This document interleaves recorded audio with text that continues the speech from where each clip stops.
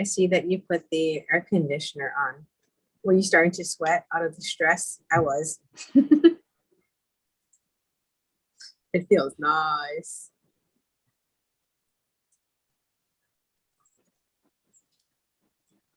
Oh, where's that coming from?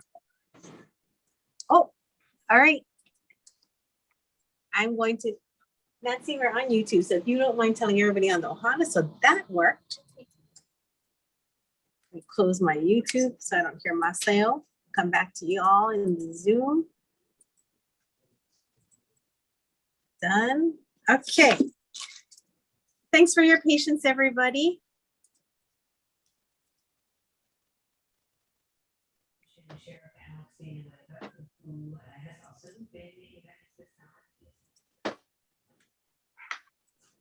So that's called a cross weave, I think. Let's see.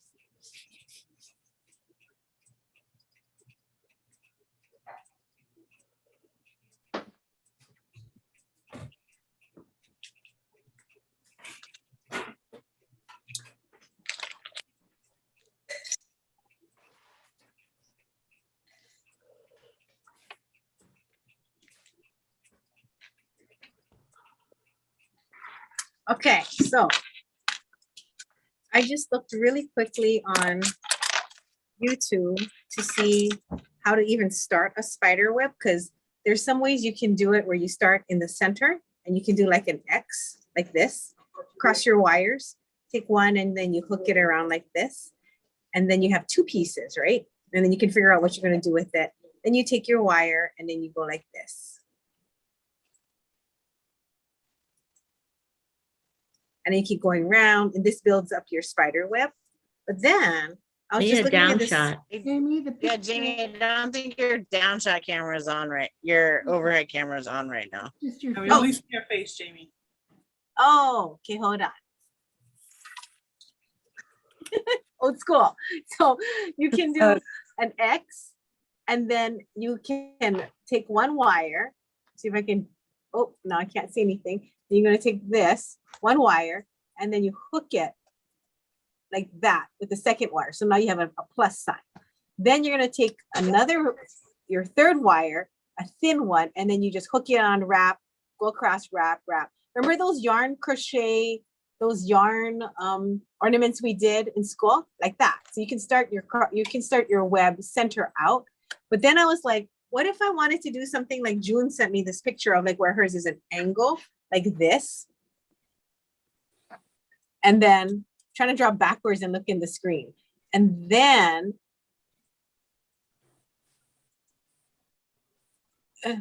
it goes like that, another piece of wire. And then your wire goes like that. Yeah. Your overhead camera's on now. You can. Oh, thank you. Thank you, Becky. That was hard.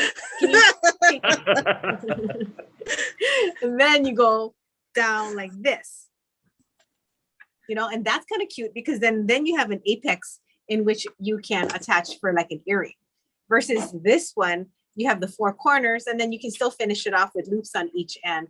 But it's kind of nice. I like the brain activity of going, what would work awesomely, right? So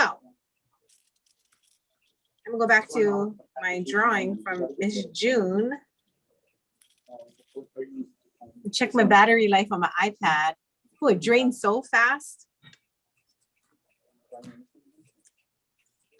So if we did take this one, we could start with the wire like this. Am I overhead still? I don't see my camera. Hold on. It flashed off again.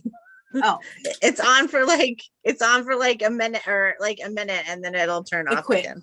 Yeah. Something's going on with our memory because all of running this is using up all of our computer memory. So now it's wanting us to quit all our apps. So I'm going to keep running. I'm going to keep going on my iPad. Thank God for this little thing. We're going to just do it. So if I were to start like this with my piece of wire and make my loop here, now I can put my earring or something up there, right? Or my pendant. Now I got to get another piece of wire somehow stuck in there so that I can start my web. I could just make I could make two things like this, two of them, and just stack one on top of each other. I mean, going basic, right? So then when they're stacked on top of each other, it would be like, this is the big one, and that would be the smaller one. I don't know that I like the idea of these two wires on top of each other though. Like, I'm just like, well, there's got to be a more elegant solution than that.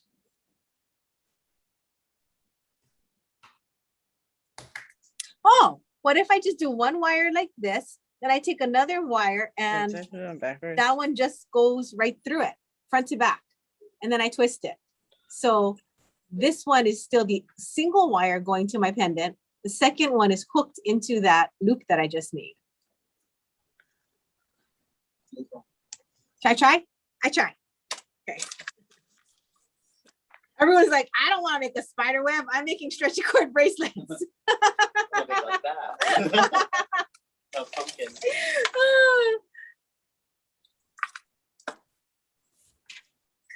All right, I'm going to cut my first wire to 4 inches. Because I know you all, if it works, you're going to ask me in 2 hours, what was the length of that wire? And I'm going to be like, I don't remember. What gauge wire are you using? I have some 18 in front of me. This may not be the wire to use though, we'll see. And then I'm going to turn a loop on it.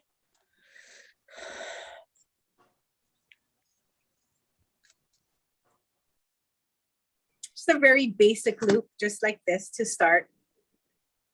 Am I going to regret that? I'm going to wish I went around 2 times so that it's reinforced. Probably. Let me go one more time.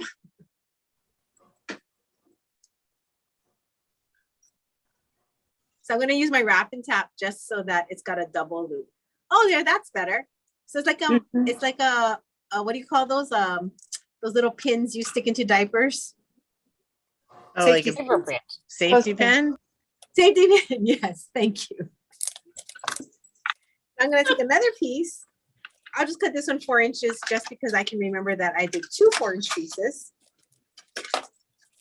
And this one is going to go in like that. And then I'll twist it to face forward. We'll see if that works.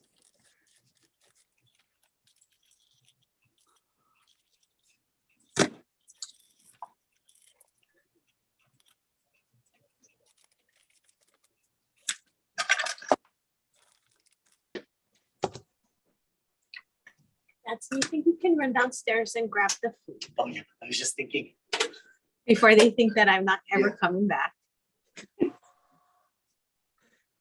That Kahlua pig special today. So I was like, let's try that.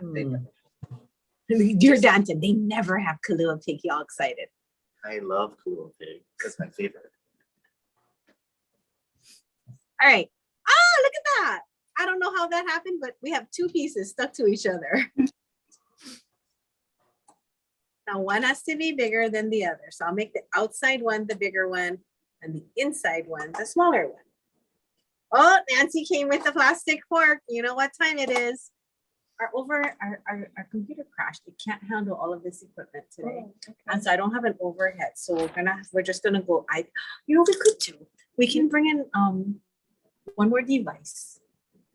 Pop it in overhead as the camera. Can you grab the secondary phone? You know, like not the, yeah. And well, I'll hook it up. Let's see. Where can I? Oops, that's too many. Okay, so I'm just gonna go for it and we'll see what happens. That's the best way of problem solving. I'm not gonna worry about the fact that my two legs are two different lengths. I'll fix that later. I think I'm gonna take some thin wire now.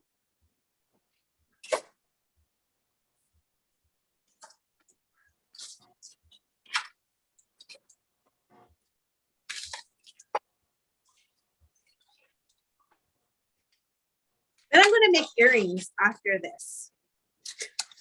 I'm gonna make my friend's simple earring. I will take approximately 2 feet of this 24 gauge. Okay.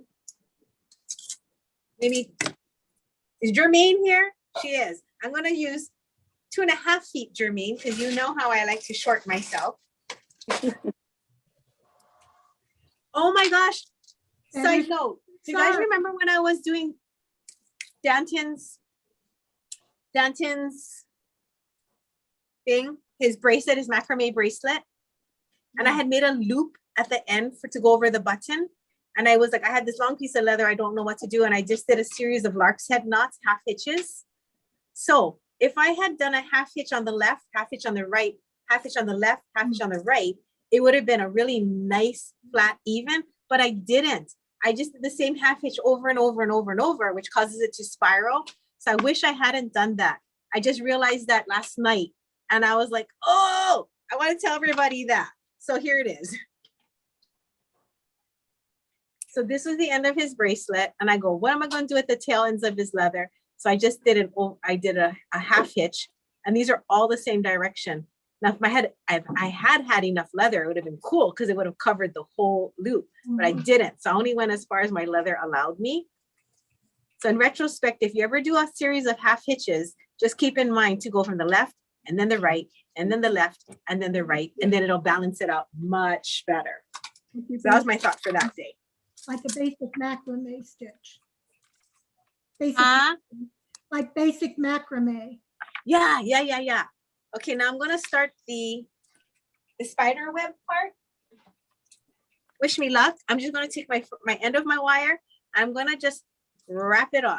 I left myself a little tail to hang on to, and I'm on the outer stick. I'm gonna wrap 2 times, 3. And I'm gonna jump over to the middle stick and wrap. Oh, you know what we could do? If you want to, you can do like a weaving wrap. So if you started wrapping forward, then on the next branch you wrap backwards, and then the next branch you wrap forward. And so that provides a different look to your weaving than if you wrap forward on every single one. So I'll do a little bit of each one so we can decide what's the cutest. 1, 2, 3, forward.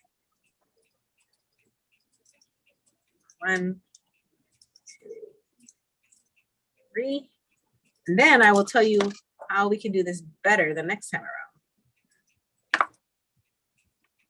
I do like Halloween things. I think last year on Facebook Live, I made a candy corn outline out of wire, and then I filled it in with all the candy corn seed bead colors that we had. That was cute. I think someone asked me if I think I told Amanda Kondo I would make her a pair of earrings, but then I don't know. Things just went crazy after that with COVID. And backwards. Ooh, this is kind of a neat idea. 1, 2, 3. And as soon as we have overhead cams back, Miss Karen, we will do eye pins. So to make the web look more webby, we can't just continue this wire. We have to cut it and start it again for each segment. Hey, Danton, you got the mute or you want me to do it? What's going on with your the feedback? Right. And then with wire, thank you. You can-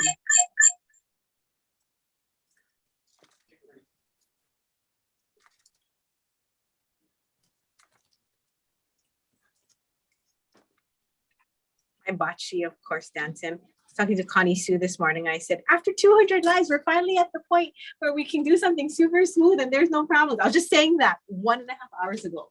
So I was like, Connie, it's the best. Yeah. You know how that goes, yeah, Debbie? Okay, so here's my first web top. It's a little bit skewy, don't mind it. This is a prototype, and I'm going to take the second piece of wire. I'm going to move down about 1/4 inch. 3. Your overhead's on. Oh, all right. I'm going to come over and go 1, 2, 3. Oh. But Danton got it back. Wirecast is up, right? Yeah, we just have restarted. Well, no, now we have emergency plans. 1, 2. Guess what I'm making for you, Nancy? It's like when you're in elementary school and you make something and it's not so cute and you give it to your mom and you're like, look what I made for you in school. It's so cute. And then Nancy will tell me it's super nice. I'll be like, thanks, Nancy. 2, 3. I always like keeping my first anythings though, because it really shows progress when you attack something again, whether it be like a year later or whatever. Okay, here's the second layer for the web. Oh, here I am. I'm gonna take the third one. 1, 2, 3, and I am pinching it a little bit tight. This is, oh my God, this would be a cute, super easy pendant. Just, what am I going to do about the spider? How am I going to make a spider? How do I make, Janine, how do I make a wire spider? Have you ever made one? It's sepia, black. Yeah, black bead.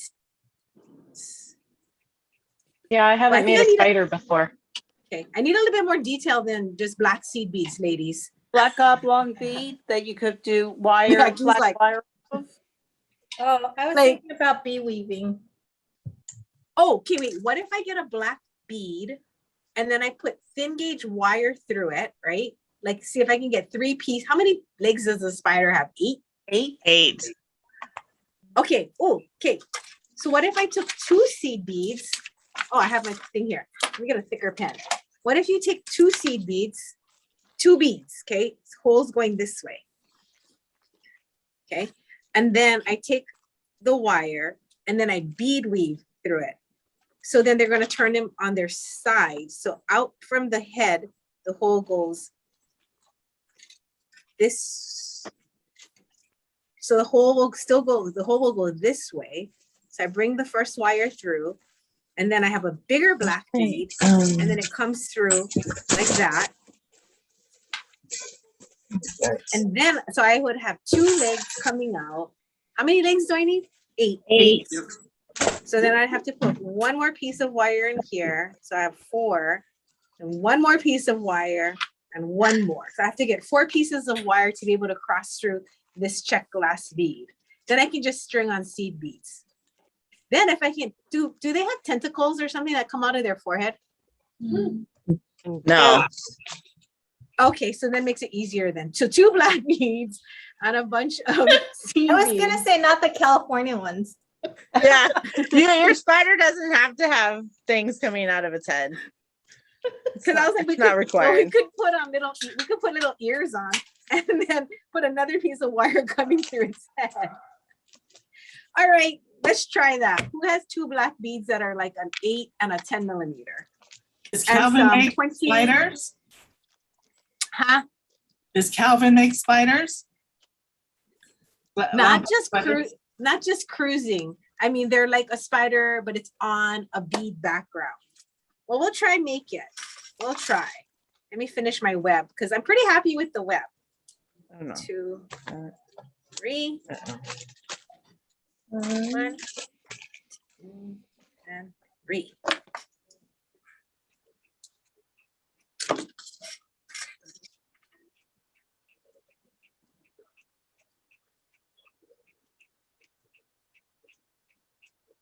So I was thinking, you guys want to do a bead jam next month? If we do, we should all probably have, I know I said this the last time, but does everybody have like base metal 18 and 16 gauge copper wire so that every time we try a project, then we can all just pull out the same wires and then we can all kind of go from there if we're going to fool around? Because I was like, that would be super fun. Look, Becky, look at my spider web. Oh, that looks good. Yeah. It's cute, Jamie. Should I do one more row? Yeah.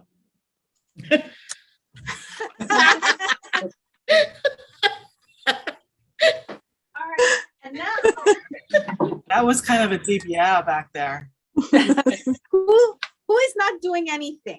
Who's got paper and pen? I'm going to tell you the steps of what we did so we can write it down for everybody, because there's a couple of things I wish I did in retrospect, like hammered it before I did this, because now it's super soft. But if everyone's busy, don't worry. Danton can write it down. Yeah, dancing can write it down. Wasn't he the one that just had a like? Yeah. He's the one that just told you to Yeah. add another row. So Yeah, so ask him to do the work.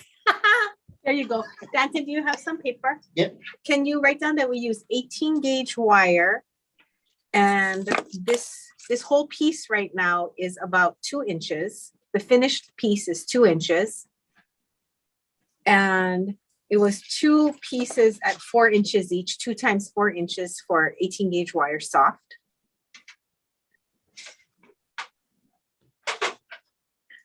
And then I used 24 gauge for the webbing.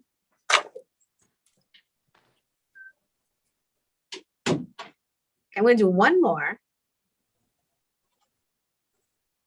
And what I'm trying to do right now is figure out how to end it. So I think so that the wires don't slide off, I'm just going to hammer it out.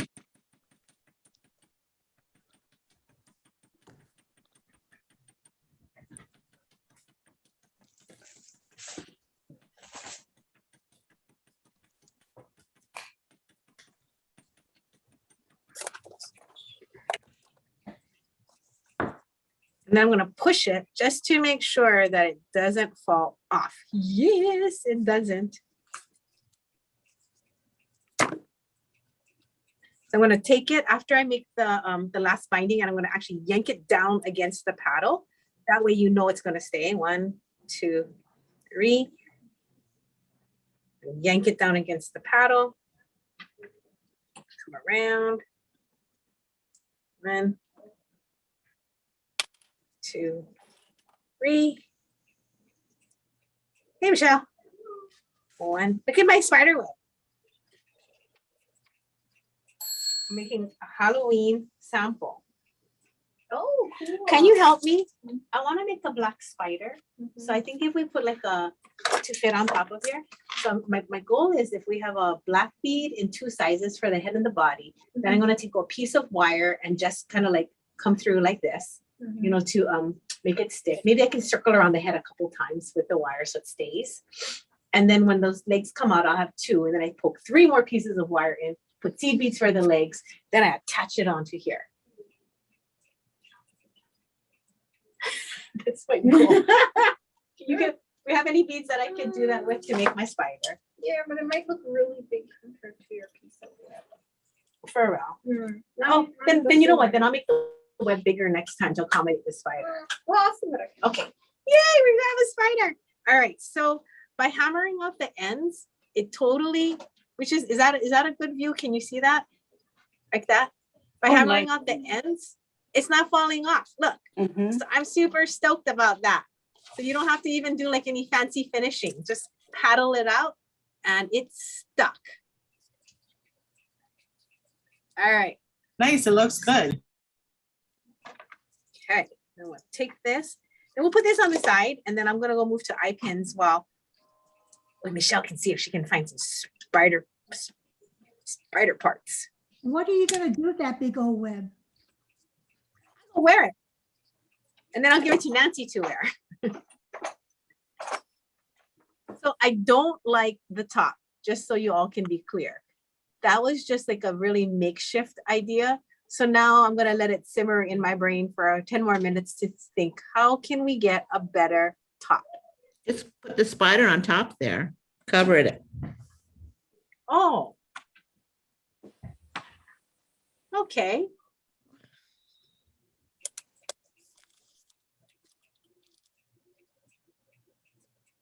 Wonder if that can, how will you attach it? I can wrap its leg around there.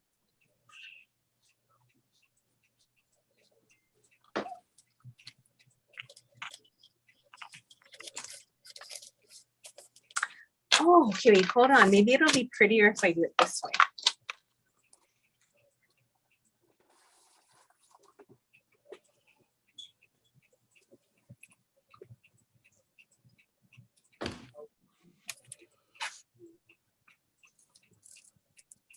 That was one.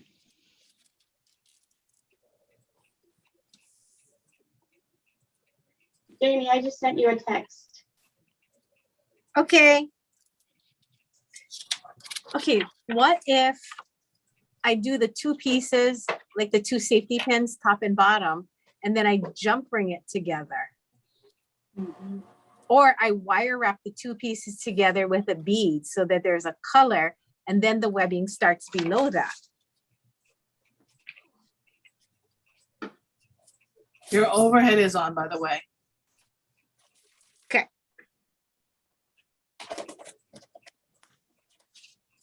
So then there's where we could put like a crystal or something in between the two. Then it would look super clean, you know, and it's not like you have to hide anything. And then the web would start. What could we put there? That would be like Halloween symbolic. A ribbed orange bead, A waddy? an orange bead that has ribs on it, maybe round with ribs. It would be pumpkinishy. Oh my God, what about my Halloween bead? What about that?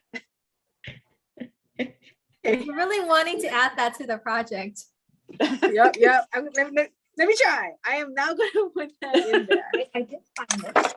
I think she was mentioning like a melon bead, or do you have candy corn? The spiders eat candy corn? I think I have instructions for that too. That looks hard, Michelle. I think my spider looks easier. But this one gets 10 legs. I know, but it looks very cool. She gave me this one and she goes, how about making this one? I'm like, ay, that looks like I need instructions to do it. We do Super have cute. It's a bead weaving pattern that Oh, we did that attached to the hat. Yeah, that's the bead. That's kind of how the bead weaving thing that like, Hey, Debbie. do you guys want to make this hat? Ask Sure. Michelle if she can find instructions and a kit for it. I wanna It's a make the witch's hat that comes with this. oh, that's so cute. That is. I want the hat. Well, that one had 20 places for legs. Okay. Can you find the hat instruction? She's like, oh, I wish I didn't show. Yes. No, I think Michelle gave me a harder project with that spider. I'm like, that might take me 2 hours to make. Okay, let me try this again.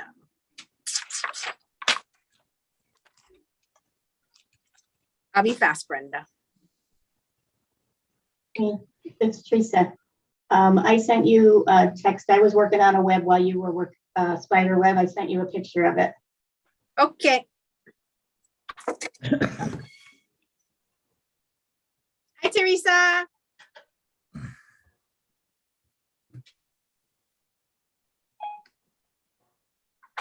Ooh, Ooh. Look at her spider web. Can you see that? Wait, my screen's too dark. Hang on. Need help?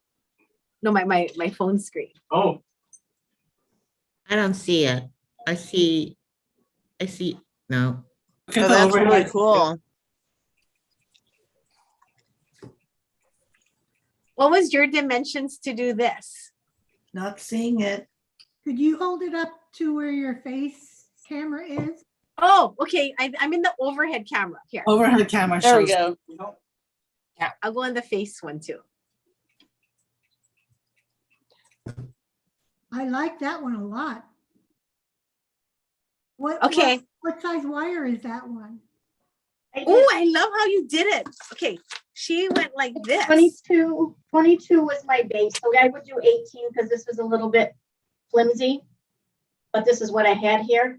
And then I used 28 as the webs things, and I just basically made 4 of these, and I wire wrapped them together.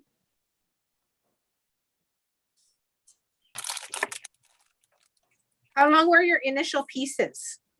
Well, they were much longer than that. I just made them, I think they were like 3 inches, and then when I got to the end of my, as big as I wanted it, then I cut off the ends and then I rolled back. the Cute. pieces. And then you I'll could just- use that, you could put in kind of like a bail or a jump ring in one of those and have it hang.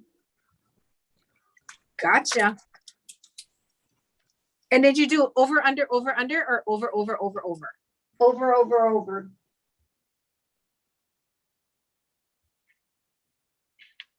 And I don't know if you need 8, maybe you only need 6, but I was just being a little, So if somebody does a one with less, like 3 legs, let us know, or more legs. Cause I was like, I was gonna try, I was drawing it as a 5-legger, so that would be like very, very webby. That's super cute. Say that again. Very, very wet. Webby.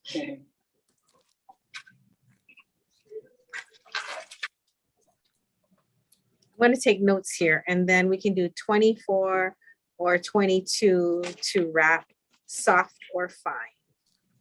Can somebody tell me how to see Amy's overhead camera? Because I just see her face. Me camera. too. I mean, are you on These- iPad or iPhone? Or desktop? iPhone.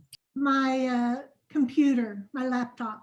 Oh, So- so do you see do you see 12 screens right now, or do you see 20 screens? Well, I have one big screen and then I have 1, 2, 3, 4, 5, You gotta 6 tell her to screens join at the the top. So I need to, so you're suggesting I Change change the view. the orientation? Oh, Okay, thanks.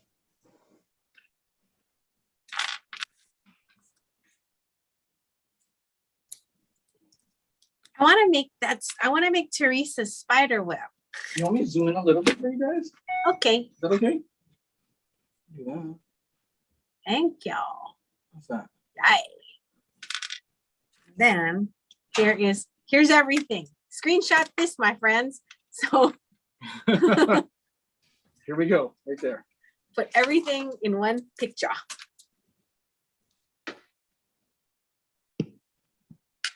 I'm gonna figure out an easier spider. If somebody else is doing it, let me know.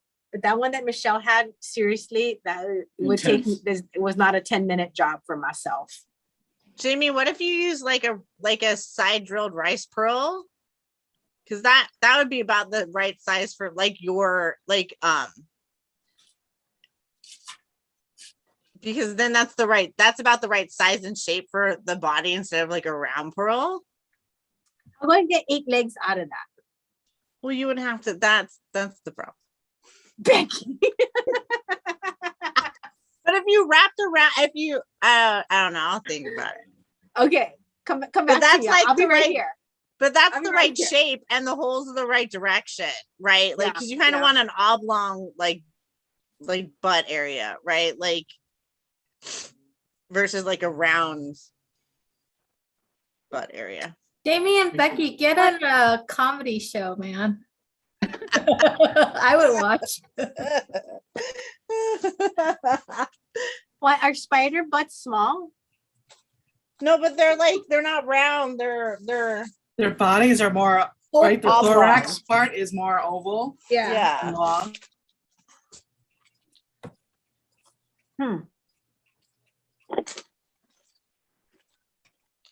Are their heads round? Yes. Yeah. I must have never seen a spider in real life because I'm just like, really? For some reason, I thought that they had like round heads and fat round bodies. I think some do, like maybe like a tarantula or something. It's more of a round, fat spider. Yeah, Becky, that's what I'm making, Becky. Okay, you're making it Rachel. My bad. I am making other spiders. Oh, no, Sorry, Becky. I thought like there were really big spiders in Hawaii. Yeah, we have these huge cane spiders, but then if you hit them, then they turn into this teeny tiny little ball. What? Yeah. Tell her it's this big. They start off like hand sized, It's like this big. and if you touch it or something, then they go shoop, and then they're like so small. Cane spiders are mostly legs. Yeah, are they poison? They're not poisonous. They used to crawl on us when we were young. Oh. I know. We slept on the floor in a plantation house, and had all the spaces right between all the wooden slats. Oh. No, that's not okay.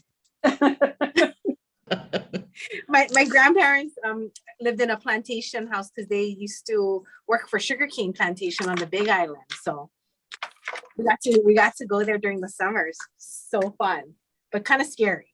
Trying to get Ruth in. Ruth, okay. Who's the portal person? Danton on that side can do it, and then I can do it also on this side. Okay, if you see her. You want me to- Oh, she's on. She is. Where are you? I don't see Ruth or Sylvia in. Use the iPhone.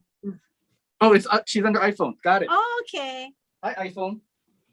Now, Nantry. Hi, Nantry. There she is. Hi, Jamie. How are you? Good. How you doing? I thought you were a photo, for the longest time. I didn't realize that you were like the real person in that picture. Oh. I'm alive. You're alive. Are you working on something today? Not really. I'm kind of watching. I have a couple of things. I have a pair of earrings that I was trying to work on, but the piece is broke, so I don't know what to do with it. Oh, show us.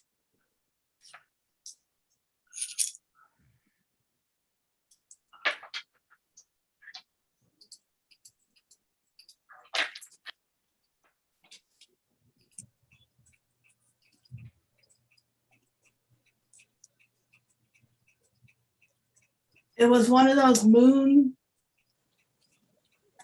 koa bead things that you were doing. And the little moon broke off of it, so.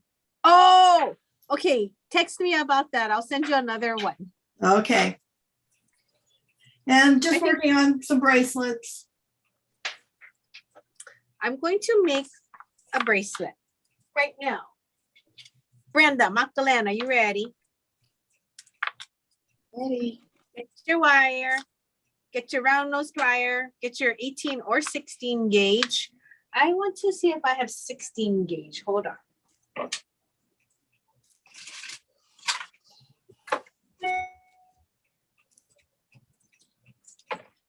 Hey Jay, can I get 16 gauge copper? Huh? Can I have 16 gauge copper? Sure. Oh, we might not have. I'm gonna have to give you sterling. Okay, then I'm gonna change my bead color. Wait, hold on. Yeah, brass. Oh, okay, I try.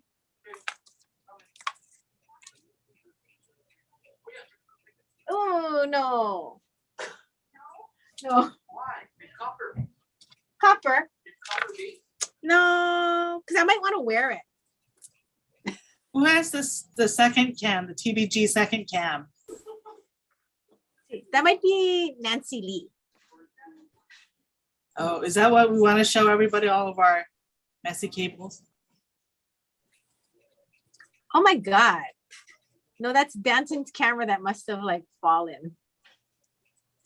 Let me see. Can I you see have my to feet? say- That must, Jason. Sure. Elise said that we're showing everybody some messy stuff. Oh, this got moved. Oh, I didn't realize it was on.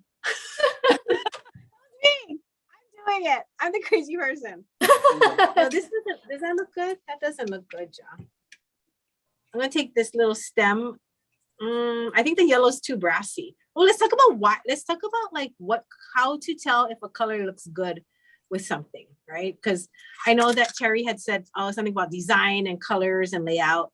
And when you're working with something, and let's say you have multiple color beads like this, and now it's time to put a wire through it.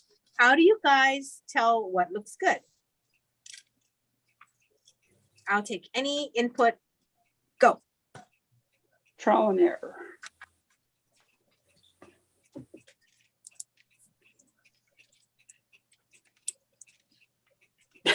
Ooh, we have new people. I see, is it Kara or Kara and Doreen?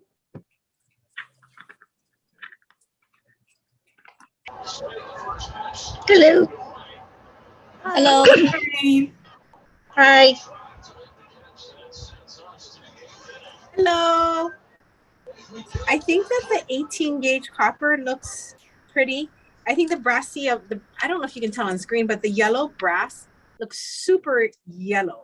So one trick that I do when I'm trying to figure out what wire looks good with something is I just will put it next to each other, and then I'll look at what my eye goes to immediately. Is my eye going to the bead or the wire? And then pick what's the most important thing.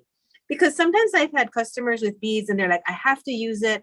I don't like it. I don't like the color. So then we try to camouflage it or trick the eye. So then you use a wire color that's very different. So then I would say, okay, if these were beads that you made and some of them were chipped or broken, but you need to use them for sentimental reasons, but you don't want to see the bead, then I would cage it, or I would use something that's distracting from the bead. So then that's more effective, right? But if you want the beads to pop and you want them to look cute, then you'd find something that, like when you put it next to it, they don't compete, where the bead is still the stronger presence. I'm going to go and put some silver next to it so we can see, because sometimes silver, because it's like the whitest of the metals, it tends to highlight the piece and move your eye away from it. And the silver can be antiqued, right? I want to move this camera away, you guys, because it's right at my knee, and which means I can't move without kicking it. So give me 1 second. Let me turn this one off right now. I'm gonna leave this right now, just because I keep kicking it over and over. And I'm gonna find, I had some 16 and 18 gauge sterling silver wire in some envelopes back here. Did you see them anywhere down there? If not, can I get the, you can grab me the, which one? And then you could also use gold. But you know what would be kind of nice, because of all the different colors in here, would be if I use silver and then I antiqued it to black. So that all of these, it would be like, black is considered like the shadow of the colors when you're beading. So when you want something to recede visually, then you would use black. So like black string, black cord, so that whatever's on top of it pops forward from it. So that's the shadow, because we're used to seeing things in 3D with our eyeballs, right? And whenever there's shadow areas in real life, we tend not to look at those areas. We look at whatever's not in shadow. So you can use that trick as well when you're picking your cord colors or your wire colors. Just imagine when you look at something, what comes to light is in the forefront is usually the things that have the light on it. So then you can always use like white if you want something to pop, like white soft flex, silver. Gold is, I usually use like the metals also with the yin yang type of energy. So if you want to give a piece something to have more bold, forward, outward feeling. So somebody maybe who's a little bit more reserved and shy, and you're encouraging them with this piece to be more outward, then I'd use a gold wire because gold is the yang of the colors of the metals. And if you want something to be more reflective, like maybe a mala that you're doing with amethyst, because you want to do more meditative purposes with it and insight and thinking, then I'd go with the moon of the metals, which is silver. So that's kind of some ways you can go when you're determining what metals. Copper is like the earth of the metals. So it has more of that grounding, connecting feeling. So that's one way you can pick your metals. I also love the way that copper antiques. So if you have anywhere that has moisture in your house, go ahead and leave your copper open or just take it out of the bag and throw it somewhere. Sometimes if you put it by cleaning agents, that helps too, because that seems to antique the wires faster, you know, like by like detergents and anything with like sulfurs coming off of it will antique your metals faster so that you don't have to wait for the copper to get that nice brown look. So usually when I get copper, I leave it open and out so that it's like getting ready. So then in a year or two, I'll be like, oh my God, this whole spool is brown. Finally, then I can start using it. So that's one of my little tricks of trying to get my wire to the point where I don't have to do anything. So I have spools of silver wire that I like antique that I just left open and out. And like 10 years later, the whole spool from outside in is now ready. So it's like seasoning your wires. So that's why people are like, do wires get old? Oh, can I have the real stuff? This, you know, the sterling and the gold fill. We don't have anything. Nothing that's out of packaging at the school. The sterling and the gold fill in the plastic bags where we sell it by the foot. Yeah, I'll take all that. I'll give you these back. Because I'm actually going to make a real piece today with this. Okay. Ooh, Things on the things. oh, that's cute. Okay, so Michelle made this little spider with 2 glass beads. Crystal Brooks. And she wire wrapped it. I'll put it up closer. And then onto the wire frame, she half hitched the threads. So it is a thread and, oh, hang on, sorry, someone's trying to get into our Zoom. Hang on, let me let her in. Okay, so then the threads are half hitched onto the outer part of the spider. So it's got fabric legs and it has a wired and beaded body. That's cool. I will take a picture because it's super tiny. Hold on.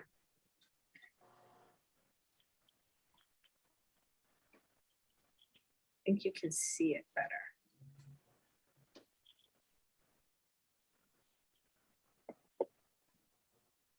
And I'll hold it up. That. Can you see that better? It's really cute. It is cute. What's nice is that it just stands alone. And you can put a rice-shaped bead there, Becky. So you could, because the wire's going straight up and down, which is super cool. And since it's got a wire frame, you can use 24 gauge, which will fit in your pearl. Now I can make a skinny spider. Michelle's from Hawaii. Look, she made the fat body spider too. I think that's the kind we have. That's how I was like, okay. Where is my frame? Oh my gosh. So I could actually tie its little legs down if I wanted to and put seed beads on, and I can tie him or her, Charlotte, to my web. That's adorable. Awesome. And now I gotta go find some black seed beads, but oh my God, that turned out super cute. All right, eye pins. Oh, we still didn't get the wire yet. So 1 second. I'm gonna go get it. I'll be right back.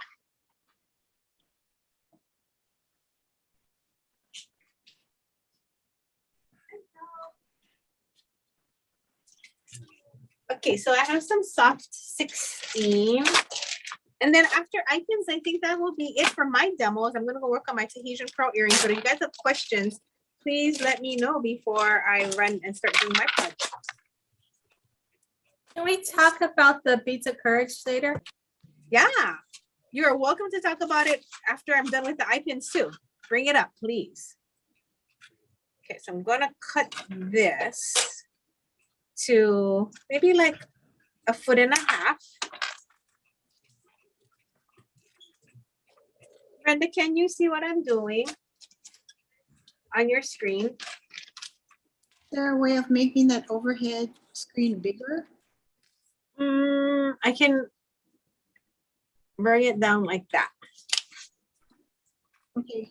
Jamie, what gauge wire are you using? I am using, well, I should have checked it if it fit. Yeah, Debbie, 16. 16 fits in Thank my you. hole. Calvin generally uses this size mandrel for all his beads. And sometimes he'll go a little bit bigger, but most of his beads, because he uses this mandrel, can fit 16 to 14 gauge wire. So I'm kind of used to just picking up his beads and picking up a 16 gauge wire and knowing it'll go in. If he's making a delicate bead, he might pick a more a thin mandrel, but because then you can make a skinnier bead. But in general, he likes this size right here. I think it's like a 3/32. I can't remember, but it's it is about, it's a little thicker than a 16, so you can get 14. Let me just test it though for y'all. Hold on.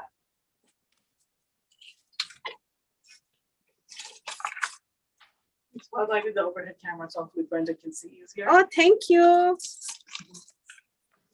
So that's a 14 right there.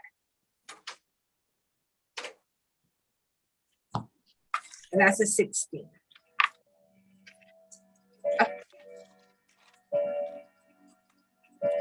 Oh, on the end of my wire, Brenda, you have a 6-step wrap and tap because that would make everything so much easier. Yes, I do.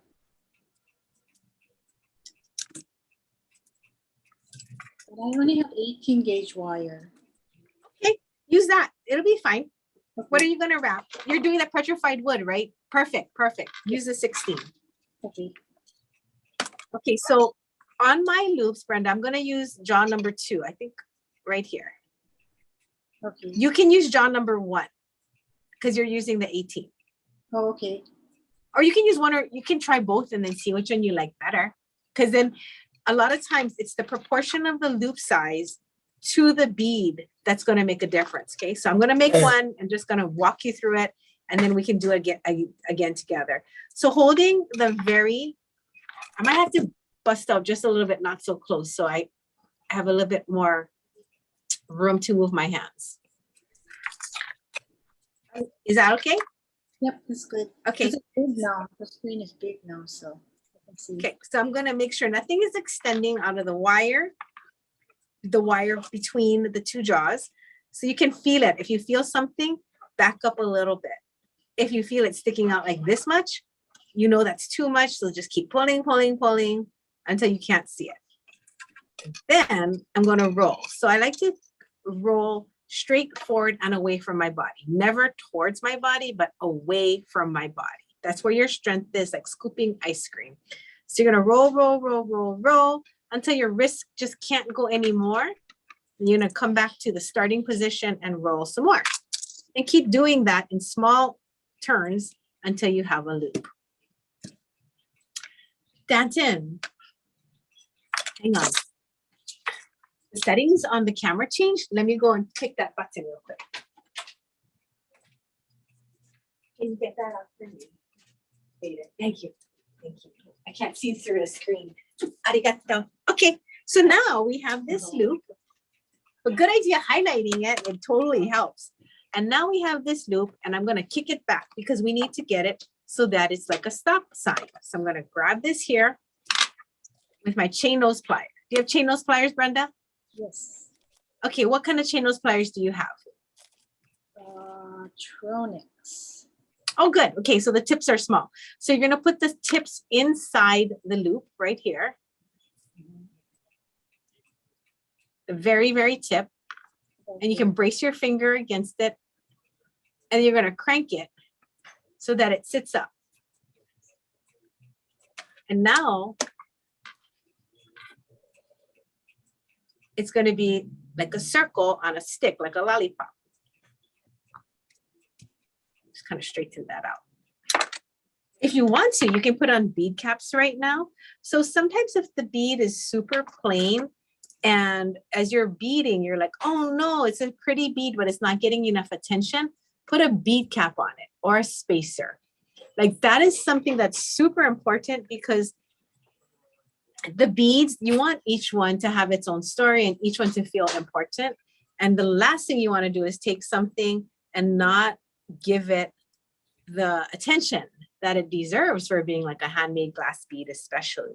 So this one has enough detail and excitement going on. So I'm just going to string that on there. Put it on to the wire. And I'm going to cut the wire on the other side.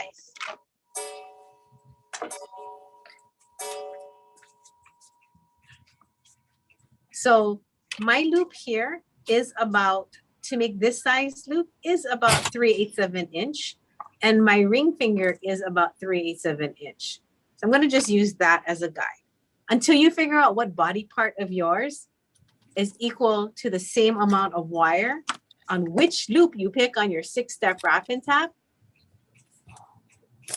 You're going to just have to guess, but over guess, because if you under guess, you won't be able to make a loop.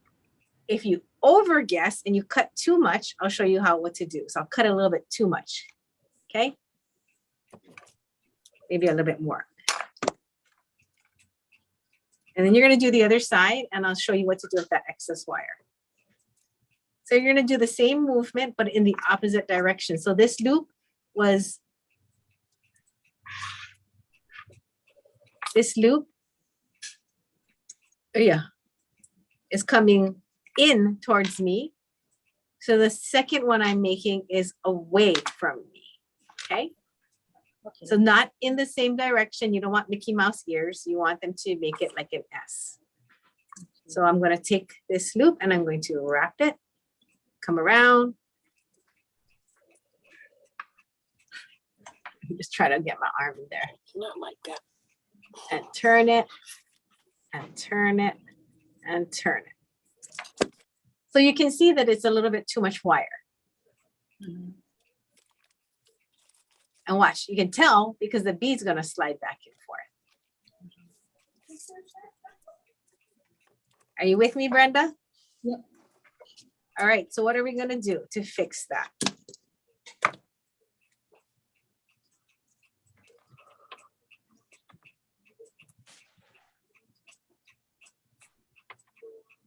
Okay, that was a great guess, everybody. We're going to cut the wire. We're going to cut it and roll it again. Even though you wanted an answer, we thought you were just thinking to yourself. I know. I was like, Sorry, that's I'm some on quiet mute. thoughts there. It's okay. After doing Facebook Live by myself and talking to nobody for a year and a half, I'm used to nobody answering. Oh. So I mean, like, it's so okay. Honestly, so the bead jams, it's so nice to have human beings with me. I can see your face and I can see your lips move. It's like awesome. So I'm gonna put the plier back in and I'm gonna roll until it touches. Now, look, Brenda, it's still a little bit loose. Can you see that? Mhm. Yes. And now you can stop there. But I'm not going to because I want to show you what I do next. Take my cutters again. And I need to cut that little bit off. But do you see like I have no place to put my cutters? Mm-hmm. Like I can't get them in there. So I have to get the wire positioned where I can cut it. So I'm going to open the door and swing it out towards me. See that? Put it in, cut that teeny tiny bit away. Put your mag eyes on. If you cut too much, you'll be sad, so don't overcut. Flush side to the part you're going to keep.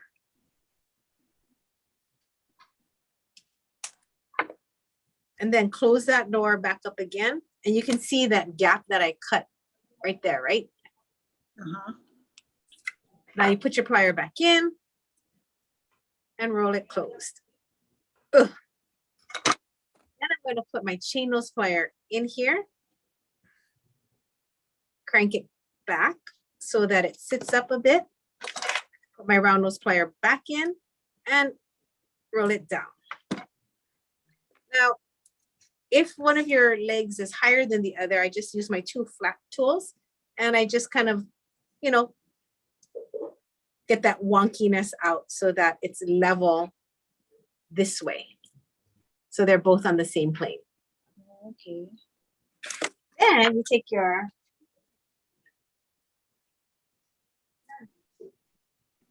bench block, your hammer.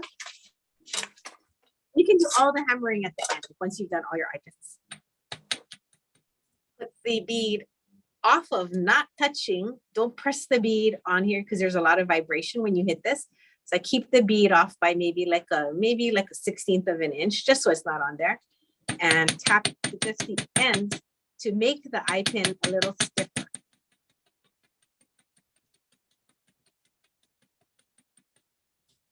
That side.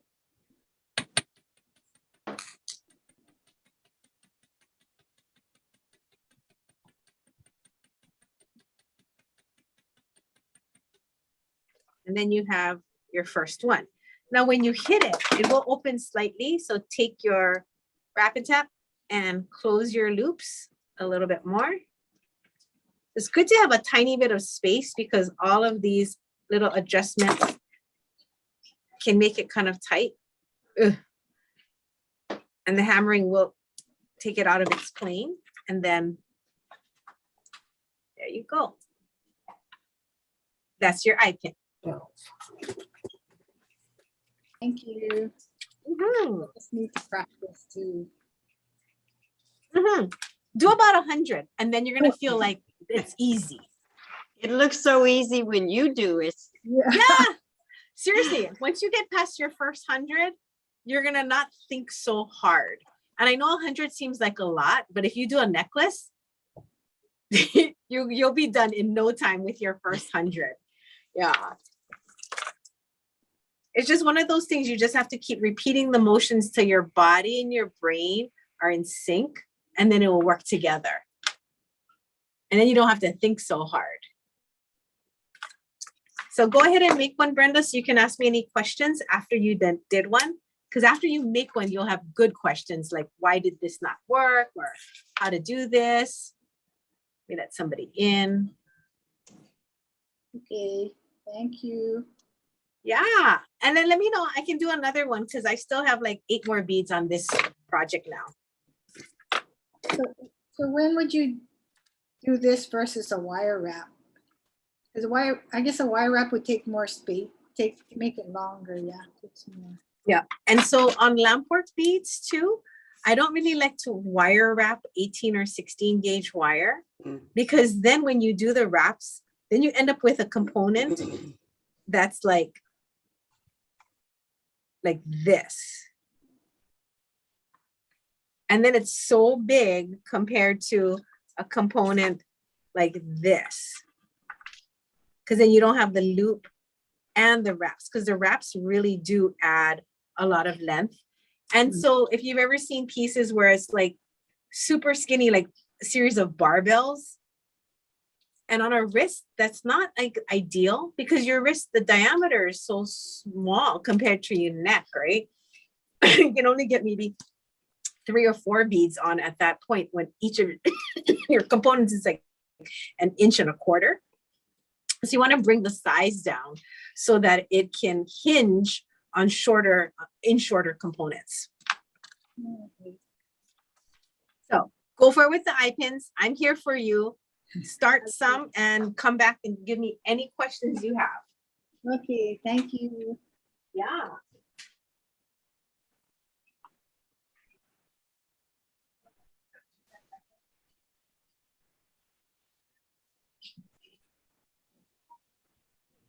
Jamie? She's on her way back. Oh, she's gone? Okay. We went to get water. Oh. She is back now. Back. Jamie, this is Nancy. I have a question. This bracelet, can you see the bracelet? It's the Florentine. It's fighting with your green screen. Can you pull it back about 6 inches and lift it a little higher so that your body's behind it so the green screen doesn't block it out? How's that? Oh, no, it's not. It's awful. It's the Florentine. Oh, it's not. Yeah, it doesn't show. It's the Florentine bracelet that it looks like you macrame it. Okay. About a month ago, you wore it. A little past that. The fluorite one, Jamie. Oh, the fluorite with the with what did I put on the outside? Was it It's just fluoride rondelles, but it looks and the then blue you, Chinese knotting cord? Okay, yes, Nancy, I know what you're talking about. It's got this color right on the outside of it. It was this one, this color. But is that what is that? This is 0.4 millimeter Chinese knotting cord. Oh, okay. Because I'm having trouble getting my finest Ceylon through the holes. So I was wondering what you used. The holes is. The holes are so tight. I can't even get a needle through. Okay, I used number 4 nylon. The number 4 Okay. carded nylon. Do you have that? I don't think I have number 4. I think I have larger ones only. Okay, let me know if you need me to pick a color and send you one. So Okay, you need why a don't number you- 4. Yeah, I know I don't have number 4. So pick a color and send it with my next order. Okay, I Miss got Denise, the- Yes, ma'am. can you pull her a super cute color for her fluorite in a number 4 carded? Yeah. Do you need Chinese knotting cord or are you good? You have something to go on the outside, yeah? Yes. Okay, That's good. All righty. That's my question. Thank you. okay. Always flush cut the end of your wire, okay, Brenda, before you start your next component. Because whenever you flush cut like this, one side of your wire will be flush and the other side will not. So if your last cut was flush, that means the new piece when you start again is not flush. Okay. That didn't make sense, did it? Here, let me show. I saw you smiling at me. Did it make sense? Yes. So cute. You're like, all right. So not knowing what color Nancy's fluorite is, what do you think about that? Ooh, that's nice. I think that's what I used. Nancy, do you like this color?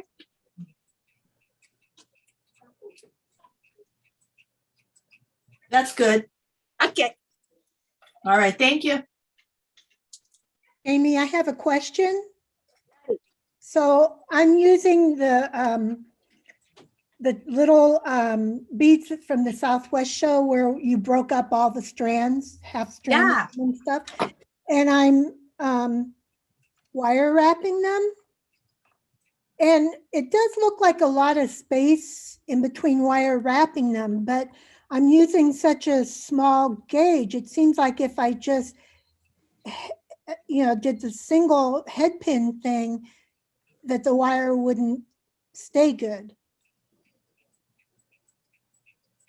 Okay, hold on, Miss Jermaine. I'm going to make your picture bigger for me, okay? So Okay. stay right there.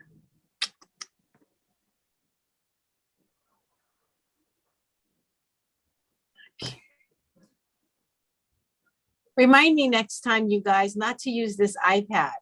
I'll bring my desktop in. I can't seem to make Jermaine bigger with the iPad. Maybe I need to talk. Will it be bigger if I talk? Hold Sometimes on. talking makes it bigger. Sometimes, but there's usually a highlight button on my desktop so that I can make you bigger, but I don't see it on this little iPad. I know sometimes it's when the person who's talking gets the big screen. Okay, there we go. I am in speaker view. Okay, so you're concerned about the length of your Well, components, yeah? I'm concerned. It just seems like there's a lot of wire showing using the wire wrap technique, but I don't think that the wire is thick enough to hold if I don't wrap it. True. Okay, so you have a couple options. you can do two things, okay? You can do less wraps. Okay. That's your first option. The second option is because it's already done, you can make it look visually thicker. Because what's happening is, think about a noodle. A noodle looks long and skinny, right? But if you take like a macaroni tube that's just as long and skinny as your spaghetti noodle, like they can be the same length, but the macaroni tube has more body to it. Mhm. So it doesn't look as long and skinny, even though it's the same length.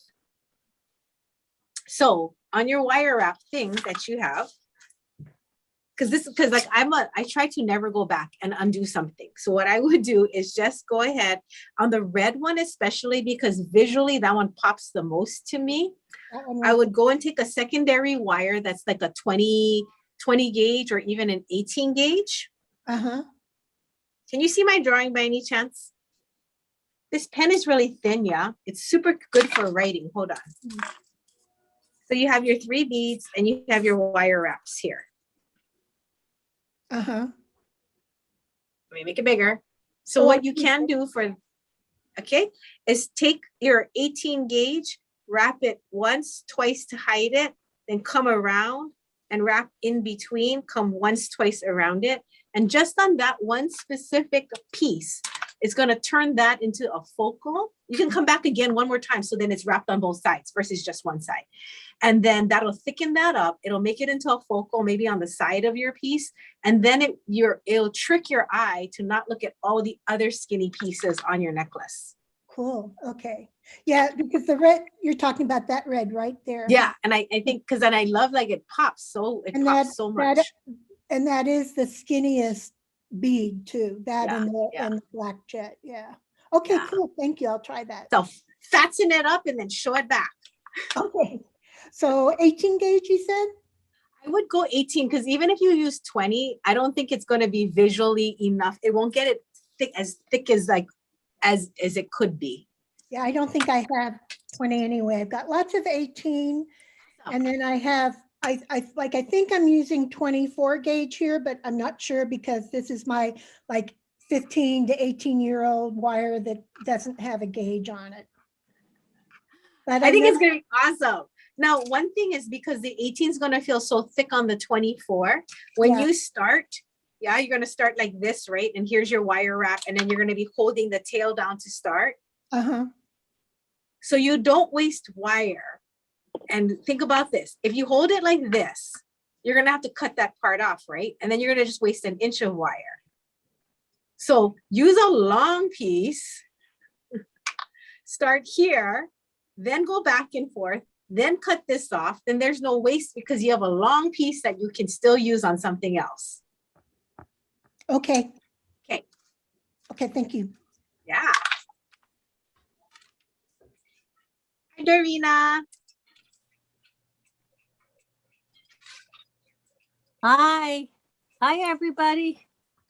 I'm still setting up. I got up late again. So nice to be here with all of you. Hey, Jamie, I have a couple questions. Okay, ready. When you did that star wire wrap, do you remember which show that was? Lapis. Lapis. Because I did it on a lapis bead. Okay. So I was trying to go back to I have a photo of it. Do you need a photo? That would be great. I think, wait, let me see. Did I put it in Instagram? Ooh.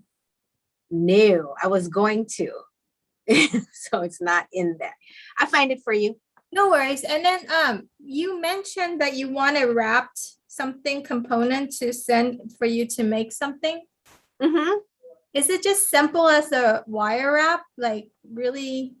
Yeah, I'll show you what I got. Give me a second and I'll show you what got sent to me and then what I wanted to start with. And then somebody who was supposed to remind me something about square wire, Jermaine. I'm gonna go get the square wire and I'm gonna show you how to wrap it so it goes on its side like so it's beveled, and how to wrap it so it's flat. And why those two jump rings look completely different from each other, even though it's the same wire.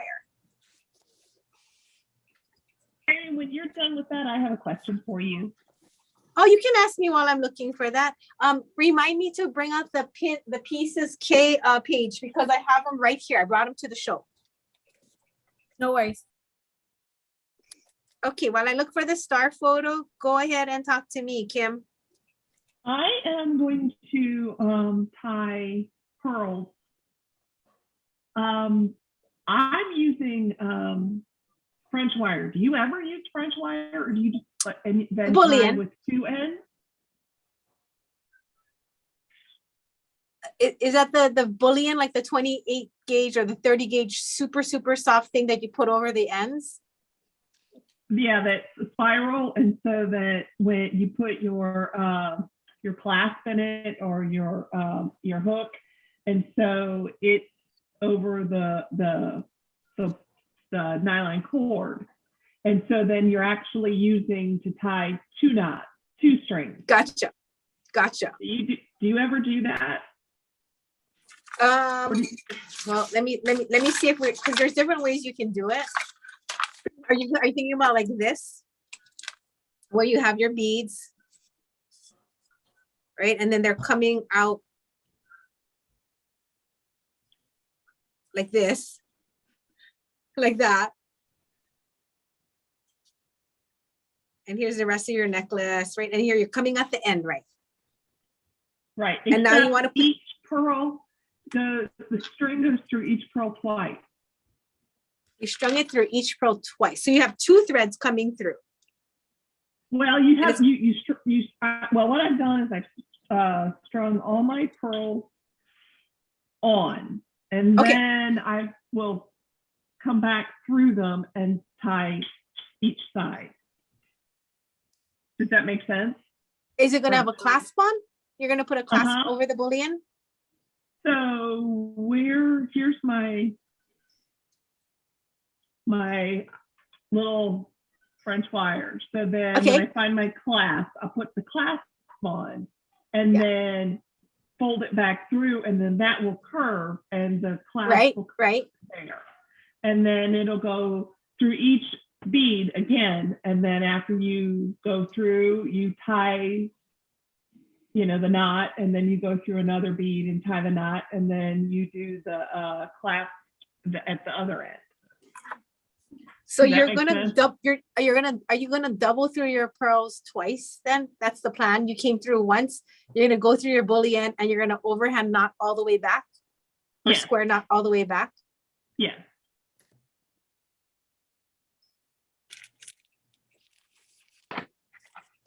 And you're doing it this way. Try tell me why, so I can make sure that I can figure out like. I have just been YouTubing because I've got this beautiful pearl strand, and when I was just going through all kinds of YouTube videos, that is like supposedly the traditional way of stringing pearls. So you use a very thin wire, like they use silk, but you would use a very 2 nylon wire so that it can go through each pearl twice, and then you tie using both. Are you using a number 2? Or 0? 2. 2.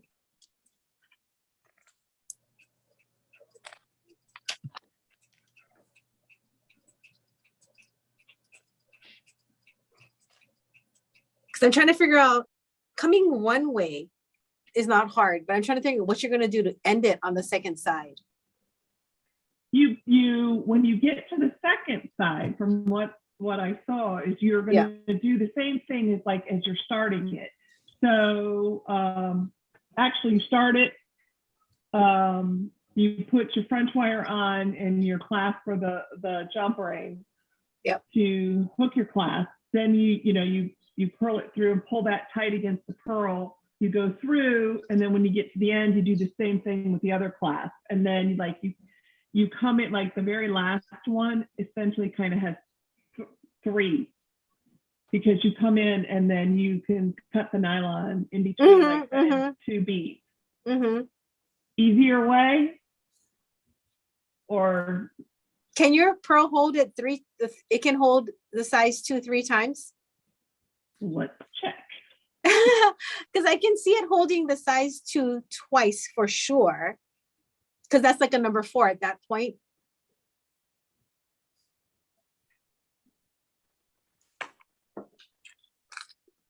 Yeah, I've seen it where you use those, but you come back through like the last couple of pearls.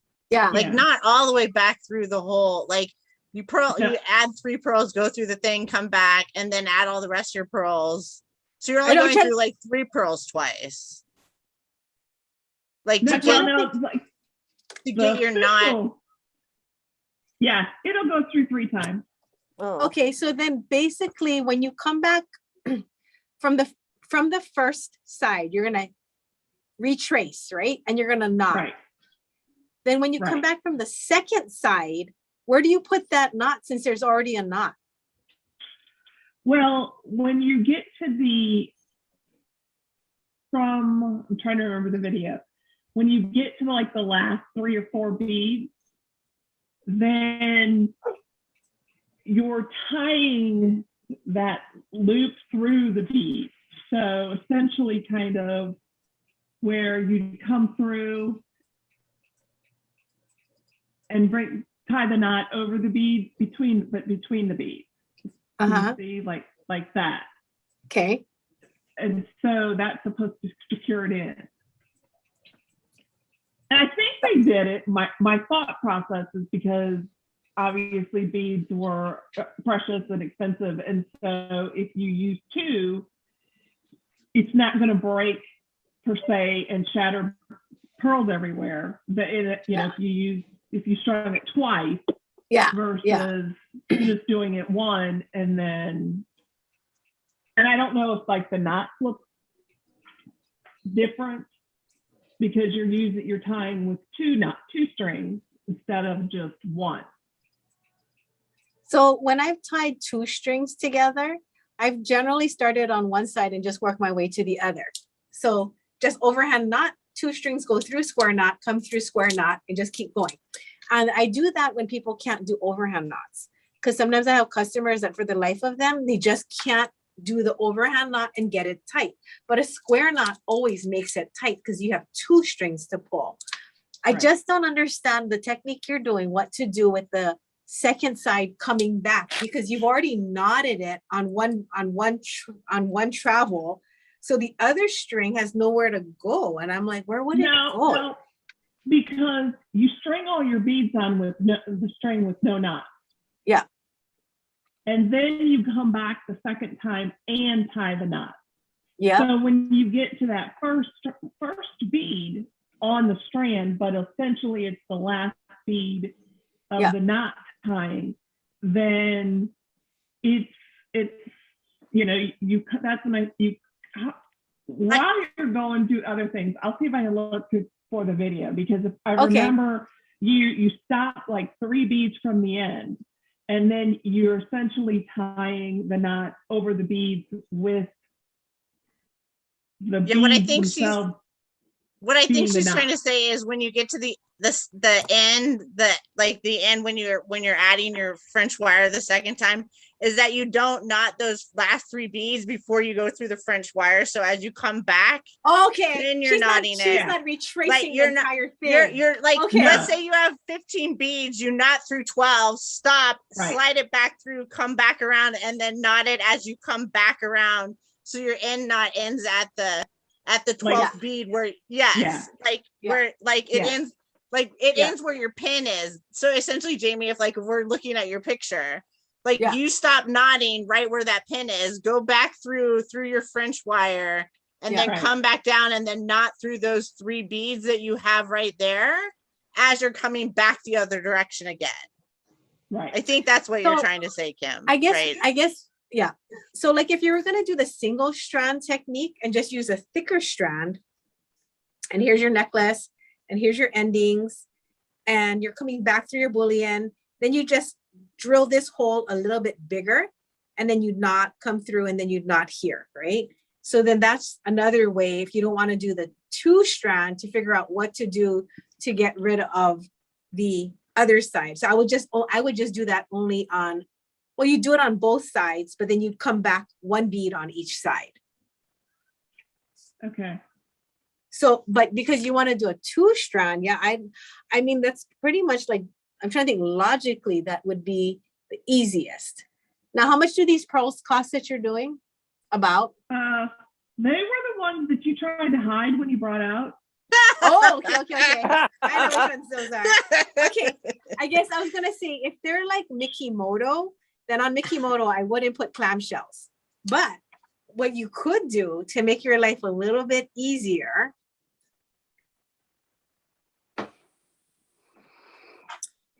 if you start with 2 threads and you want to do the square knot style, you're going to have 2 tails at the end. And let's say you put the 2 tails through the bullion and you come around. You could make it easier. No, it wouldn't be easier because you'd have to string each bead on one at a time. So the way that you're going to do your knots, I'm very, very curious about, because it's going to be a one-handed knot since the beads are already on there. And I'm trying to think, how are you going to get it super tight? Because you're going to do a square knot, not a single overhand, right? What? No, because it still comes out. All right. Let me get. Show us. This is so fascinating. Let's get like I want to see. I was really impressed by Becky, her comedian skill, her translation skills. Man, what else can you do? I'm a professional translator. My job at work is essentially to translate my boss's explanations to all the people that work for us, and then all of their explanations to him. Because like apparently I'm the only one that speaks both his language and their language and can understand when they're saying the same thing. Well, I bow to you, my dear. My husband says I speak my own language anyway, so you're good. I have 15 years of experience of interpreting what like my boss is trying to tell like all of the like people that work for us in his language. He's like, you understand what I'm saying? I'm like, yes, I understand, but nobody else in our office is going to understand. Let me try to fix this. Let me. Sorry. Can you put your camera down so I can see? Sorry, my golden retriever is right here wanting to be. I was going to say you were being photobombed by just the most adorable face. Yes, she's right here. All right, let's see if we can. Come on. June, is this the California Crunch? I asked Nancy to get one. No, it's not. Oh, I was like, Nancy, get that California thing. This is here, Jamie. This is what you're looking. Can you see? This is what you're looking for. Can you see? I don't have that. Mm. That's like the coconut covered something else. Oh my god. Okay, hold on. Let me go get the Nancy so she can have a bite. That's I don't know what that one's. I don't know what that one is, but that's got coconut on the outside of it. Come, Danton. Oh, can you get some napkins, Danton? Okay, so I don't know what these are, so let's ask Nancy. I don't know. This is Kona something. Kona Crunch. I got, these are yours. Your peanut crunch. Oh, how come you got so many? Because I Those are good. to eat something that you want to eat. No, to eat stuff that I won't, and I'm gonna spit it out. This dark chocolate truffle. I don't know. I forget. All right, I can do it. Marshmallow. Oh, you can? This okay. Yeah, for the most part. Hold on. View. Let me switch my view so I can see it better. So the top three are Jamie's. The ones those are your peanut butter stuff. Then were you aiming for like so? I don't know. This one, the dark chocolate one over here on the opposite side of what you're cutting is the Scotch Mellow. That one's the Scotch Mellow that Nancy just pointed to. This looks like it has some kind of caramel or something in here, Becky. Yeah, that just looks like the regular caramel. You want to probably the vanilla caramel. Here you go, Danton. Put it in your mouth, and we're gonna. That's really impressive, Becky. Wow. So Becky, what is this heart one? It's a truffle of some kind. Yeah, dark chocolate truffle. Yeah, it's probably just a dark, just the inside is just gonna be the dark chocolate cream truffle. She's translating chocolate. I used to be able to. I'm bad at my C's candy. I'm bad at my C's candy right now. I used to be able to look at everything and tell you what it was by like just the top. Just the top. Get it, Becky. Okay, we're gonna eat this one. Very light.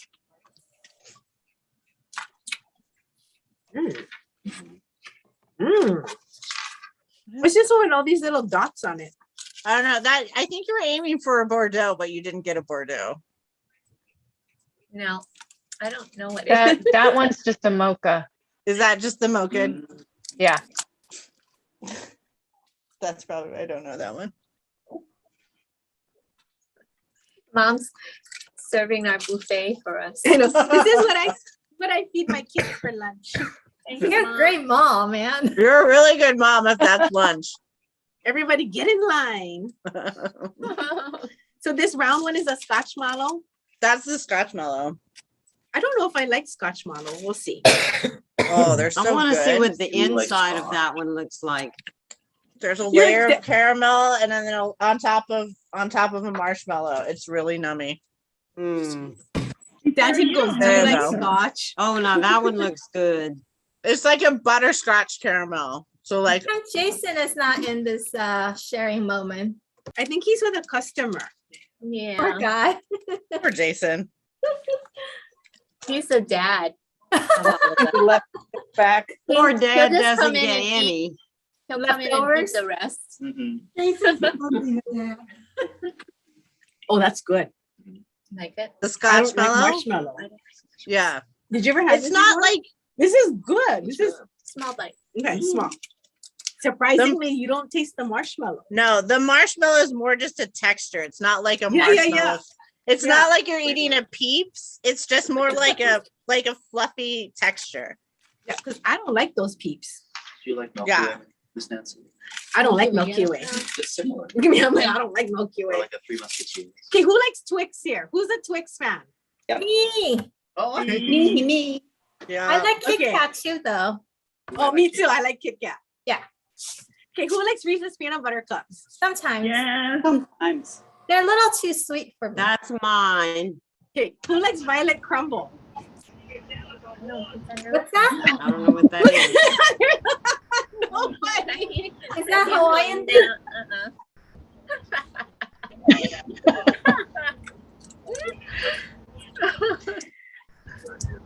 You remember it?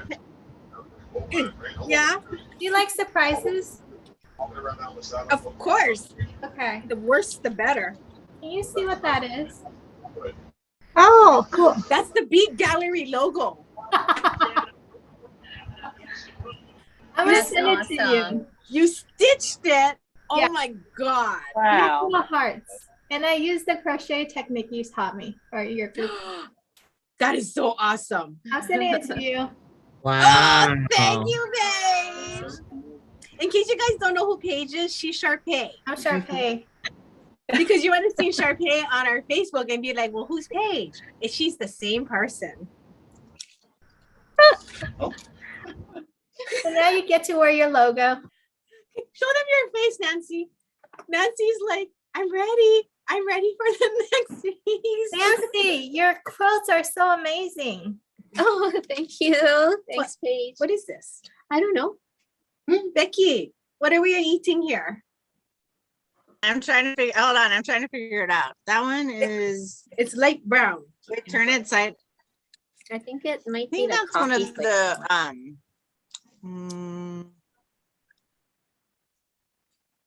It might be a brown Is that- sugar. Yeah, I think it's one of the They have brown. like a brown Is it sugar. kind of.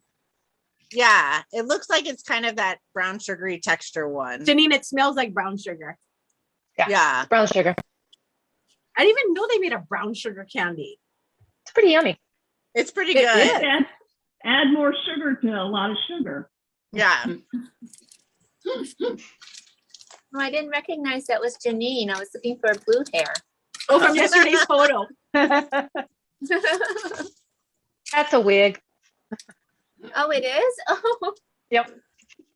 Did you just go That and was- get that was dressed part of- really fast after we texted each other? No, that photo was Halloween from a few years ago. Okay, because I was like, girl, she got ready and she changed her clothes in like 5 minutes. I was like, whoa. That one's got Kona The crunch. blue hair? Yeah, it's like green, tealy Oh, I love it. color. I'll use that for the Facebook photo for the event, Janine. I'm dressed for the occasion, so I'm ready.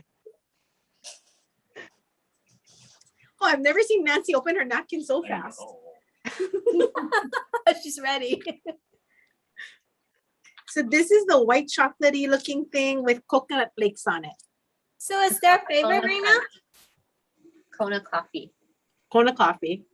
with white chocolate and yeah, Different coconut senses. flakes. Mm. Oh, that one's good. I'm going to interrupt your chocolate eating. I'm reporting back. Ready.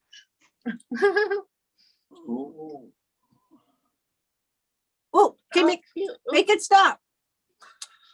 Oh, I like it. Can you do one more pass in the other direction so that it fills up the other side? No,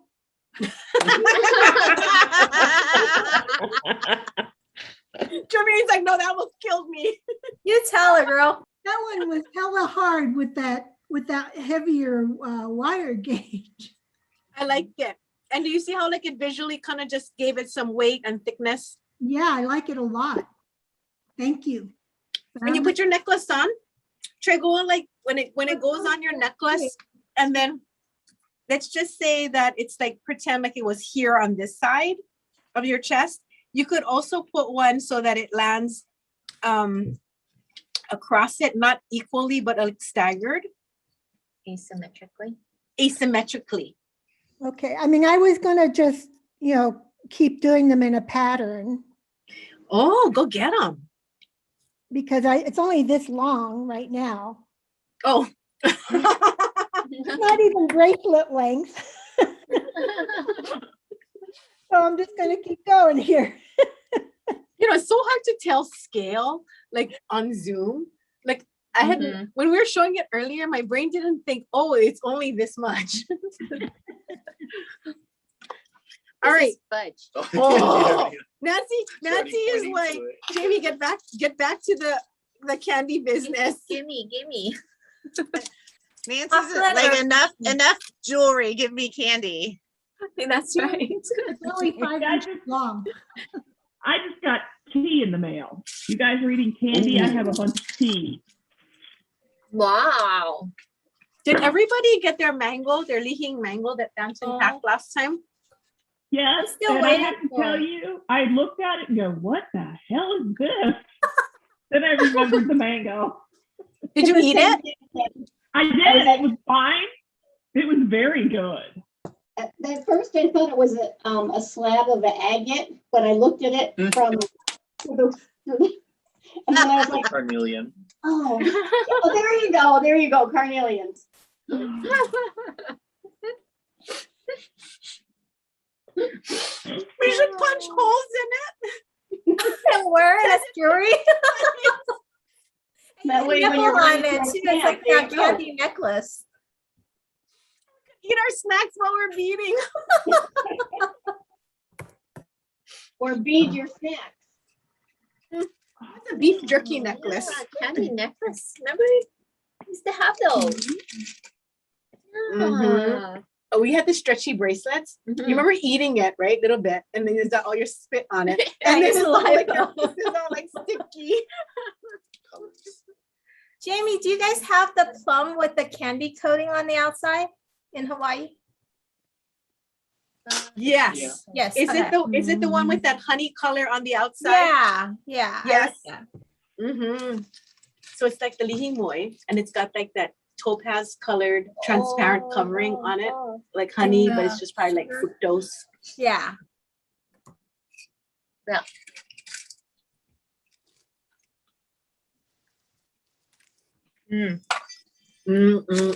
Which one was your favorite? That one? No, I actually like that white chocolate thing. I really like that brown sugar because I never had that. I like fudge because I always like fudge with walnuts.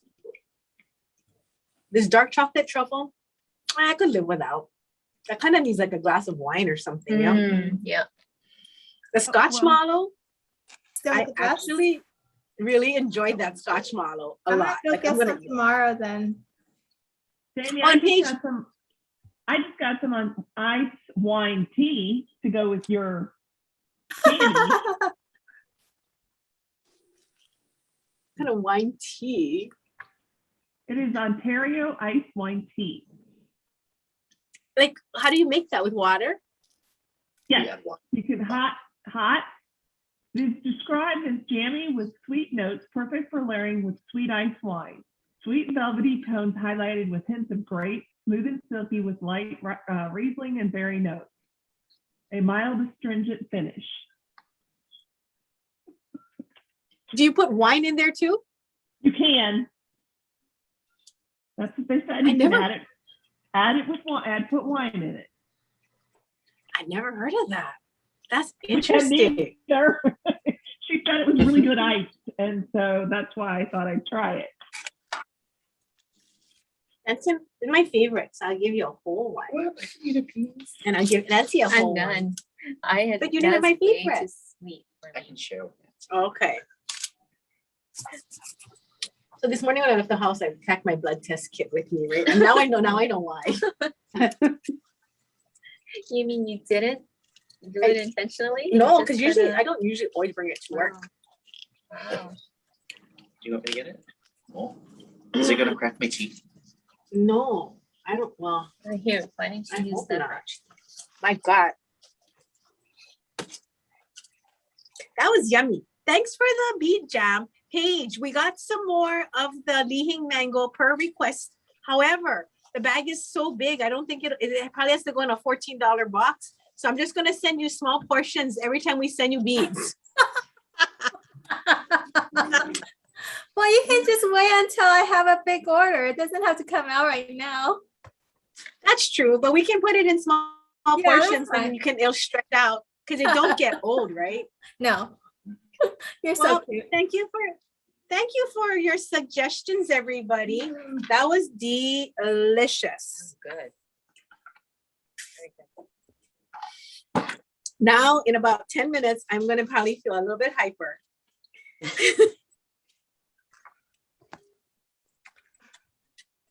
Brenda, did you eat your chocolates? Yes, I ate one of the free samples they gave me. I don't know what it was. Oh, yeah, look, I got one too.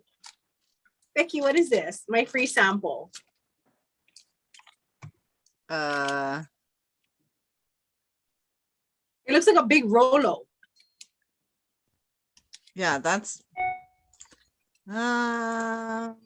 it's probably just like one of their regular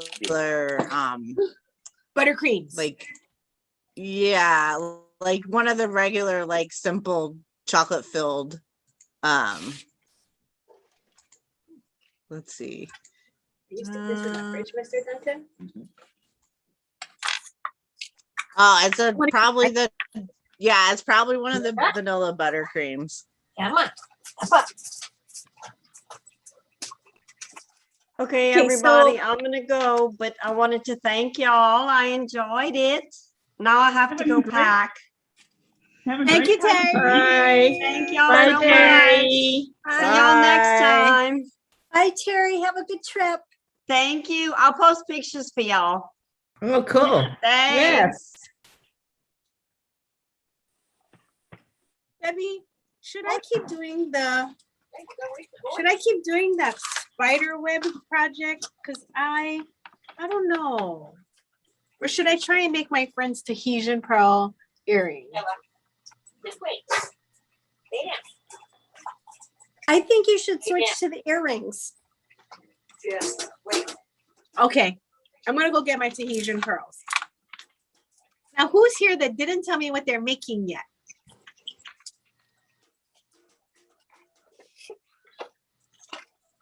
That's for Gordy and Marley. I have iPhone, but no name on iPhone. Hi, it's Ruth, AKA Ruth. Sylvia. It's AKA Sylvia Warren. Hi, Ruth. Hi, Ruth Sylvia Warren. Yes. If you have a crazy person that's been in your life in the past, you go AKA on Facebook. Oh, this is Danton. He knows your orders. Danton wants to say hi. Hi, Danton. Good to see you. All right. Good to see you. So I'm not making anything. I just wanted to join today because I wanted to see people and get ideas and see what everybody else is doing today. This is my first time and it's lots of fun. And Debbie, it's nice to see you. I've seen your name a lot. And Kim and I feel like I'm on Romper Room and I see Diane. Now can you tell how old I am with Romper Room? I know Romper Room. I'm with you. It's nice to see. Was a show for kids. Nice to see people. Hi, Jermaine. I've seen your name lots of times. Hi. And that's Dorina Begonia over in the corner. She has the prettiest name, Dorina Begonia, like the flower. Hi, Doreen. Hi, Dorina and Doreen. You got both. Yeah, we do. Hello. And Jamie, thank you for everything you do. It's always fantastic, and I always learn so much every time. Oh, I'm so happy. I gotta show you what you didn't see. So earlier we were playing around with this. Yeah. And then Michelle made this spider. Oh, you know what? Why don't I ask her to come and make one in front of you guys? You guys want to see her make it? Like maybe with bigger beads. Sure. I think it's a super cute idea. I'll go ask her because then I can go run to the restroom and maybe I'll eat my lunch while she's doing her demo. And then have your lunch? Yeah, wasn't that just lunch? What is this extra lunch? Extra lunch. Oh my god. And then where did my phone go? Because I wanted to show Ruth. So crazy. Oh, here it is. I wanted to show Ruth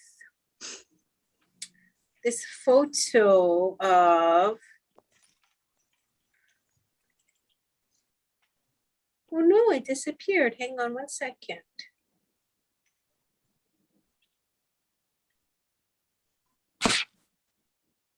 Oh, here we go. Teresa made this while we were talking earlier. And it's so clever because she did it with 4 pieces of wire that you make into V's. And then you wire it together.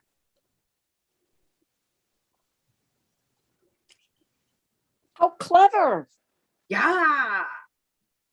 Because the one that I've done before, I started with an X and it's a little bit more shaky to start with, where you start with the plus sign.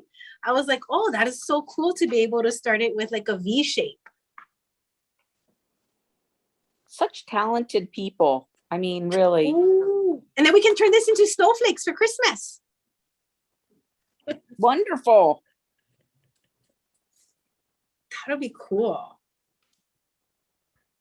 I tried to order these snowflake forms in stainless steel, but I guess I was too early, surprisingly, because they're like, we don't even have them yet. I was like, oh, okay. So as soon as I get them, I'll let you know, because I thought it'd be so cute to make a bunch and then hang it right in your home. And then you put your favorite beads on them. So it's like really your own snowflake customized gemstones. All right, I'm gonna keep doing my eye. Then we're working on eye pins because Brenda is making her petrified wood kit into eye pins. What else is everyone doing?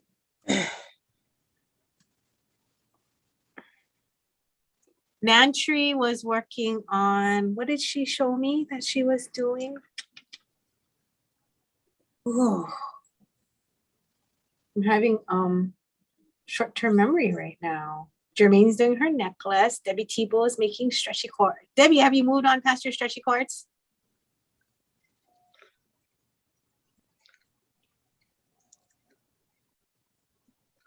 I like how you I'm wildly sorry, gesture. I was muted. I spent the whole day trying to figure out what to put with these Auralite 23 beads. And I finally found this bead, which is an amethyst. Ooh. So I'm really liking this, but I don't think I'm going to do stretchy cord. I'm going to do these on wire.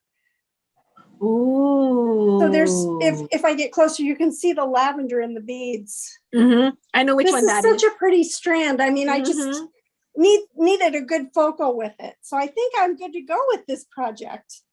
That strand attracted so much attention in the store from the staff and volunteers that came by and saw it. After I showed it in the show, I had about like 5 strands left full. So I was like, okay, cool. I'm going to get one. I'm going to get a couple for the store. So it's just lying out. Then I come back not 2 hours later, right? Because I was doing the live and I walk back out. And then I'm like, there's all these Post-it notes stuck all over it. Like, this is my half. This is my half. This is chose. I was like, what happened? I was like, and they go like this. Oh, we left you this one strand in case you want it. I was like, oh, they're beautiful beads. So I think I have a strand for me somewhere in the store because I was just like, all right, you guys, I have to go back to the show now. I'll come back and find my R 23. But that particular batch energetically felt different. Yeah. I don't know if it was the cloudiness of the amethyst mixed in with the colors, but it was super gentle. And I it was is like, very whoa. gentle. Yeah. Yeah. I really, really like that strand. Oh my God, I gotta show you something. I've been carrying this in my purse. Look. Ooh. Oh my gosh. Ooh. What are they? No, hold on. Let me see if I have. Is it a secret? They are some kind of coated quartz. It's a coated quartz. Oh, it's purple, right? Yes, and they're not expensive, but this color and like the luster made me so happy. I'm gonna find out how much they are because I wanted some and I didn't want to put it out on a Facebook Live because I was just like, so much what happens when we get ready is I don't really get to look at stuff and take anything. Well, I never do. But on that particular purple shade, because if you guys know, you cannot find that shade in gemstone, right? And that is a dyed color, or it's not just dyed, it's been heat treated. But it's okay because I mean, like, I love that color and it's not something you can get except maybe in a lilac amethyst. And even then it'd be transparent. And the fact that those are more opaque because of the, that what is that plating called? My mind is going blank, but it's this plating that they do on it to make it look like it has like a rainbow luster. Oh, I'll come back with that. Was I going to show you guys something else?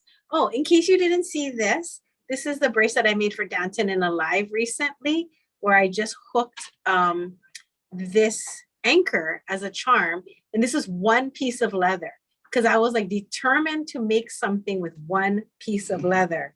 And it was actually my bracelet, but then I was like, Danton, do you like it? So then we made it for him. So I think macrame is always fun. This is the kangaroo. I think the kangaroo. Nope, this is the buffalo leather. Then what else was new? I think technically it was 4 pieces of leather until you got the right length, but yes, it was shush, Becky. Because she saw me fail 3 times because I cut this. It was too short each time, but I was like, no, I'm gonna try this time. Finally, Jermaine's like, give yourself 6 extra inches. And I was like, all right. And thank God I did because of that, I was able to finish the loop. Yeah, Jamie has lots of sample leather now to try things with. I do. I have 3 huge, like what, 6-foot pieces in my box. This bead kebab is my new favorite thing. So if you guys never got these before, highly, highly recommend getting these into your stash. Because whenever you have lampwork beads and you want to just be like, I'm going to wear them, they're $2 and they're so awesome. So awesome. And then Debbie, I was saying that you can use these as pendulums because it has the point on the finial style. So if you want to make pendulums as gifts, then you can start drilling out some of your gemstones and making like, custom things for if you want to make it for a friend and be like, well, if you want to do readings for like inner work about like relationships, love, then you can put your rose quartz on here. Then you want to do something about like career focus, and you can take it off and you can put some black tourmaline on it and then use that when you're doing the pendulum work. I was like, I think I'm gonna see how I can move that forward as like a kind of a cool trend, you know, like interchanging it so you can use that energy to guide your pendulum a little bit more accurately. I love that idea. So that was another fun idea.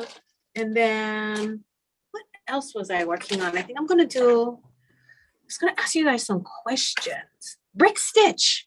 So my friend Jane, you guys, I don't know if you guys remember Bead Crumbs. So she's taught for us for quite a bit, Jane. And so she was, poor thing, she is the sweetest lady. I met her on Facebook. And of all things, turns out she lives by my mom. So I was like, oh, let's meet at my mom's house because I want to meet you. She made the cutest panda brick stitch items. So then she started teaching for us at the store. And the junk part was people were starting to take her patterns and resell them. Oh, no. Crazy.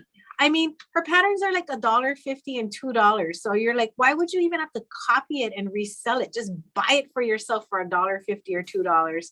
And so and it was like, I think it was like people in foreign countries.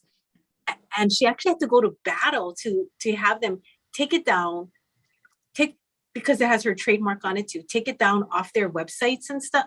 Crazy. So anyway, I found out that she moved to Patreon.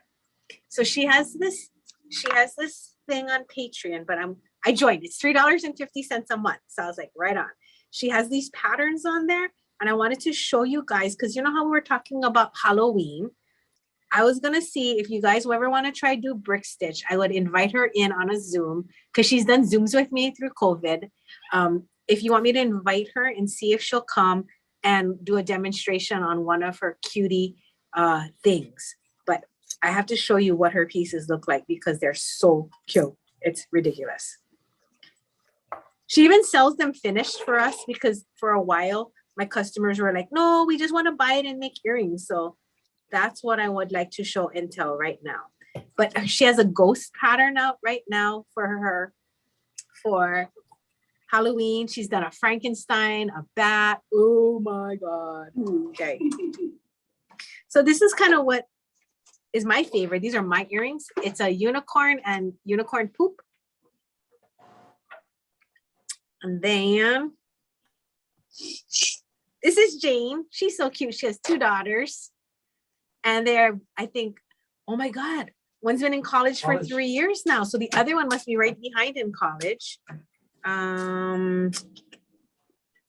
This is her, oh my God, her guinea pig that Allie made. So that was her guinea pig pattern. And Allie made a rainbow one with that. And then, oh, here's the ghost. So she has multiple patterns and she tests everything out to make sure it's going to be cute. So that was one of her ghosts. I have to leave now. Bye. Hi, Jermaine. Hi, Jermaine. That ghost is really cute. And look, Hi, Jermaine. We had holiday penguins. Oh, I like the holiday penguins. That's adorable. That's cute. Those are also adorable. So if you guys would like me to ask her to come to our next Bead Jam and just like, look at our tiny Christmas tree. So we put it into a loop and then we just went and beaded around it to look like Christmas tree lights. Some of our stuff is so cute and so easy. Well, I shouldn't say that because I haven't made anything. But look at this one with the baby fish and we put it in a wish bottle. Aw, that's cute. That is cute. But let me know, comment or just text me if you think that's a great idea for a brick stitch demo, because I could use some practice with my brick stitching personally. I would like to learn. Jamie, I made a butterfly. Use your little heart handle. Cute. I just don't know what I'm going to do with it. It's probably going to be a necklace of some sort. You don't do earrings too much? I don't wear earrings, yeah. I might have to figure out a way to do a wrap for earring because I can't wear studs or anything poking in. Oh, is it because of your my health? was gonna say your meridians. Yeah. Actually found these really because I don't really do piercers a lot either. I found these really cool hoops that are clip-on hoops. Really? Yeah. Do they hurt? Because No. Okay, I'm gonna send you my email if you Yeah. can. No, I like because I have the same problem where like the lever back clips are like horrendously just painful, but these hoops like they come in like different sizes, like so different diameters. Oh, send me too. I want to know about them when people ask. Yeah, like I think I found them on Fire Mountain Gems. I'll send you. I'll send me your email and I'll like send you I'll find the page and I'll send it to you. Awesome, thanks. Mm-hmm. That's good to know. A painless clip-on. You guys are Yeah, awesome. that's almost impossible. Those two words do not go together. Yeah. Well, I think I've seen people use wires where it hoops around and then you can dangle stuff, but it seems too much work. So I have to figure it out. Jermaine left. I was gonna show her the square wire. I'm gonna go get it. I'll be back. I'll still show you guys the square wire. Because I want to make a jump ring now for my bracelet.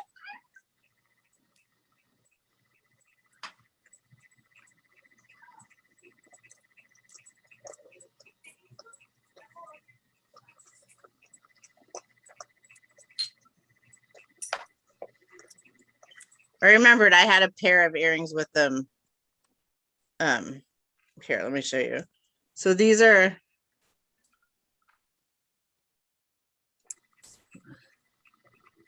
the hoops, and then they just open up like this. Okay. That's clever. And then you can just like you can easily interchange things out of them because they just like it just slides like apart. And so this part goes on the back and that part goes on the front, but it's like they're not super big and they're not like, so they don't take up a whole bunch of stuff if you want to do like, this is a fairly long little dangle guy on here right now. I wouldn't even know that's a clip-on. Yeah, they don't look wouldn't like the clip-ons because like I had my ears pierced at one point in time, so the front side just sits right in the old hole, and you can't even tell that they're like, they don't look like the traditional clip-ons. I was like shocked when I saw them. Like I got one in like a grab bag, like kind of like all the stuff fell out of something else, and I was like, what is this? And I was like, wait, this is an earring. And so they're like really, Yeah, even if I saw it on website or something, I wouldn't even know. No, you don't know what they are. Like I was like, what is this? Like, because it doesn't look like anything that you're used to seeing for like clip-on earrings. And so like, but it's just like a little lever that goes back and then like comes on, and it's not like you can't tell that they're clip-ons like at all. I'm so glad I brought it up then, because this will help. Yeah, I'll find the and they come in like gold and silver and like they have different colors, so it's not like, Cool, thanks. Yeah, I'll find it and I'll send it to you.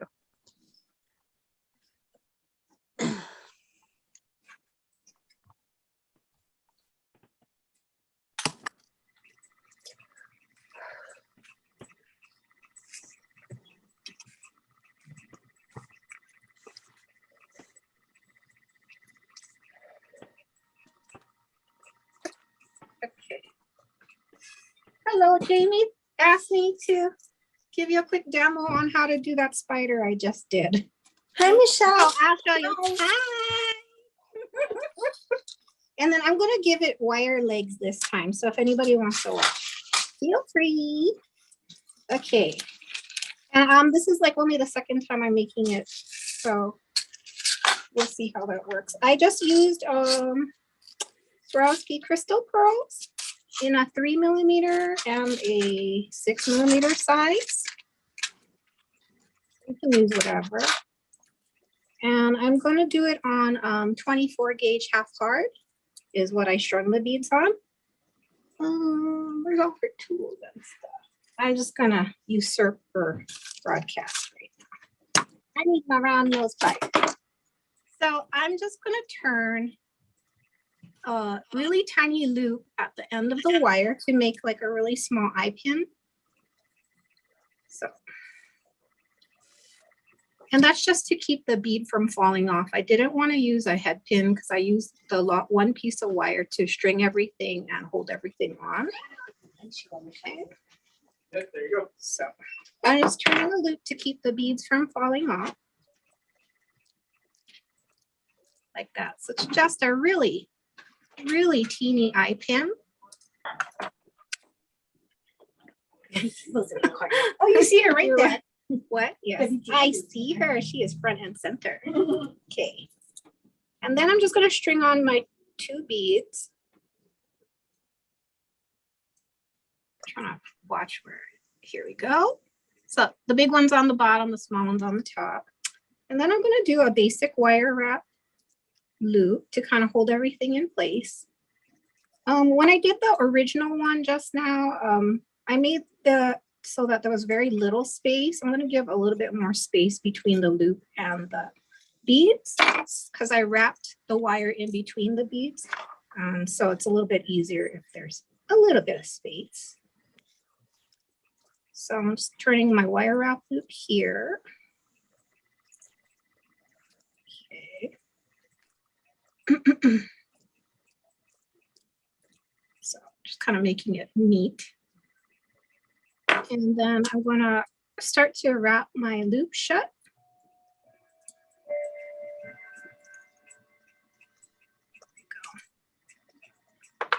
Okay, and I'm going to bring it around the 3mm bead, just kind of wrap it down towards the space between the 2 beads.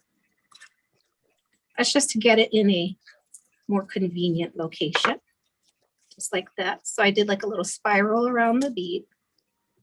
Okay. And now I'm going to do something like a herringbone style wrap. So I'm going to bring the wire around the bead like this. But before I wrap it shut to anchor it to the bottom of the base of that bead, I'm going to string on my little pieces of fine silver. This is going to be 26 gauge fine silver. I used that's in place of the thread here. So we'll see if this works. I don't know if it's too thick or not. I'm going to cut little pieces like this. And you can actually half hitch wire if it's thin enough and soft enough.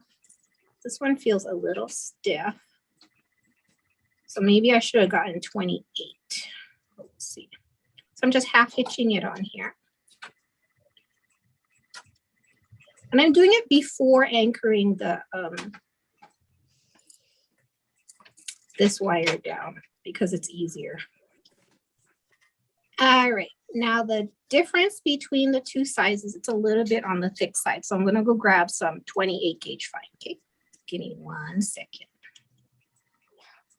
I thought 26 would be good because then it'll hold its shape, but it's hard to half hitch. So I see what I have.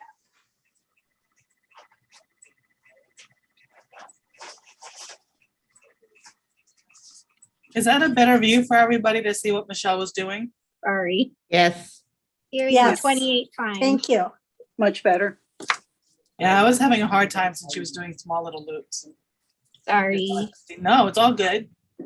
Okay. Whoa. This is much easier. So when you do a half hitch, it's just called like a luggage tag knot.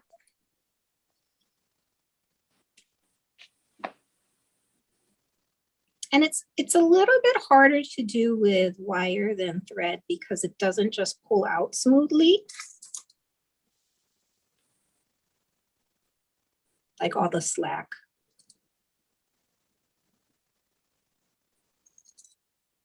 You have to kind of give it a jerk. Okay.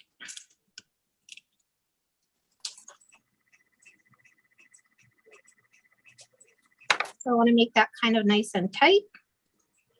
That's my first set of legs.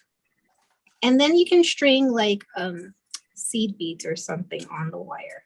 Jamie thinks it'll be easier to string beads and pose them when it's wire versus the thread that I used originally. Okay, so it's nice and tight now. To do that one more time on this side and then 2 more times on the other side.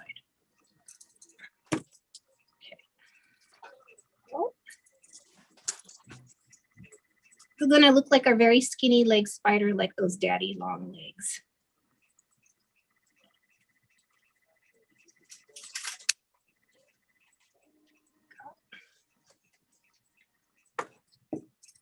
I'm just using my pliers for leverage to pull everything tight.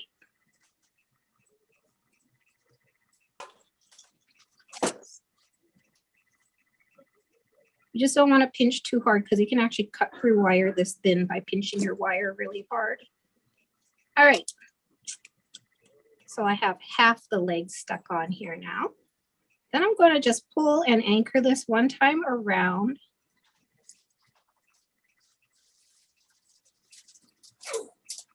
The base like this, and then bring the wire back up this way.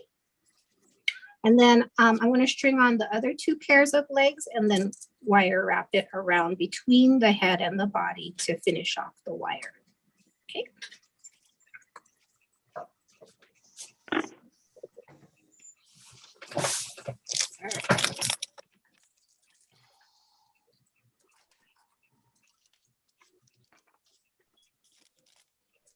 Wanted to use something kind of small to go with Jamie's spider web that she was doing. So I picked really like small beads. At first I was thinking, oh, maybe we can use some 8 and 6 millimeter beads, but I think that it would be overwhelming with her web size.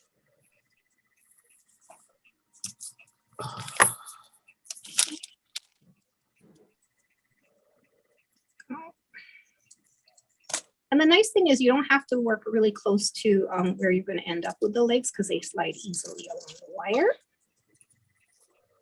Last one. And then it's fun because we can trim and pose the legs to the way we want after.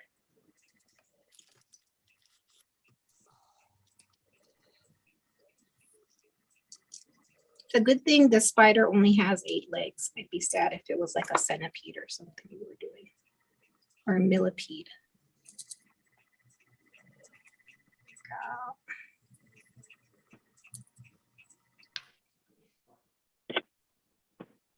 Okay. There we go. So I have them all stuck on there. I have them fairly tight. Okay, I'm just going to bring the wire around and figure out which way I want to wrap it around the spider. I think I'm going to go this way. From the top and then around. And as long as you go around at least one time, then it'll be secure. Okay. You can do several times if you want, just to kind of bulk up that neck area, but I don't think you need to. And it doesn't have to be really, really fitted and tight against the beads. Just so it can more fill in space. Okay, and then tuck down anything that is sticking out.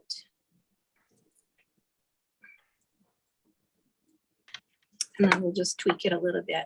And now we can mess with the legs wherever we want them to go. I'm going to try to pull it tight after I position it. Like the first 2 can go up here.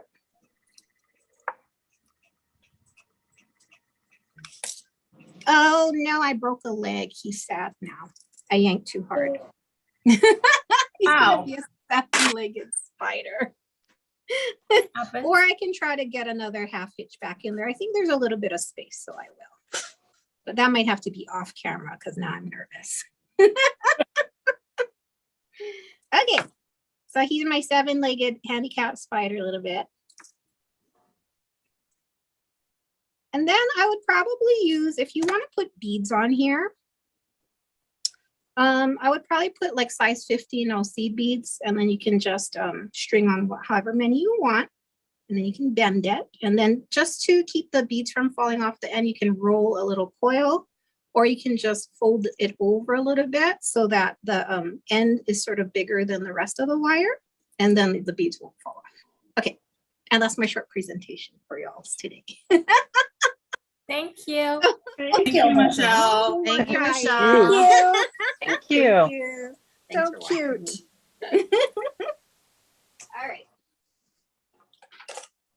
I snapped my wire. I'm I so know. sad. The poor Sorry. one is all crippled. He's all like, he's a "Oh." seven-legged spider. I'm gonna put him away now. All right.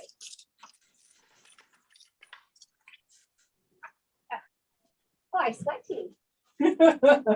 Oh, the pressure. I know, right? Oh, you better run. Eating it, thank you. Time for a quick break. Oh, time for a quick break. While we reset everything back up. What?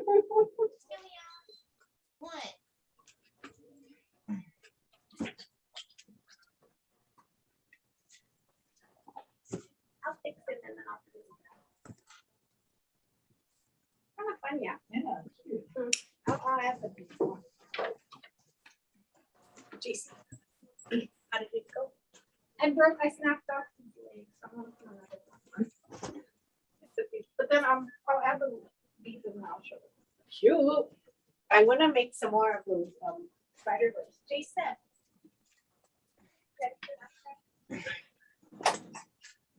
So you guys can keep beading, please, but ask Jason to come in. That way, if you have any tool questions, you have like some time to go ahead and ask if there's something about your tool, something that you wish the tool could do, or if there's something related to something you don't know how to do that doesn't work. I asked Jason to come and just give a quick hello to everybody. Hello, everybody. Hi, Jason. Hey, everybody. So I see tools all over Jamie's desk over here. So I'm just gonna talk about the 6-step wrap and tap. Did Jamie talk about the 6-step? It's one of our favorite tools in the shop. We love it. She just used it. She didn't share. She just used it. I really like it for making components. It's one of my component makers. So if you guys are doing say like eye pins, it's a great eye pin maker. If you want to make the same consistent look, I think Jamie's using it here. So this is an eye pin. So it's nice because you can do consistent loops throughout without having to worry about, is this the right size on my round nose pliers? This is a great one. This is also one of my favorites to use for making jump rings. So it's really good for a jump ring maker. So you can actually make 6 sizes of jump rings on these guys. And then you can do, you can do wire tests, like how many jump rings can you make with 1 foot of wire on step number 1, 2, 3, 4, Ooh, can you do my demonstration too then? Which one? My jump rings of when you wind square on a mandrel, how to do the bezel ring versus the square wire round ring, and how different it looks in terms of like the finished outer diameter. So I think that's just so trippy.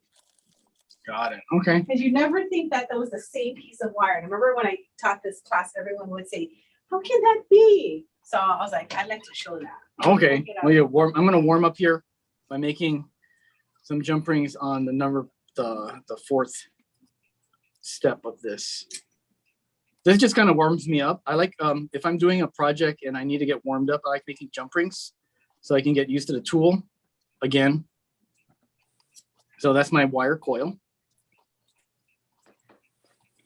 And then I just pick up my Lindstrom flesh cutters. And Paige, you got your cutters, right?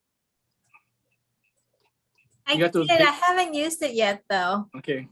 So if you guys are using this, if you're using this thickness, this is 18 gauge, make sure that you're using your yellow Lindstrom cutters, not your white Lindstrom cutters, okay? So just remember that. So do we have any tool questions out there? I'm just gonna cut some jump rings while Jamie gets back in here. And then I'm gonna start, this is my warm up to use some of that sterling silver square wire. Okay, I'll ask you a question. go for it. You know the crimp tool has different styles. There's one that Yes. actually rounds the corner. Have you had any experience with that tool, and would you recommend it? Rounds the corners, really? Yeah, rounds it makes the bead into like a ball. Oh, okay, yeah. We used to sell it, now we don't. It's nice. It's a nice little, I don't want to say it's a novelty item, but you don't want to be using that particular crimping tool with say you're doing a large Mr. Calvin bead lampwork necklace and it's got like 1 pound of beads on there. You don't want to be using 1 pound of beads. It would with fail. too little, yeah, because what it does is, so here's your crimp tube. What it does is it turns it into, it curves it just on the edges. Jamie, remember, oh, where's Jamie? Yeah, so what it does is it just curves the outside of the tube into just an edge. So that's all that's holding it together. Gotcha. None of the metal that's on the meat of the tubing, the crimp, is being used. It's just the edging. That makes sense. Thanks for But sharing. yeah, but it's pretty. It's pretty looking. But you know, you can get that look with your crimp cover. You know, so if you have a crimp, yeah. So if you have your regular crimp, you fold it in half. That's a lot more secure than using like bead rounding crimper. Yeah. Cool. Thank you. Oh yeah, of course. And I'm just cutting jump rings to warm myself up. Jason, this Yes. is Sylvia Warren, aka Ruth. And Yeah. hi, I just wanted to ask you, when you're talking about doing a crimp cover, I have not had a lot of success in doing that they don't get wonky. Do Okay. you use like the bigger part of the crimper tool to close a crimp cover, or do you Yes. have you just Yeah. mastered using other tools to close it nice? No, we actually love the crimping tool for that. The crimping tool on the round end right here. Yeah. So let me zoom this in and you guys can see what we're talking about here. So there's two parts for the tool. There's the one that looks like a kidney bean, and then there's one that looks like an oval. This oval, if you kind of open it up, it's pretty much round. Okay, so Ruth, when we put it into so when I'm rounding the crimp cover, I place it on the outside with the mouth open this way, and I gently, I don't just crimp it down like this. I actually just kind of mold it. Okay. Do a soft mold around the piece, kind of like moving it around.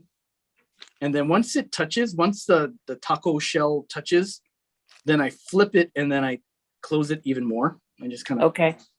And that's it. I really don't do this to it. Okay.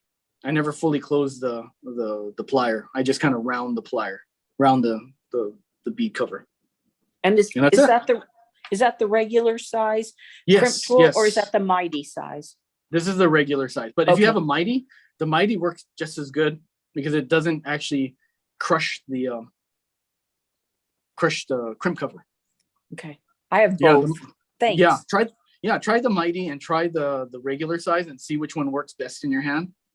But yeah, if anything, try not to like fully close the jaw.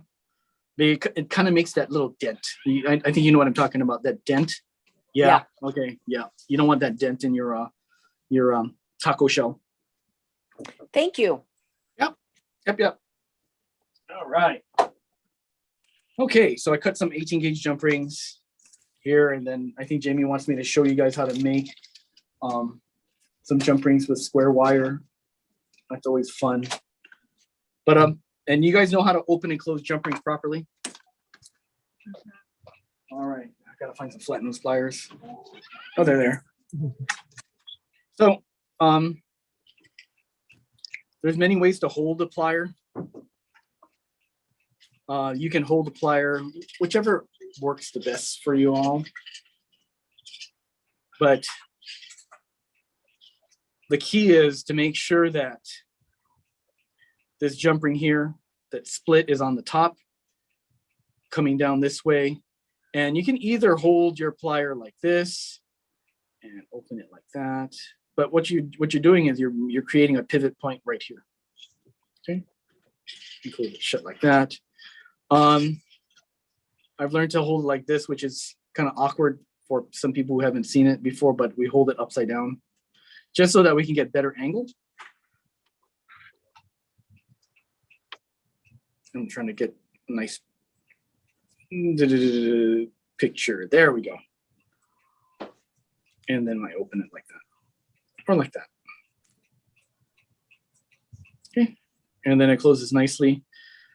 Whatever you guys do, just don't do this. I'll use them. Try not to open your piece like that, and then try to close it together like that. Yeah, so don't pry it open. I want you guys to pivot open, because what it does is it changes the actual shape of the piece, makes it kind of oblong. I'm trying to smell the mothballs. Oh, some mothballs. All right, so I'm just warming up. There we go. And if you guys have taken a class from me back in the day, I can say that now, right? It's been a year and a half, so I can say back in the day, a year and a half ago, we made lots of jump rings in class, or I assisted Jamie with jump ring making classes. But it's fun, you know. It's a great building block. It makes good technique. It actually makes you a better wire person when you know how to use your tools properly because of the tool work. It's all about tool work. You know, get dirty in here. As you get better, you know, you might change your tools to better tools. But yeah, eventually you get to that point and you become comfortable. Our vision does degrade over time, so make sure you wear glasses, because my eyes are starting to falter right now. I will get my glasses in a second. Where are they? They're on my desk. Excuse me, Jason. Yes, ma'am. You had also mentioned when you were cutting the jump rings of two different cutters, a yellow handle and a white handle. Yes, I'll talk about that. What are the difference of those two? Okay, so I'm going to put in the screen right now. This is my. Okay, so this is my 16 gauge cutter. So it cuts up to 16 gauge. So the real thin stuff like this to the real thick stuff like this. This is 16 gauge. So it can cut either or without a problem. And then I have a tiny wire cutter. And we like using this one for and this is the one that Paige just got back. It just came back into stock. So Paige has this cutter. This cuts up to, it's rated up to 20 gauge, but I tell people not to cut that thick, you know, cap it at 22 and then you'll have good life out of it. But this one right here is my thinner gauge wire cutter. And you can see why. Yeah. Yeah, the blade is much thinner. It gets into smaller spaces. So when you're doing those really intricate small wire wraps, there's less cleanup to do. So this one can cut this without a problem, like that. And it can cut thin stuff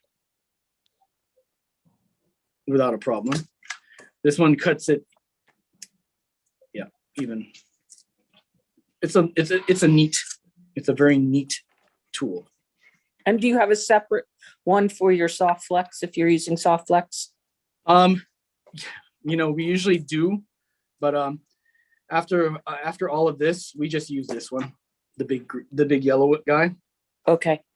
Yeah, and then we have been using this one for soft flex because it's a 12 gauge cutter.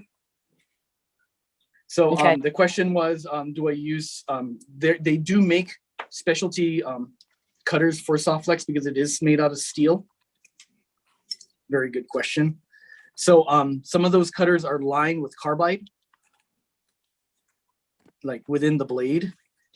I used to carry it like a decade ago. I still have it, hasn't been worn down, but it has a very blunt tip. So the tip's very blunt and you have to do a lot of pre-cutting. So you got to pre-cut it, and it's not very versatile in the sense of you making the design and then you want to get right up there and you crimp it and you flush and you're about to flush cut it. You can't really get in there. These tools here, these two tools tend to be a really good alternative to a carbide cutter. Okay. Thank soft you. flex cutter. Yeah, soft flex cutter. Yeah. And thank you. And if you watch the GBE, please bring that up with the GBA people and see if they're still selling their soft flex cutter. Okay. Yeah. All right. Any other questions out there? This is square wire. Big square wire. I actually have some copper square wire. No, it's in the. I'll be right back, guys. Elise, put your hands in there.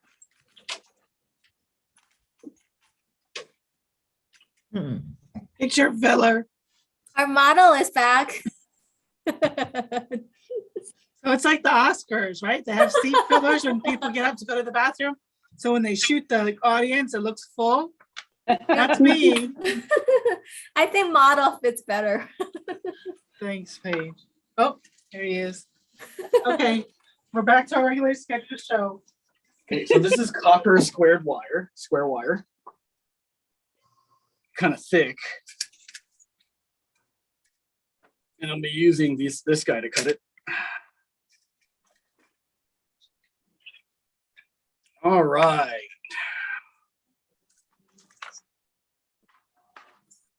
Okay. I'm not too sure what Jamie was talking about in the bezel part, but when you work with square wire and you work with a round nose plier, the nature of the wire likes to sit square and right angle on the pliers. So it'll sit all on its own by itself in this nice right angle movement. Nice and clean that is. So after you make the loop like this, Jane, what did you want me to do besides making it square like this? Oh, the jump ring?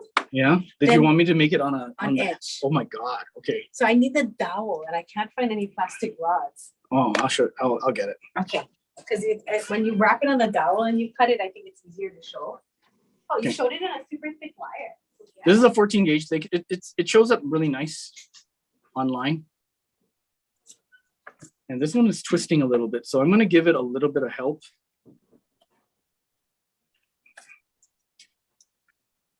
And once I get it, the motion going, I can get a nice rhythm. There we go.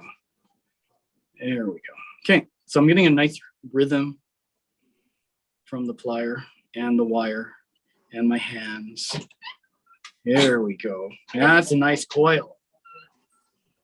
Okay, if I must say so, that is a nice coil. Ooh, it's doing the doubling now. If you know where the mandrels are, I can go look. We can actually use this plier to make it. On the edge? Yeah, I think I can do it. So this is square. And then on this one, we'll do on the edge. So I'll let you guys look at that while I cut the next one. And Jamie's gonna look for something.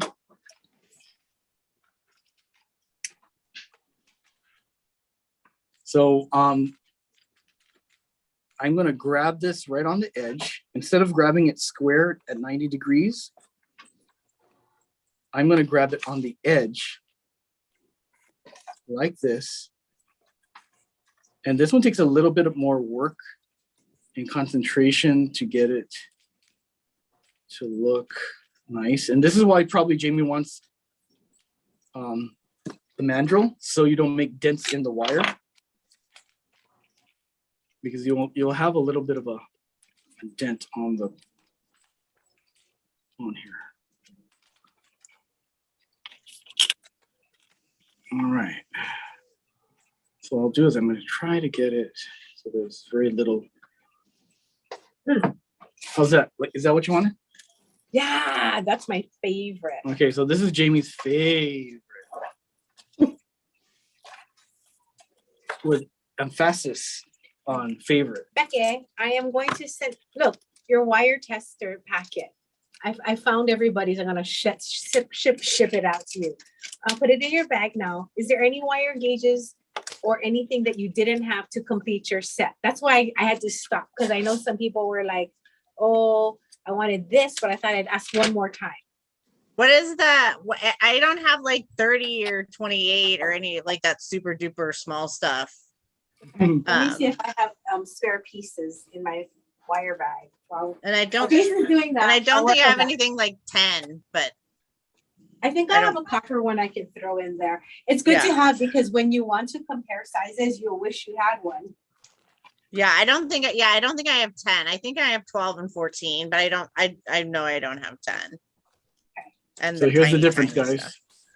So if you're ever gonna make square wire jump rings, look at that. That's my favorite. That's my favorite jump ring look. So instead of it being, right angle and square, this is more of a diamond shape. Is that what you would call it? Because I used to carry triangle wire as a specialty order, but yeah, those are long gone now. Hey, Jamie, I can't remember if I asked for a wire tester or the nylon cord ones. Okay, I'll dig in my box because I have everybody's names right here. Okay. Did you have my name down? Because I can't remember either. If you don't hear your name when I call it, then I will go and find your stuff. But right now, I'm just trying to find a piece of wire for Becky. I'll be back. So Jason, yes. When you clip those apart, will they be round or will they be slightly oval? This is going to be, they're going to be round in shape. They're going to be round in shape with a square inner diameter, with a square cut. And I'll give you, it sounds like Debbie. Yes, so I will bring it. It is, yeah. So I'm not looking up. I'm still doing this.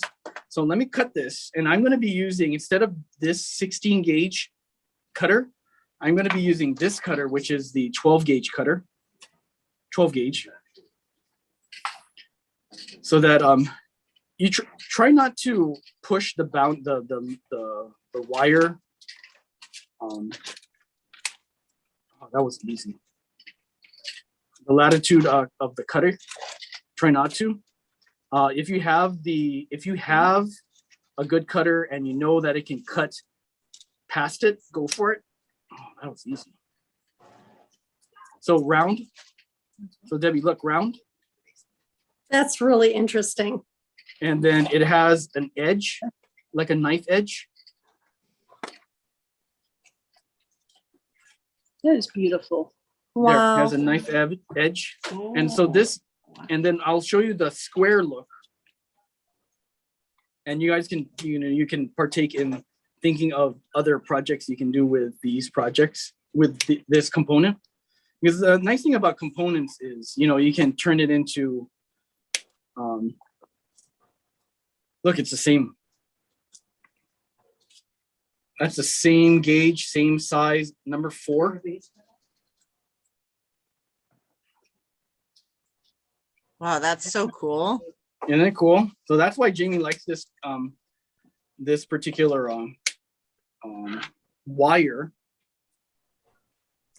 with, and I like 14. 14 has a great look of it.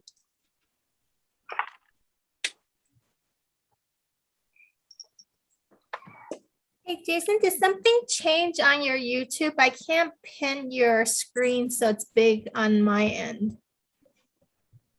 On my YouTube? Or not YouTube, I'm sorry, on your Facebook? or no, Zoom. Zoom. What are Zoom? we on? We're on Zoom. We're on Zoom. Yeah. Which program are we using today? Yeah, I'm so confused. Which one? I'm gonna power up this. My iPad's about to die. Give me 1 second. Oh. All right. Like, you have a lightning battery. Oh, wait. Is it this? Oh yeah, I'll take that one. No, I have power. Plug that one in, and I really like that power adapter. Look at that one's fast. Okay. All right, thank you. We got power, guys. Yay. Okay. Thanks for that pause. So this is the same jump ring. This is the square jump ring, and this is the diamond jump ring. The look of it is rather unique in both, you know,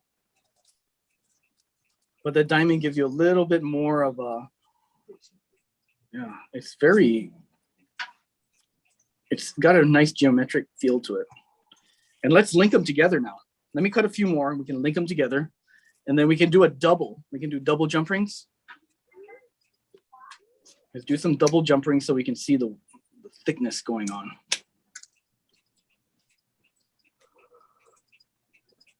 Do you guys work with a lot of thick gauge wire? Or are you guys trying? It's a great way to experiment with new metals. Because I know silver is very expensive nowadays. I bought this copper just before COVID happened. I heard all metals are going up, even like stainless steel. Yeah, anything with manufacturing added to it is a pain to get in, because the surcharges in China. Mm-hmm. Yeah, we get about a lot of our steel. Okay, so this is my square, my diamond, and then over here is going to be my round.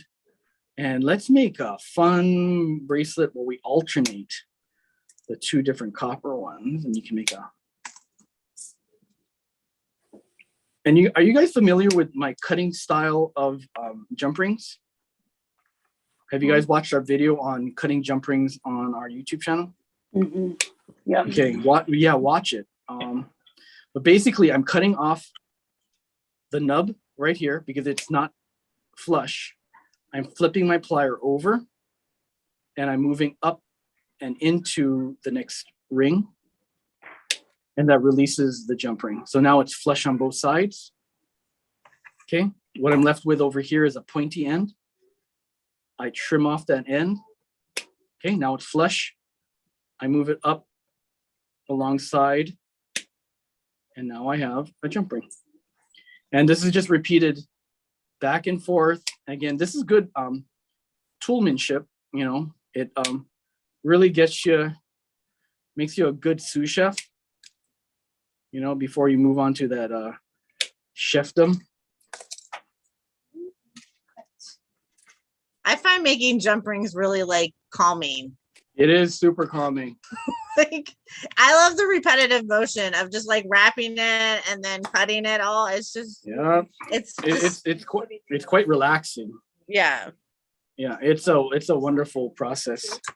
So here's some 14 gauge square and 14 gauge diamond. Look.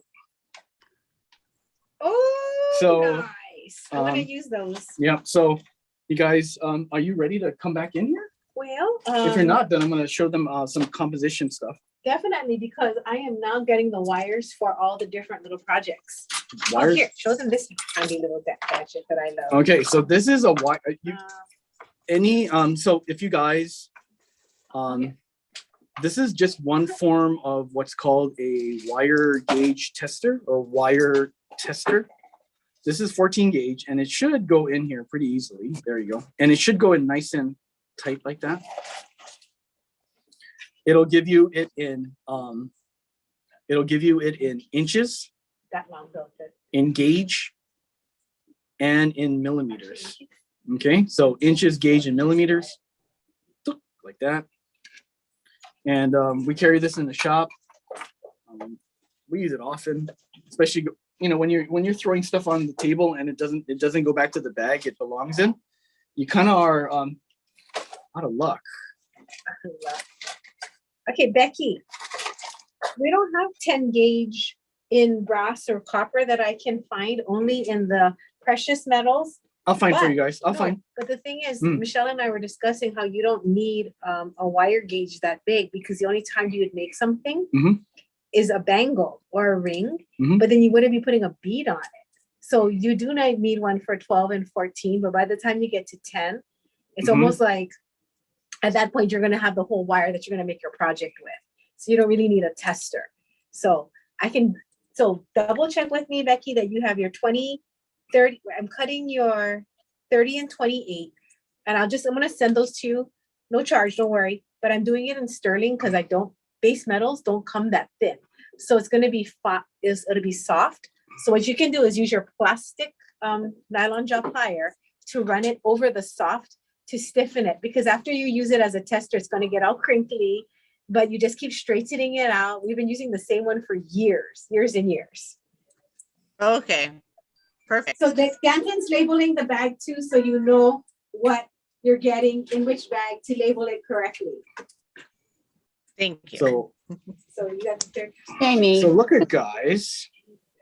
This is my copper bracelet.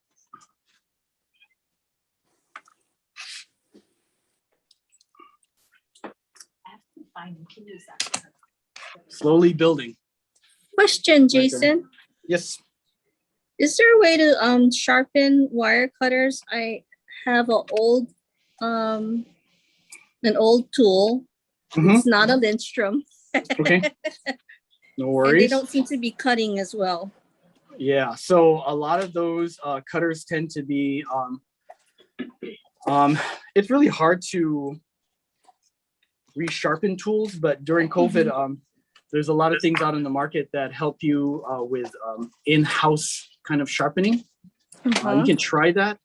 The only places that I know of that will do it, will resharpen their tools, are just two manufacturers. That would be Lindstrom and Swanstrom. Okay. We do, but I haven't checked since we reopened the store if Lindstrom is back up and running in the reconditioning. But what you can do is some people will sharpen the knife sharpener guys. Sometimes they sharpen scissors, so you can ask them if they sharpen cutters. I haven't been able to find a knife sharpening guy for a I long know. time now. So hard. They are so Yeah. hard to find. And usually they go around in a van or a truck. It's a lost art. There It used to is. be a guy, like, I think out on I don't even know where that was, if it was Nimitz or Kaka'ako. He had like a little shop, and I haven't seen him in forever. So, and I remember asking around at like Executive Chef, Yep. That's actually and a they great didn't place to know. ask you guys. Yeah, that's a great place to ask.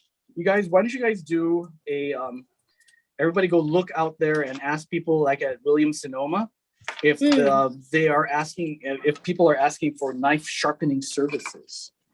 Oh, you need a knife sharpener? No, but Because Glenn does it. but does he do cutters? Oh, yeah. Exactly.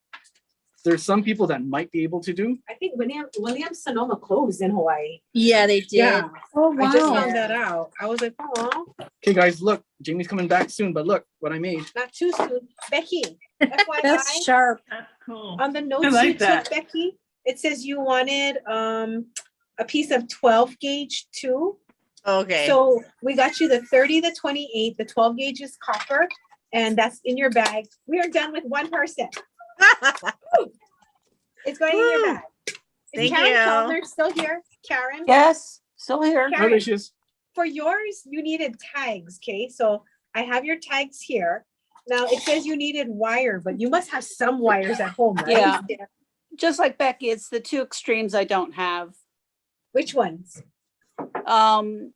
Pretty much above 24, 26, below 14. Okay, so you don't have 12 gauge, 30 gauge, and 28 gauge. Right.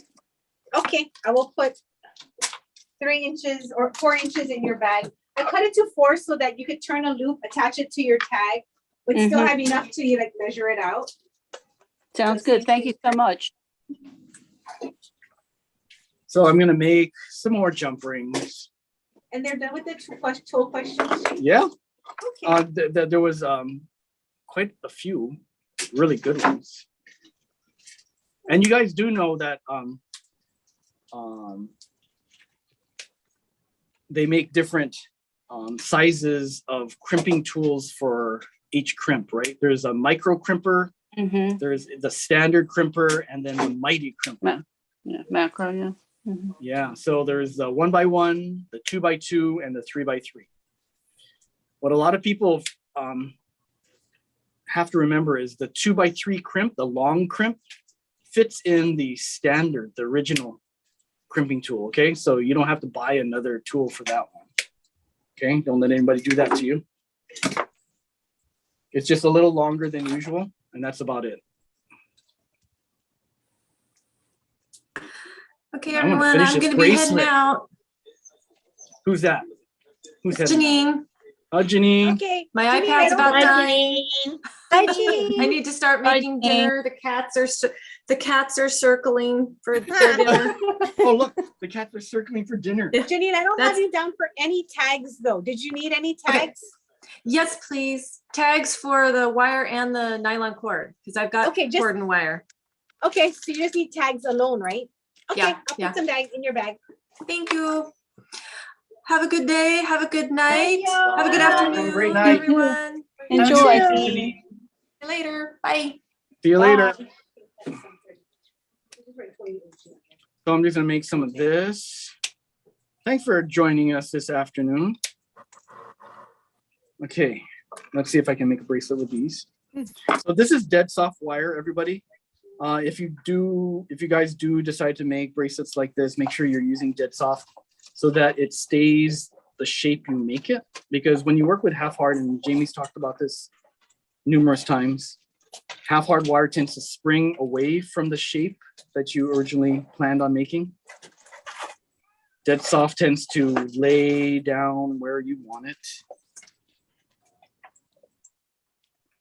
This is a really cool bracelet. Good idea, James. It's really pretty in the copper. It is. Was I planning it? No, but then I got inspired once I started. So this will be a really good practice in opening, closing jump rings, learning to cut. Again, this is toolmanship, you guys. This is good for practice on how to create some muscle memory. And much like sewing and quilting and any other art that's out there, paper crafts as well, it creates really good muscle memory and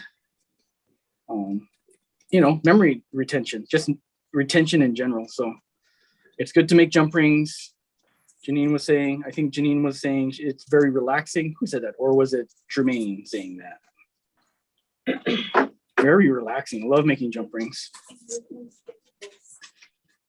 And there we go. I got about half the bracelet done. So the Jason, diamond ones, yes. you don't have to hammer these soft wires after because it'll change the shape of the. Yeah, exactly. So when you work with square wire, you really don't have to hammer it.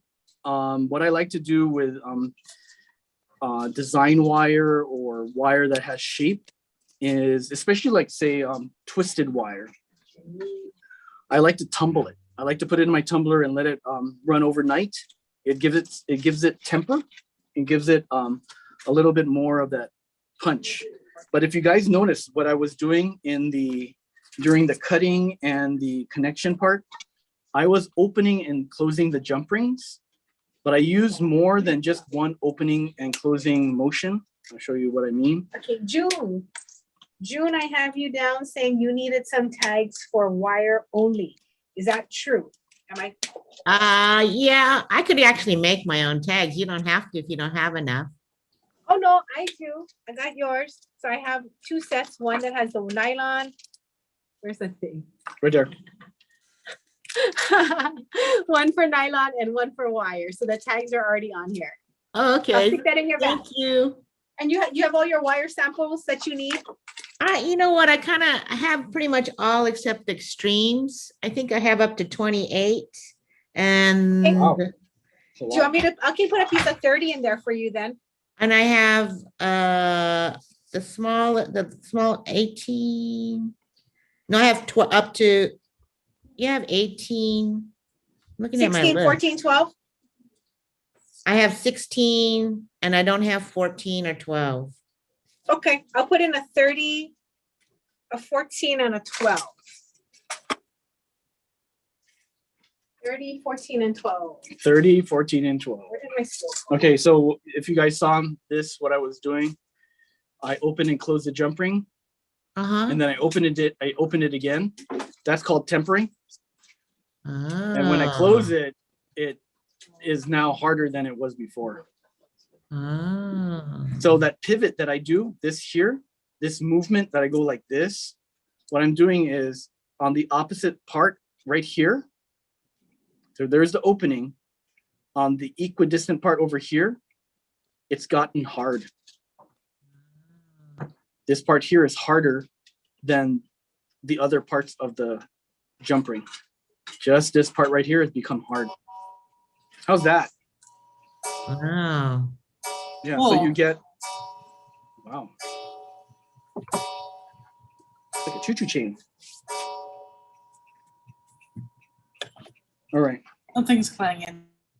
It's So I'm gonna it's my husband's mantle clock. Wow, I love it. That's pretty awesome. He has 4 of them plus 2 grandfather clocks in the house. Oh, jeez. Go get him, man. All right, got June. How's it going, James? Okay, so then I had Rosie, Jermaine, Nancy T. Nancy T? Nancy T.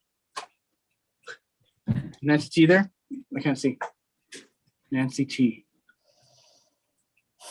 Okay, I can ask her another Nancy, question. yeah. She is left the building. No, where Jermaine, I got your wire sampler request in my hand, and you wanted tags for wire kits, yeah?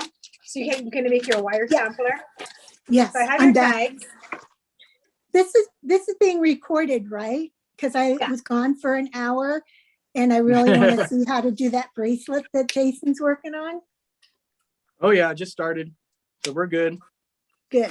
Okay, Miss Jermaine, I'm making your wire tester. I got these cards. Do you need me to punch the holes at the bottom for you? Because I have a little hole punch that can put the tiny holes at the bottom. So then you can just string your wire in. If you want to, or you don't have to, I have a hole punch also. So if Okay, it's is it easier the not big to, hole I can pinch do or it. is it small? A big one. Okay, I'll use the small one. It's better because then the wire doesn't just swing around so crazy in that big hole. Okay, And then, thank you. do you have all your wires that you're gonna attach? I don't think so. Most of my wires are old and I don't have the gauge, but I know I have a 16 and an 18, and I know I have 24 and probably 26 and maybe even 28. Oh, that's most of it. So that's most of it, yeah. Okay. While we're here today, before I put everything away, because I have everything spread out, do you want to just go through your wires, write it down, and tell me what you don't have? Because then if not, I can fill in the gap for you. Okay, thank you. 20, 22, I think she's talking to herself. 2022. those are what I don't have. 20, 22. Okay. Anything bigger than a 16. Okay. And I know I don't have 30 if you're doing 30. Okay. I think that's it. I think I have everything else. Perfect. And look, guys, bracelet's coming Awesome, along. Jason. That's beautiful. I love that And bracelet. it's got a lot of weight, you guys. Oh, So this wow. is actually, I cut it, how many times did I cut? 1, 2. So this is about 3 feet of wire so far. So I've been doing this, you guys. I've been cutting 1 foot of wire at a time. So I kind of keep track of my wire usage. You know, it's, you know, you can, if you're designing, what you guys can do is you can have a sheet of paper, and then you can be making hashtags, hash marks, telling yourself, you know, I use this much. You know, this is foot number 4 of wire. All right. And here is Jamie back in. 2022. This is what she doesn't have. Yeah, 2022 and anything above 16. 20. And 30. I wrote it down. Oh, and 30. Yeah, and 30.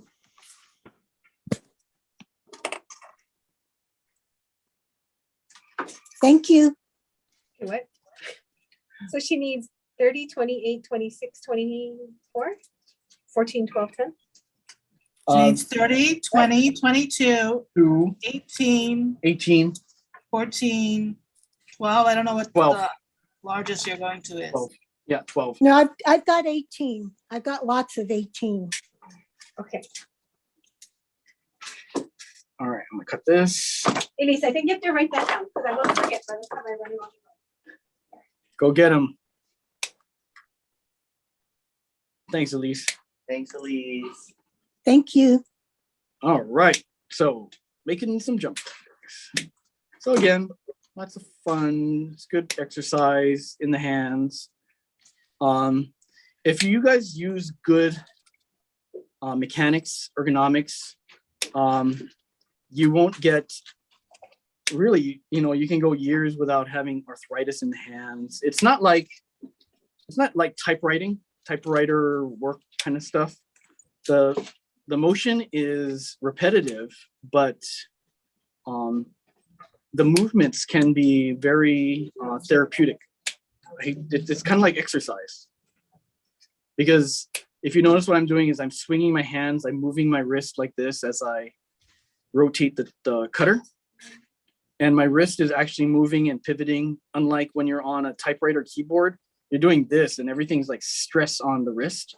This, I'm actually moving my hands and coordinating my body. So there is a lot of good work involved, okay? So very therapeutic to be beading, making jewelry. Beading. Yeah, Jamie? Very. I don't think Jamie's had an issue with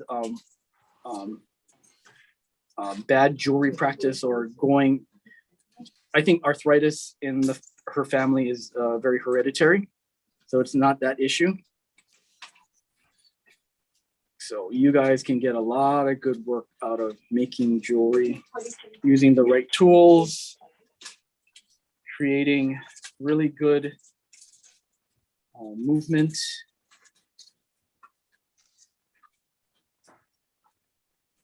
And creating beautiful pieces. What are you making, the bracelet? Yeah, I'm just, since you're busy, I'm gonna keep busy with them. And just showing technique on what do you call it? I'm looking for some 22. Do you see my, okay, Sure. I got it. Yeah, so I'm working on tool work. So the motions are repetitive, but they're different regardless. Unlike I was talking to them about typewriting, which is very different than what we're doing here. It's not repetitive motion, it's just motion. Almost done, guys. That was the last class to get typewriting class. Is that what they call it? I had an electronic typewriter. Oh, nice. I remember. Back in the day, we had a manual typewriter. Yeah. Yep. That's how I did my. IBM Selectric. Yep. No, mine manual. was manual, not electric. Oh, I learned on manual. Denton, are you over 20? Yes, he is. Just checking. Turned 33. Did you show everybody this wire cage? I- They're gonna need it when they pull up their wires. So this is, You can test it? this is 20, it fits, so it's 22, yeah? Yeah, it looks like 22. Let me check. Thank you. So Jamie said, okay, it says use. Okay, here, this is one of those cases, you guys, when you go, uh-oh. So she pulled this out of the bag, our wire box, and it says use. That's it. Used. There's no gauge. We know it's base metal because you cut it and you can see the shiny in there. So it's base metal used wire, but we don't know how thick it is. So we're gonna use our handy dandy wire gauge to test what size it is. We know it's not 26. We know it's not 24. 22, you see, did you guys see that? 24, and then 22 right in there. Okay. The other technique is to go through the hole and pull away from you like that. Hole and pull away. Hole, it gets stuck in the 24. So Jamie, 22 gauge. Yay! Base metal wire. Okay. This 4 inches for Jermaine. All right, now I do have next on the list, Dorina Begonia. You needed some wire testers, so I have you a set for wire and a set for nylon. Is that correct? I'm sorry, what did you say? Oh, I have your 2 testers. So Okay. you're gonna make your own testers for your wire and your nylon. So the nylon you're gonna tie onto the end like these. And then the wire one that's the wire version. And then the nylon version will look like these. This, where you're gonna tie your nylons on and number them so you know what tester size you have for your nylon and one for your wire. So I have your cards ready to send you. Now, do you need me to punch the holes on your cards? And do you have all your nylon cord sizes and all your wires? I think I have most of the wires. Check. The only wires I need to get maybe soon from you is some square wires. 'Cause I don't have the square and half but you have- square. Okay, we can do that. But But you I have can- all the I can sizes check- for your sampler? Yes, Okay, and then for the I have- nylon, you're good? yes. I think I have the nylon. I don't have the round one, but I already have the nylon testers. You sent Oh, you me do? before. Yes, Wow. and Okay. I even got the nylon with it. So I already have Oh, that. she I got just the- saw it in when I'm searching through everything just now. I just found it. Yay! It's So packed I will away send you, somewhere. So you don't need to send me the wires. So, I mean, not the wire, the nylon. okay, I'll just send you the wire tester and I'll punch some holes for you, okay? Thank you so much. Okay, now if anybody else needs something, let me know, because I think that's everybody who asked me the last time. And then I'm caught up. I'll be back. Okay, chime in. Jamie, I need one set of each, please, the nylon and the wire. Okay. Who said that? Kim. Who is that? Kim Gillikin. Kim. Okay. Okay, Kim, I'll let her know. She stepped away for a second. Do you And want, could you please I have wires 14 through 26. Got it. Okay. So 28, 30, and 12. That's about right. Correct. Yes, All right. please. So Kim, do you need your nylons too? Let me check. But I do need her to punch the hole because mine's a big hole punch. Okay. And Kim, okay. I got her 12. 2, 4, 6, 8. Sorry. Like, What does the wire go up to? I have 2, 4, 6, 8. We got 10, 16. 12, and 16. I have 10. I have 2 through 10 in the nylon cord. Yeah, that's our most popular ones.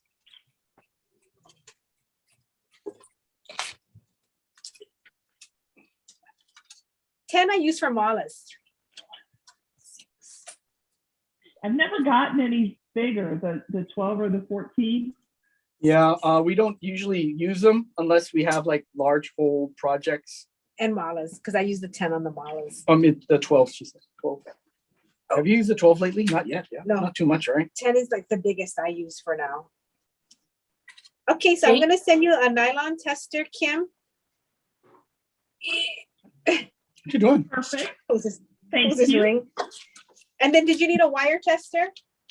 Yes, please. And if you can punch the hole, because I only have a big one. Gotcha. And then- I have wires 14 through 26. 14 through so 26. so So you don't have 12, 28, and 30. Okay. Right now. Correct. You got it, Danton? Perfect. All right, so I made some more jump rings while you guys were talking. Jamie, you're lucky because you're gonna get my cards that my friend she tea stained these for us so they look vintage. Oh, that's sweet. Our vintage cards. Okay, who chimed in? Well, This is the Ruth. vintage- Hi, I was Ruth. gonna say vintage for the vintage person. Okay, Ruth, what's up? Jamie, could I have a wire tester and nylon tester, and holes punched?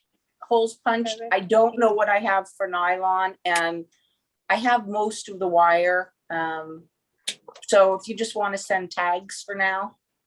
Okay, or tell me which nylons you don't have because by the time we send it, I'll add it in so that your set will be finished. Oh, I probably don't have much nylons at all. Got it. So, yeah. I haven't done much with nylon. You got it. All right. Thank you. Thank you. Mm-hmm.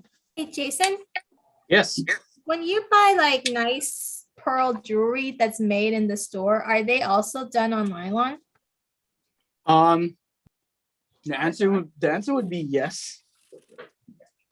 We don't use silk in the shop because of a lot of the wearers nowadays will wear it till, the cows come home, and the silk tends to stretch quite a bit. And we love soft flex, but again, since nylon, this particular type of nylon is very supple. It almost acts like silk in that respect. So we keep it on hand all the time. Better Just love it. wearability. Yeah, it's Okay. yeah, and you can get it wet. Yeah. Yeah, you can get it wet and you don't have to worry. Okay, this is my last cut. 6 feet of wire, guys. So this took about 6 feet of 14 gauge wire to make. You heard that, Jane? 6 feet, 14 gauge wire. How long are you making it for? My size. I think you're making for Jay. How's that? I'm sitting here for a reason. I love it. You love it? And I will tell you this right now, in about the next time I see you guys, which will probably be next weekend, the color will change to almost black. Wow. Oh, me too. pH. It will right? turn black. I wear this silver necklace every day to the shop, and I have to clean it weekly because I don't need an oxidation liquid for the chain. You are the oxidation liquid. I don't need it because I am the oxidation liquid. It's just it's really warm in Hawaii right now. It's really warm, guys. Yeah. I know you guys in the East Coast get it hot, but geez, it's just we're really we are not good. We're very temperate over here. We like mild weather. We love mild weather. That's Anytime fun it- to wear everywhere. Yeah, my God, it's just hot everywhere. You're right. Okay, let's build this bracelet so I can wear it out. And then I'm going to show you how to make a clasp. You get a Jason? bonus clasp. Yes, ma'am. Excuse me, this is Ruth. I didn't know if Jamie wanted to know. I did pull my wires to know what sizes I have. Oh, perfect. Danton, you ready? Danton's ready. This is what I have: 18, 20, 22, 24, and 26. You got that, Danton? And this is Ruth. Ruth. Thanks, guys. Mm-hmm. So you'll need 12, 16, and 30. Got it. Good job, everybody.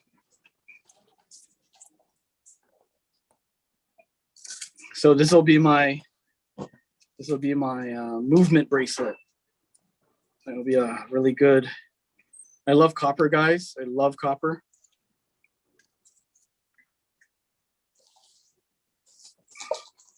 Okay. Should be about 7 inches already. So if you guys see this, I just need a little bit more to go. What I'll do is I'm going to finish it off the exact length. And then I'm going to build a clasp for this. So there you go, that's this. And I'm going to use the same square wire. I'm going to use about maybe 6 inches of wire. And I'm going to create a hook clasp. Okay? Hook clasp. Oh, look, guys. Okay, my friends, anybody else need a wire tester or a nylon tester? So in the future, when we're doing things that you guys know, because I'm going to put my projects away. If you do, because I have everything else, please let me know. Ruth put her request in. Okay, who was that? Who chimed in? That was Teresa. Teresa, okay. So yeah, if you could just send me the cards, I think I have everything else. Okay. One question I have though is, I have the silk. Is the silk the same size as the nylon? Yes. If it's the same company, yes, it is. Okay, then I'm good. If it's Griffin, you guys are. They make both. Yeah, they make both. Griffin, I think the Griffin size chart too is It's the same, right? Yeah. Yeah. So the Griffin size chart, you guys, is the same in both silk and in nylon. So I'm going to build a small loop using my round nose pliers, like that. Okay. So I make this little P shape like this. Then I'm going to take this. This is my medium wrap and tab, the 3-step medium one, not to be mistaken for the 3 in the large one. Okay. I'm going to grab it right there on the third part. Tahitian pearl earrings. I'm going to do this. I gotta make some Tahitian pearl earrings. There we go. 2, 3. And that's Teresa Sarnowski. Yeah? Yes, ma'am. All righty. Gotcha. Do that. And this is because I'm using a long piece of wire. If I just used one piece of wire that I had like 3 1/4 inches, I would everything would have been pre-made already. But since I'm working off this long piece of wire, I'm gonna just wing it like this. I'm gonna cut it flush and do a little bit of trimming to get it to the right size that I want. Oh my God, ladies, I'm so happy. I feel so accomplished finishing this project that's been over my head for like the last 2 months. And I'm like, you know how like feeling like where you're just like, I gotta do this. And then it always is that one thing you never do. Dun, dun, dun. I'm so happy. Yahoo! We thank you for it. Oh my gosh. And then in the future, when we're like, what size do you need? And you're like, I know exactly what size. We're all going to be so excited. Thank you for all your work, Jamie and company. And there's my clasp, guys. Oh, that's nice. So I'm going to build this right here like this. Hi, you chickie. I thought you was finishing my bracelet for me. No. Not with square copper wire. He did too. So I'm going to open up this jump ring because it is an openable project. Connect it in just like that. Oops, sorry. There. So open the jump ring, connect it through like this, close it. And there we go. If you feel like you need to double up on it, by all means, double up on it. Take another jump ring. I have another one of these diamond shaped ones. I'm going to put it in there too. I am kind of rough. And I'm going to, and you might get this happening to you. It won't fit in there initially. You can open up the ring, the loop, and connect it in there.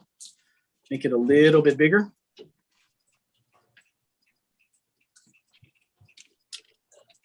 That turned out really nice. Oh, while you're doing that, can I show people like our Beads of Courage project as we have a few pieces to put in it? Sure. What's it look like?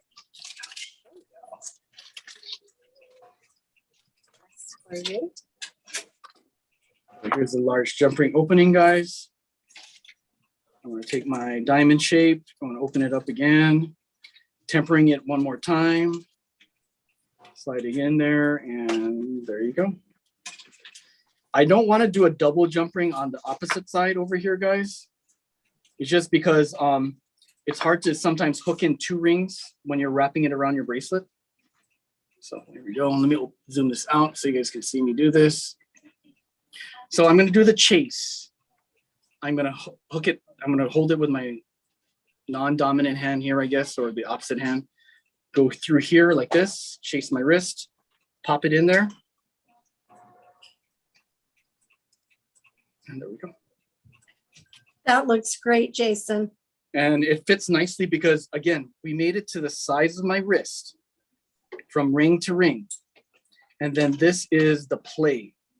The length of this is my play. And that's a good design perspective when you guys are doing your bracelet designs. The clasp will add about 1 inch. When you do that, you get a little bit more play, and then it has this nice little natural drop. Gorgeous, gorgeous. Yeah, it's beautiful. It looks wonderful. Fabulous. So it's we call this a 2-1 bracelet, like 2 ring, 1 ring, 2 ring, 1 ring, 2 ring, like that. It's an alternating one.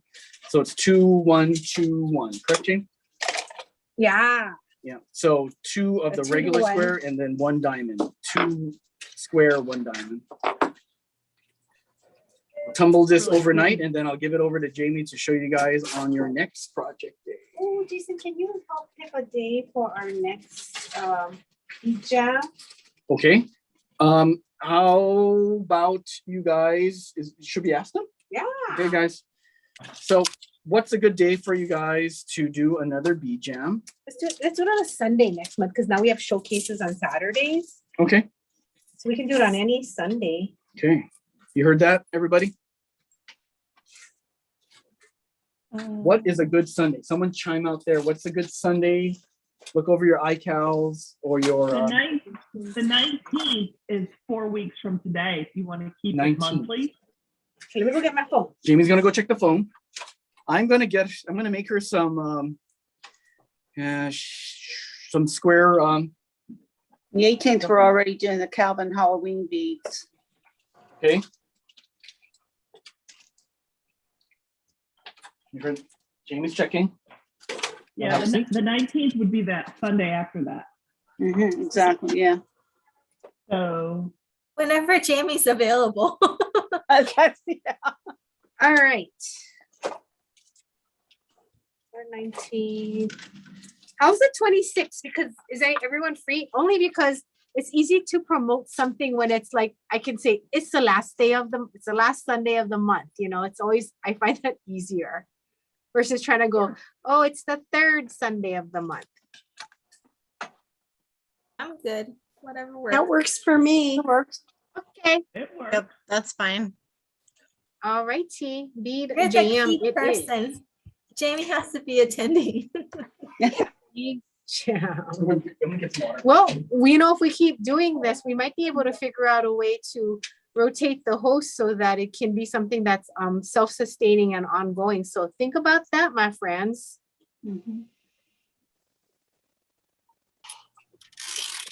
Jamie, Yeah. when Jason said tumble the bracelet, does he mean like in a rock tumbler? Yes, except that instead of rocks in it, it has steel shot. Danton, can you go run grab the steel shot? Just the whole thing. I'm going to show you his mixture that he's made. It's a very special mix of stainless steel because it has different shapes, because whenever you put something into the barrel, it's going to hit it repeatedly. That hitting motion is causing friction, throughout the piece. And what's really cool is it polishes it. It's called burnishing. So it's with the metals hitting it. It goes into like the grooves So when you're polishing something like this, it's got so many like holes. And as the thing shifts, you want it to be able to go in between. So it's like polishing, burnishing, and cleaning and hardening all those spots. So Jason made this mix with 3 different shapes. One is a round, like a ball. One is a bicone, and the other is, I don't know what you call it. It looks like you had like a tube and then you cut it at a diagonal. So it's like an interesting shape, but these 3 we found work so wonderful on jewelry sized projects because it comes in all sizes. You don't want it too big where it's only battering the outside. You need it to get inside your loops as well. So that doesn't scratch it or dent it or anything. No, like that. it's super smooth and heavy. That's about what, 5 pounds in your hand, Danton? So about 5 pounds of steel, a little lower, little lower. Does he put water in there too? Yes. So we have a bucket and it's rubber. And the rubber bucket, you put in soap, a little bit of soap, water. You put in that stainless steel shot, and then you put it onto this base that has these rotating bars, and the bucket just goes round and round, like this. It goes like this, round and round and round and round, making that noise. Make the noise. That's what it sounds like for hours. Not louder. But a little louder. And then it's just hitting all the pieces inside. I think it's $200 with the shot included. The shot itself, I think, is $90. That stuff is expensive because it is stainless steel cut little pieces that are polished pieces to repolish yours. So there's things you can, like, we've never had to clean our shot, but I've heard other people say that they have to clean their shot every so often. So we've been kind of lucky, like we haven't had to do it very often, considering we've been tumbling for over like 15 years. You don't throw it away, you just keep using it.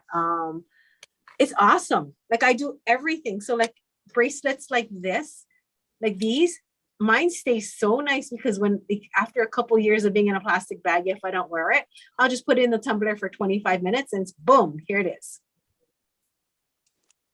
So, because I do a lot of metal work, it is I'm trying to think what the name of the tumbler is. Give me a second. We can ask Jason to talk about it because he can tell you definitely more about it. I just use it, and we've been using it for a long time. So for its cleaning and work hardening. So especially if you're going to do any kind of metal working, like where you're going to do a bangle and you're going to do it in fine silver, lower tone, because it doesn't harden well if you just use a hammer. We tumble pieces for up to 24 hours, sometimes 2 days. I'll just let it go and just let that work harden my metals. It is a wonderful thing. Can you model Jason's bracelet? Of course. Mr. Jansen, can I give you this wire, please? I think this is the 2020, if you can. Oh, let me double check. Instead of just guessing, let me find my wire gauge. I'll give it to you. Oh, right there. You can poke it in. Now remember the rule. If it fits in easily, that's not the size. Oh, and even right now, I can feel all the places where the jump rings aren't lined up like exactly perfectly. So there's one edge slightly higher and I can feel it rubbing me. Put this in the tumbler overnight. All of that comes burnished down. It's so nice. Ooh, look at that. Hey, it fits too. Well, it's a little big, so I'm going to move it up my arm. So thank God my arm has so many sizes on it. You know, so I'm like, oh, it's too big down here. That's okay. I have plenty of room on this side. This is, oh, I can't get it out. Yes, this must be the 24. So if you can give that to Elise. Elise is cleaning up my wires for me right now. So then in this box from Miss June, I got her pieces. I'm ready for you. Then I didn't hook it to anybody else's yet because I wanted to see if anybody else is going to add to ours. I have this one from Jermaine. for our Beads of Courage project. And then I know that Paige is going to send her heart one. And then Debbie, yeah. Debbie Lindsay sent this. It's like a present. Let's see what's in here. Oh, she made a lattice wrap bracelet. Ooh, that looks good. Oh.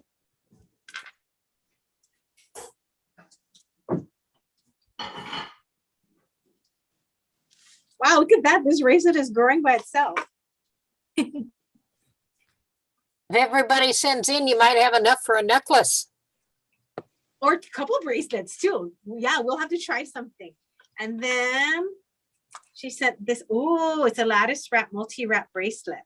Nice. She's so sweet. So I guess we'll put this out too. And then when do you need all this stuff by? Well, I was shooting for September, but because they take money year round, all the time, they're always in need. I was like, well, there's no real rush. It was just something that I got the impetus for me to say, hey, let's do something, because they started sending out emails, like a lot. And then I'm assuming for donation, they have little ones too, right? If I make teeny tiny bracelets, they can use that. Well, what we're doing, Paige, is our own little version of the fundraiser.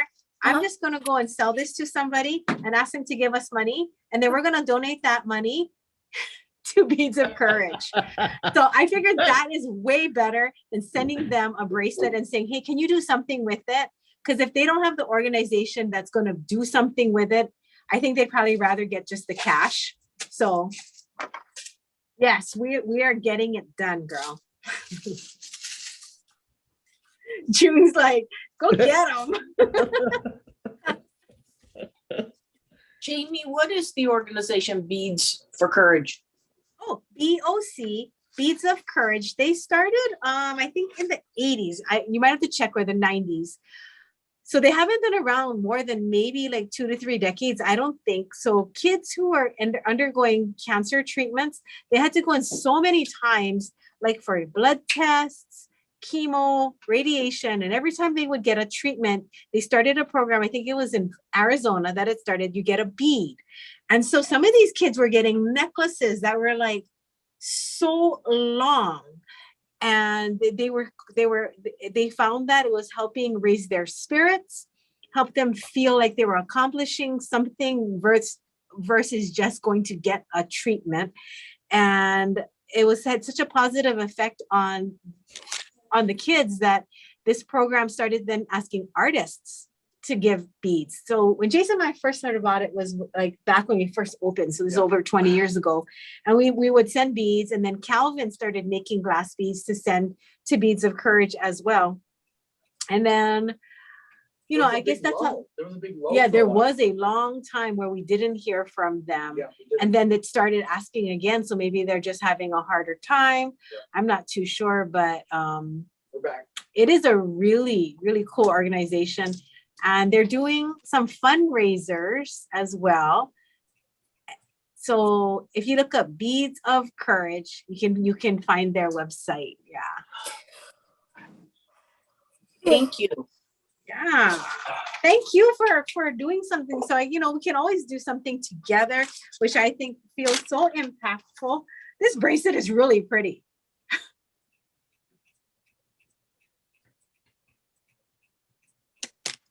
It is. I'm like, wow. So where I was going to take this bracelet was to our GBE, the Great Bead Extravaganza page, and post it and show it there and see if anybody is interested. Jamie? Yeah. I did a spider web based on that drawing. You want to see it? Yeah. It's not, I would not recommend anybody do this. It's too hard. But I'll finish it and give it to my daughter or somebody. Okay, let me get it on camera. I have to do the spider yet, though. I don't know if you can see it. Here we go. Oh, you know what? You probably need a black background. Is that right?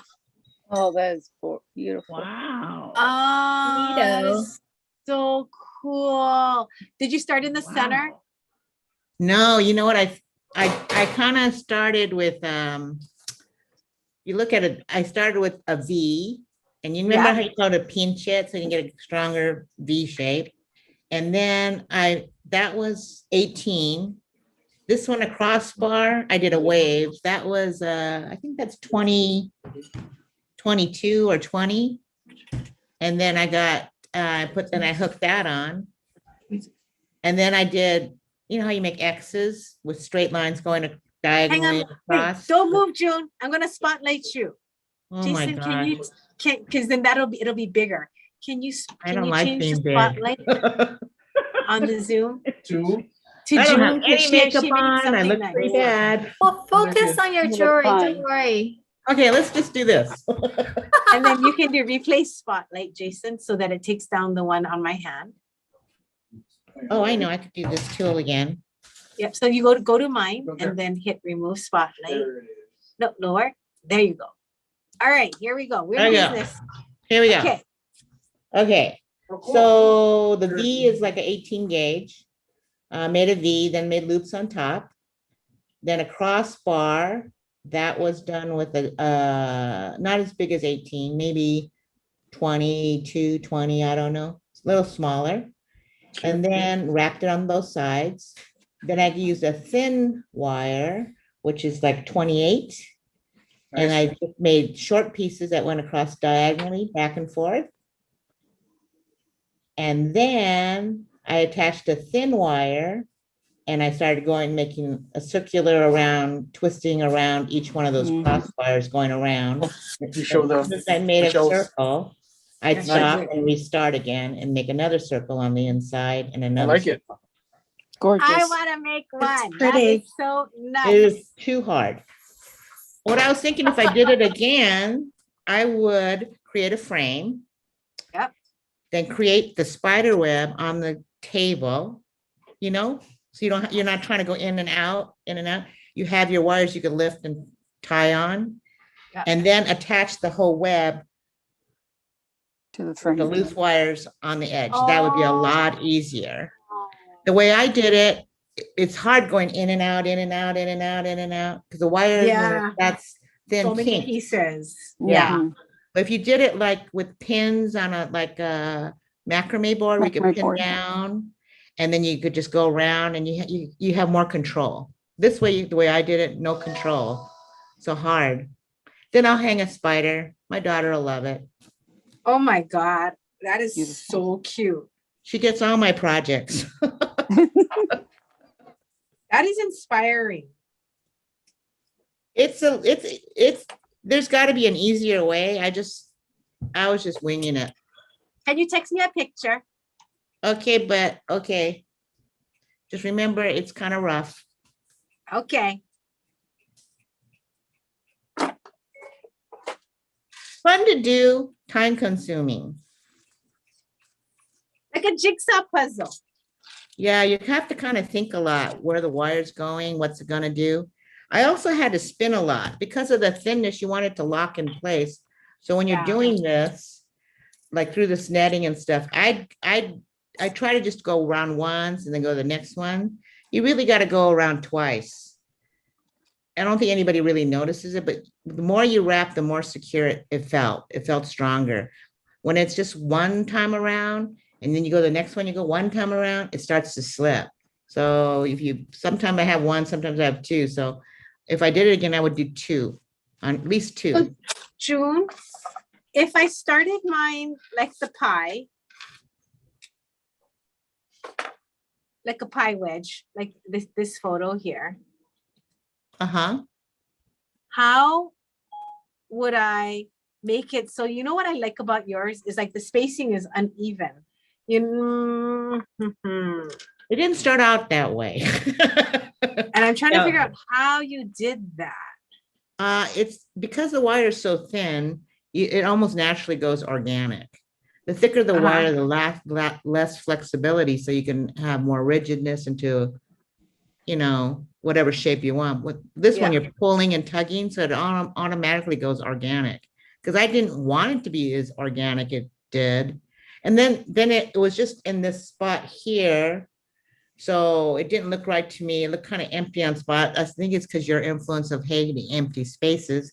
So I added wire up here and I added a crossbar down here to fill in that netting look, even though it's not really connected to the center shape. So But as long it just as, looked like it needed something. so that's very, very, very clever because I'd never have thought the armature would be a thin wire. Like my brain goes to make it thick, you know, so that it's sturdy, but only by doing it thin can I get that organic misshapen look, the way spider webs do look, right? The wind blows it and they stretch. Right. Or they And move, plus, right. You want the, well, spider webs, just like the ones you put up for Halloween, you stretch it, the cotton you buy, batting. Yeah. It has the thinner you stretch it, the more spider webby it The looks. speedness of the web itself, yeah. Yeah, so you want that feel, I think, of lightness. And the only way you can maintain that, just like a normal spider web would be, was between structures that hold it in place. So that's why I kind of went with the I'm structure. gonna make that. I'm gonna wear it because it's so nice. And I can totally see myself wearing it like as like a, almost like a breastplate, right? There's like maybe like 4 inches. Okay, mine's not that big, okay? But because I want to hang a spider, or you could put a spider on the top and then hang whatever here, or I was thinking of maybe making a tiny fly to put in the center. And then, but that just seemed kind of cruel, but you know, tiny fly dripping in blood. No, just kidding. And a little chain with a spider hanging like, there's one on Pinterest that's really professional looking. Can you take a picture for the ohana of that? And then I want to work on, yeah, and I want to work on the pumpkin too, on the pumpkin. Okay. Do you still want bats? You want me to draw bats? Draws everything. Any Halloween related thing. Draw a picture for Jamie. Draw a witch. Candy corn. Scaredy cat. All of that stuff. Draw it all, June. Oh Just my draw it God. all. Just draw it You all. want like a cat with the back arched up and the tail, all the stereotypes. Yeah. Haunted house, a Oh my mansion. gosh. Draw it all. Haunted house page, that would be awesome, wouldn't it? Wouldn't it? Yeah, that's what I haunted think. house would be really cool. Okay, none of us are that skilled with the wire, but I could try to do it. Oh my God. Give me a few days. For a while. And I could do it in pencil, and I don't have to do a clean drawing, right? It just ink. Right. Just a rough drawing, pencil, good enough. I think it's just a nice visual to be able to go, okay, this is where I would bend the wire, or, you know, I think what it is keeping in mind proportion, which is one of the hardest things to do, is proportion. Balance is always important. Yeah. And then it makes something go from being Visual okay balance, to not cute. you know, visual balance. You're so good at All that. balance. I draw a We're long so time. lucky we have you, Joan. We are so lucky. Oh, you could do it too. Just you have to draw every day for, 50 years.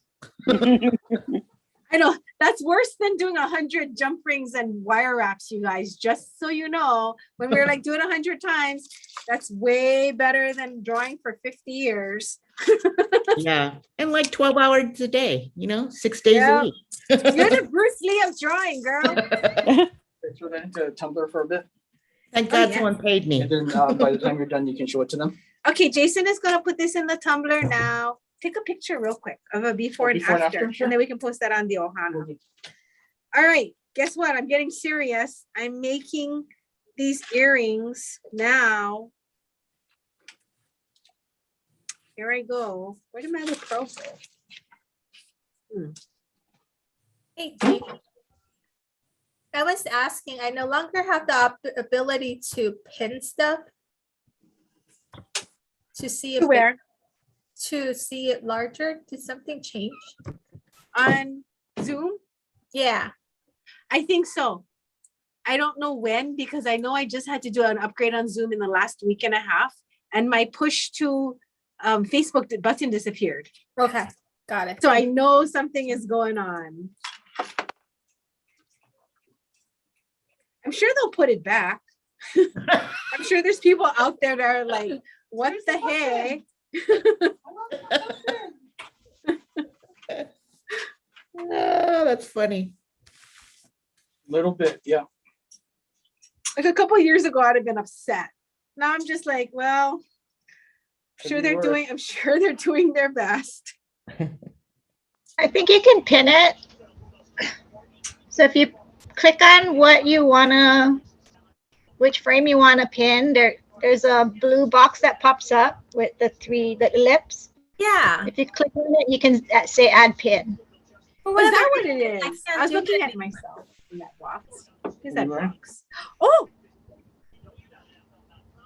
there's this box on the bottom of my iPad with a plus and a minus, and I touched it for the first time, and it expands and it shows me people. Can you tell we don't zoom very much? Oh my god! Oh my god, it's funny. Okay. I know. I'm like, I know computer. I go interweb. Who's that coming in? Teresa. Oh, you admitted? Yeah. Okay. All right. If two Tahitian pearls are not perfectly matched, but it's a present, you'd be just happy, right? Yeah. Yeah. Okay, Yes. just checking. My guess is they're never gonna notice, because if they did, they would be making their own earrings. Oh, Becky. Or You're very smart. close, You're right? so If they can smart. see it that closely, that's scary. It's COVID. Oh, yeah. Yeah, that's a good one. It's COVID. Yeah, 6 get feet back. away and look. Or I'll be 6 feet away going, do you like these? You do, right?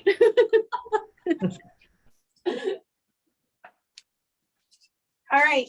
Oh, so before I go get my Tahitian pearl earrings, I'm gonna show you something that I got because I wanted them. And then if you guys like them, I'm gonna make a special price before I show them on our Facebook page. And I will delete this video off of YouTube as well. So whoever's watching on YouTube, just know this will be deleted. Okay, so remember I was telling you about these beads, these purple beads. Oh yeah, hold on, they're stuck. They are a plated, sometimes they're called like titanium plated or something, quartz.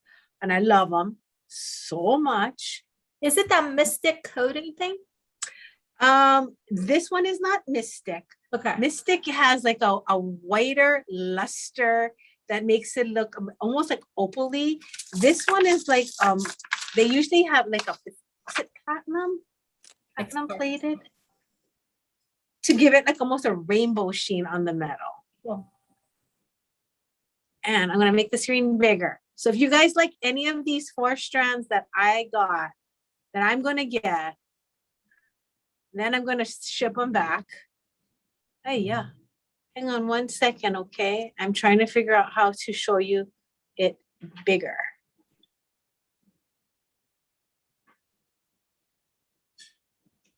Okay, everybody left the room. Elise, can you highlight this purple one for me? Yeah. Then look at this. This is morganite. Not really. So this was a lesson I wanted to teach you guys. Never believe what your vendor tells you.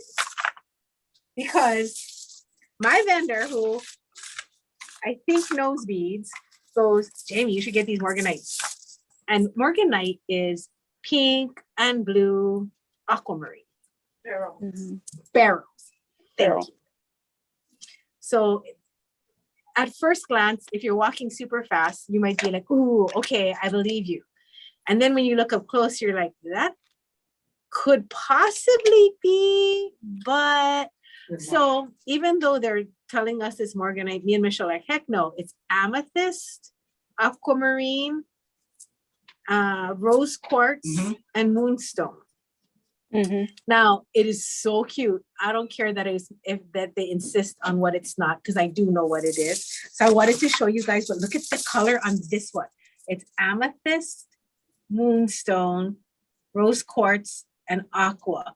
We had this, Debbie, remember this bracelet, and we called it Dream, and we had it on Kalani Street. So the colors on this one is a little bit more, would you say, well, it's not this, I wish I had my other one. The quality on this one is little bit lesser, but the colors are still really Yeah, pretty. it's a nice. Okay, so that's the story on that. So if you guys like any of it, I asked Michelle to give me a price list so I could make a discounted price list. Haha. So it's all gonna be about anywhere from $16 to $20 cheaper than when I put it on the other live. This is plated agate 8mm facet, and it's gray. So this one is $18 for half a strand. So if you just like a half strand, it's $18, and it's going to be $24 when I do put it out. If I put it out, honestly, I don't know, because sometimes it's nice for me just to have something that's like something that's not, I'm like showing everybody. I'm sure you guys know that feeling where it keeps it exclusive. I don't know if the word is keeps it what? Exclusive? Kind of, but not in a way that we want to exclude anybody. But it's just something that's special to me. It's Exactly, because I know appreciated. I like It's special. Yeah, So it's like personal. it is super personal, and I guess I want anybody else who's going to be wearing it to feel like a personal connection. Because when I see something and I go back 4 times and I finally I'm like, you know what, I cannot resist it. Energetically, it's saying something. And it's always weird to me when it's not a natural gemstone. That 2 of them are plated is interesting. Because if you know me, you know that I look at anything that's like overly heat treated, dyed, or not natural looking. And I kind of just make a big cut around those areas. I'm like, But just, I don't know. I think these are just gorgeous. This is a grayish color. And it's a silvery gray, but it reminded me of when it's overcast and about to storm. It has that feeling. It is so nice on the skin. Like it feels good too. Like when you drape it on your arm. So if anybody likes any of these, it is $16 for half a strand. No, sorry, $18 for half a strand. $36 for the full. And I didn't put any prices on it or anything because that's not the prices that it's going to be tagged at for the live. And we'll see, because if I put it down and Michelle or Jason thinks that it should go on a live, they'll take it. But this is what this one. So this is the first one that I love. This one I'm totally getting. This is the purple 10mm one. It's $16 for half a strand. Half a strand is 8 inches. So if you're going to make a bracelet, I just want you to know it's more than enough. And this one had like different shades. Can you see? Some were like darker and some were lighter. I don't know which one I like. It looks like and the candy. reason it does. And then look at it with this. This is my plan. I want to wear them together with my white quartzite. Okay, so I'll just finish telling you. This is $16 for half a strand. This one was $18 for half a strand. The large morganite, which is not morganite. I just want to say I'm calling it morganite because that's what they insisted.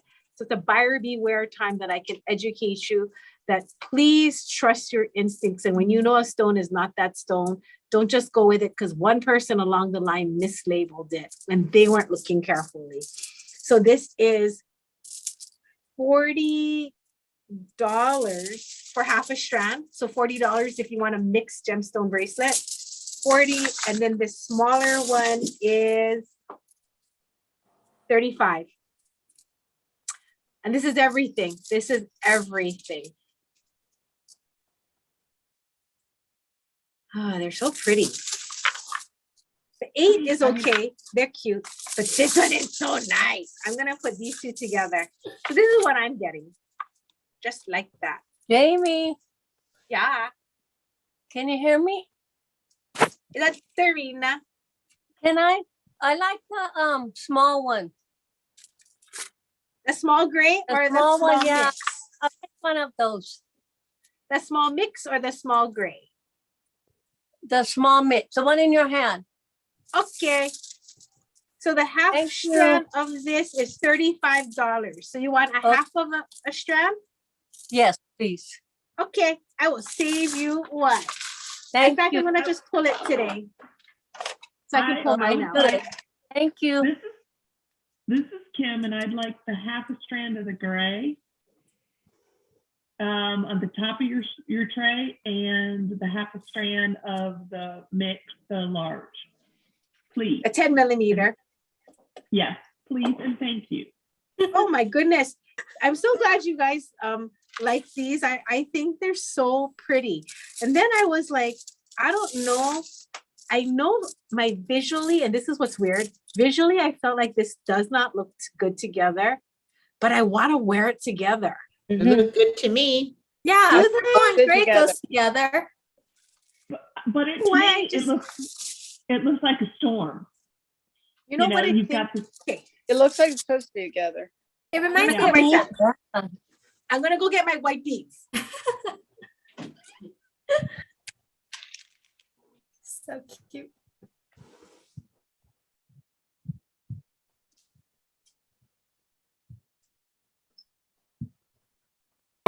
Becky, it would match your shirt right now. This is my I white. know, I want one of everything except for the small mix. So In my mind, I'm just waiting until she's ready to write it down. She has purple and gray on, so it matches. It's this is like this is one of this group here is like my love language kind of. Like I have a couple of them, and this is definitely like, you know.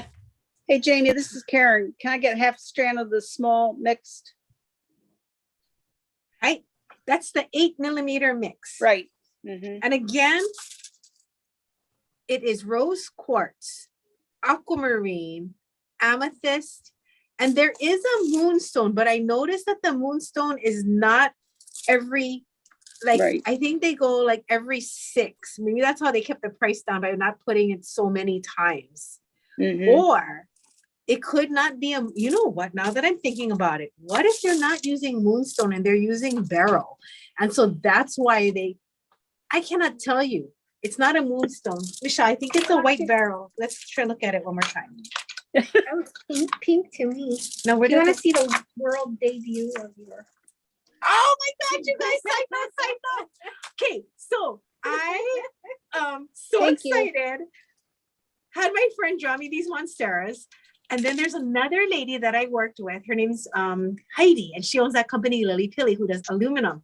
And so Heidi and I lost touch for years, and I reached out to her and I said, what if I send you a drawing? Will you do custom work for me? So this is the international debut of your Monstera. Oh my gosh. Oh wow, those are pretty. Very nice. Pretty. So we're going to be having these in our show when? Yes, in our mixed metal show, August. No, I think that moved. September. December. One of these Those are days. gorgeous. We did some rescheduling yesterday. I think it moved to October 2nd. Becky, can you post in the Ohana that our metal show is October 3rd? Second? Saturday, October 2nd.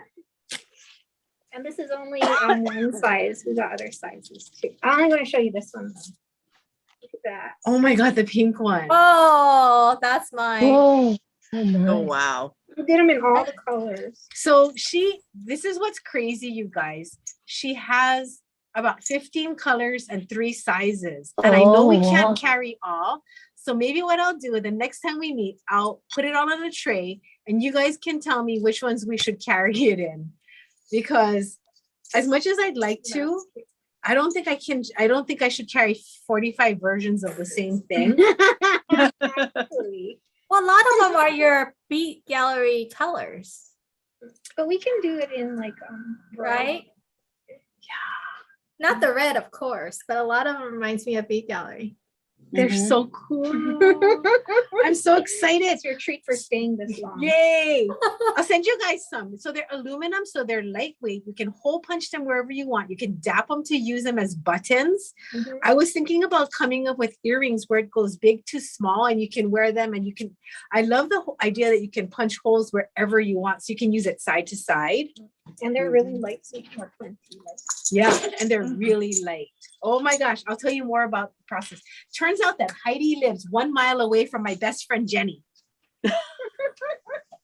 So crazy. In Longmont, Colorado. like, who knows where Longmont is? But she told, I go, where do you live? She's like, Longmont.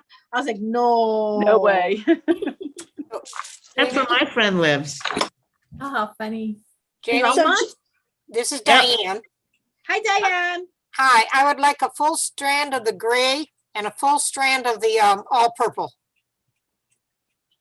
Oh, this one, the bubble gum. Yeah. I'm just gonna call full purple. Wait, Diane T, right? Yes. I have your wire tester. I was announcing it earlier when you weren't here. I'm gonna come back to you. Okay, so don't worry. I'm gonna come back to you on that. So Dorina, I have a half strand of the mix. Yeah, the small one. 8mm. Small. Okay, Kim, I have half strand gray, half strand 10mm, which is the big mix. Yes, ma'am. Karen K, I have half strand of the small mix. Yep. Thank And you. Diane T. Huh? Can you check the chat? Can I check the chat? Yes. I try.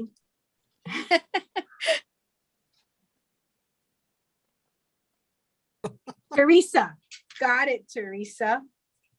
Teresa, half strand of everything? Yes, please. Okay. Can you add an order for me, please? This is Debbie. Debbie T, what you like, ma'am? Okay, the 10mm mixed, a half Okay. strand. Okay. And the purple one, the bubblegum one, yeah, a half strand. Okay. And the gray, a half strand. Okay. Did you see how nice it is with the white quartzite, you guys? It is. I'm like, Hey, Jamie, you can just read. I want Debbie's order as well. Okay. I just made it easier. You got the 10mm of the mix, right? Yeah, the 10mm Right. of the mix. Yeah. Yep. Yeah, I want Debbie's order, please. Okay, Becky and oh, you know what? Maybe I should send a picture to Janine because she might like these gray ones. Yeah. Yeah. Okay. How much I think is the bubble gum again? The bubblegum one, a half strand for our group pricing is $16. Can I get a full strand of that? Sure thing. Sharpay. Sharpay. Full strand purple. Okay. Hi, Hey, Jamie. I this put is my. Sarah. Oh, go ahead. Oh, Jamie, this is Doreen. I put my order in the chat. Okay, I go write them down. Brenda, I see yours. Kara, I see yours. Can I also add a half strand of that small mixed? To the half strand gray, Kara. Yes. Okay. Thank you. Hey, Jamie. Yeah. Just for understanding, if we were to get a 10mm of the morganite, they claimed it would have been, how much would it be in real morganite then? Full strand. This in morganite. Yeah. More. 10mm. 10mm. Yeah, he's gonna run out and look right now. Oh, thanks. Hi, Stanton. This is gonna be our club stone then, because I do not think that I'm gonna just show a few off and then it'll be something that's kind of fun just to have. I think they're pretty. So, you know, bracelet. Well, we have a show. We have to come with it. for real club entrance bracelet. Please show it. Initiation. Jamie, what is the gray material again? This is agates. Ooh, this is Ruth. Could I have half a strand, please? Oh, do you remember how we used to have the morganite in this one? All sold out. Okay, we don't have this in morganite, but I think it was like 180, something like that. Yeah, when it was like the full, the 8-inch one. Yeah, beryl tends to cost more because beryl in general, the aquamarine, when it's in that pink color, pink morganite, most of the time costs more than rose quartz, unless it's a Madagascar rose quartz, like double, triple AAA quality, those will always cost more than like a regular rose quartz. But oh my gosh, I got some Madagascar rose quartz coming in. So again, this is a plated agate. The plating on this stuff though is not like metal plating on, what you call it, like on a finding. Like I've noticed I've worn plated gemstones and they didn't rub off the way, like if you had like quote German wire where it's got the gold over the copper and that just rubs off. So I'm not sure like why it sticks even better, but I know that the metallic coating on here is not like gold or silver metal. These are like oxides that are being put on. We do a mixed barrel. Oh, okay, okay. That's So nice. I have, this is a mixed barrel here with the pink and the blue. This one is 150. Then I have a lower quality one, so you can see the difference with no purples. So that's why I was like, this is definitely a barrel. This is $60. Then I have this one is a mixed barrel. This one is 105. So the one that we had that was like more of the pinks, there's more of the pinks and the blues. It was more, the blues were more like this blue, not this blue here. That one was, this one's 105. Oh, here's the one I was talking about. This one's 375. So because it's super transparent, so then you can start to see the difference in a mixed barrel. Interesting, yeah. Beads. And this is the one I was talking about. This one is 575. So this is a 10 millimeter multicolor barrel. So morganite almost always costs more than just a regular rose quartz. So pretty. Now, the reason I wanted to show you guys this, and I picked it and I was hanging on to it, was because I think that, I don't know if you guys, if you're not my Facebook friend, please let me know so that we can be friends. I posted something recently that was talking about the responsibilities that we feel and the guilt we feel a lot when there's stuff happening around the world. And then, you know, we're just like, we care. Yeah, but how can we care about like, yeah. And so like, it was interesting. I was like, I want to make something for myself to remind myself that, you know, just even maintaining my own sense of peace and calm is so important. And maintaining my own self-care and doing what I need to do is just as important as like me being concerned about what's going on in Afghanistan, because that was like, I mean, that's some crazy stuff happening that you wrap your head around it and it's almost like, what can I do? How can I help? But then you're like, well, what can I do just even in my own neighborhood, right? With crazy stuff happening. So anyhow, the reason why I'm showing you this today was this particular strand, and this resonated with me in terms of like being healing, calming, and just saying, hey, take it easy. You're doing the best you can, and stick with that. That's your motto. You're doing the best you can. Just know that. Okay, I'm still writing notes. Yeah. Here's my bracelet from, let's see if I can get it in the camera. From back on Ward Street.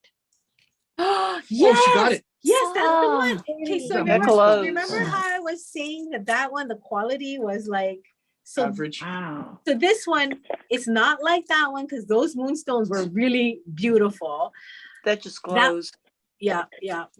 But everyone kept asking about that since we got those. What was that? That was 2000 and was it 14? Is it 2014? No, yeah, because it's I feel like it's longer ago than that. Okay, so that's when you were in Hawaii. Did you come to Hawaii for that time? Gosh, well, we were there every year for several years. Yeah. And Michelle stamped the dream stamp for all of those. Yeah, it is bracelets. the dream stamp. Yep. And so this is the first time I've ever found something that even resonated with that same energy. This is it right here.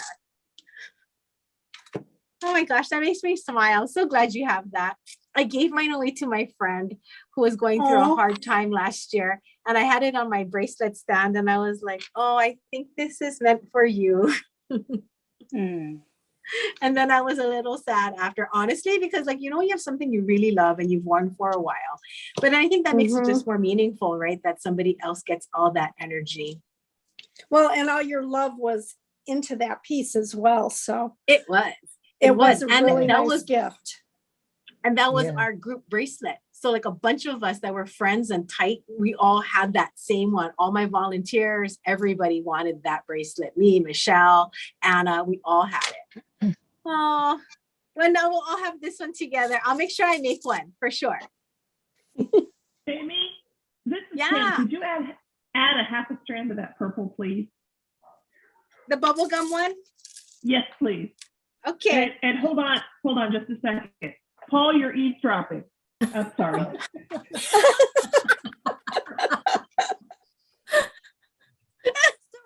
So Jamie, can I change my order to have a full strand of the 10 millimeter? Because maybe I need to make a necklace to match. Oh, that would be so. Oh my God, Debbie, wait, not wait on that, but we have a tassel trunk show coming up on September 25th, Saturday. I have a whole bunch of tassels coming in. I'm going to see if Michelle can do a demo for us that day on the Chinese knotting cord one. So then you can learn how to make your own custom colorized tassels for whatever you're making. But in the meantime, I'm bringing in a whole bunch of tassels. The prices are so good. They're like, I don't know, $2 to $6. So then you can just tassel out everything you want. And I'm so excited about that because I love tassels. I really do. I don't know the history of tassels and why they're so popular. So I tried to Google it and find out, well, how did tassels even come about? Who was like, hey, let's hang these little thread things on, the edges of stuff and make it ornamental? Because I always feel like when you see something, it always came with purpose, right? Things that you see ornamental today had its beginnings in purpose. So if any of you know why the tassel is something that we use, I would love to know.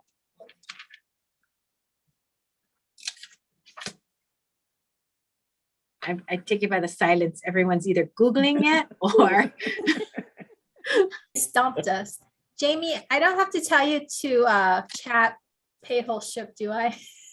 No, you do not. I think Michelle, when she sees all your names, she's just like, she got it. Yeah, I gave up on putting that on there. I just assumed that you'll make a box and you'll send me a box when the box is full. And I'm always like, wait, we have to put stuff in it. Wait. Okay, so on top of then, after Diane Tree, I have her full gray, full purple. Then Teresa, I have your half strand of all. Cara K, I have your half gray, half small mix. Debbie T, I have your 10 millimeter full mix, half purple, half gray. Becky P, I have your half purple, half gray, and your half 10 millimeter mix. Then Paige, I have your full strand purple. Kiki, I have your half gray, half purple. And Doreen, I have your half gray, half purple, half large mix. Then I work in a restaurant. Remember to email Janine. Sammy, did you read mine and I missed it? Janine B asked about gray. Kim, you had a half gray, half 10 millimeter, and a half purple. Correct. Yeah, you're one of my first ones. And you know what just made me laugh? I go, I could work at a restaurant, but only if it sold 4 things. I was thinking it sounded like you were saying a Starbucks coffee order. I'll have this. Yeah. Who's making the Starbucks right? Oh, Danton works at Starbucks. Yes, ma'am. This is Ruth. Did you have Ruth. Did you have my half gray? Hold on, Miss Ruth. No, how come? Well, because I think we got sidetracked on talking about other stuff. Thanks. Ruth, half grade, you got it. Hey, Janie, this is Karen. Can you change my 8mm to 10mm? Of course. Thank you very much. Now within this purple, there's some light and some darker. So I'm gonna ask super quick on the purple people. Kim, if you could choose between light or dark. Debbie, dark. Dark. Kim, dark. It's dark.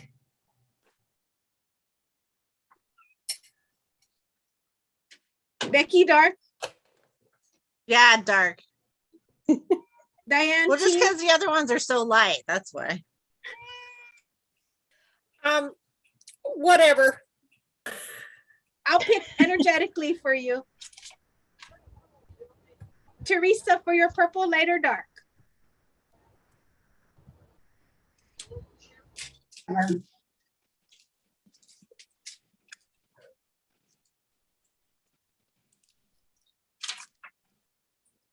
And Paige.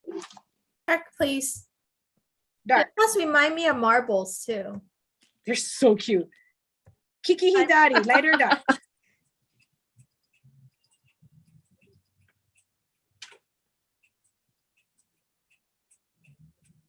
That would be Brenda, light or dark. And then Doreen, light or dark?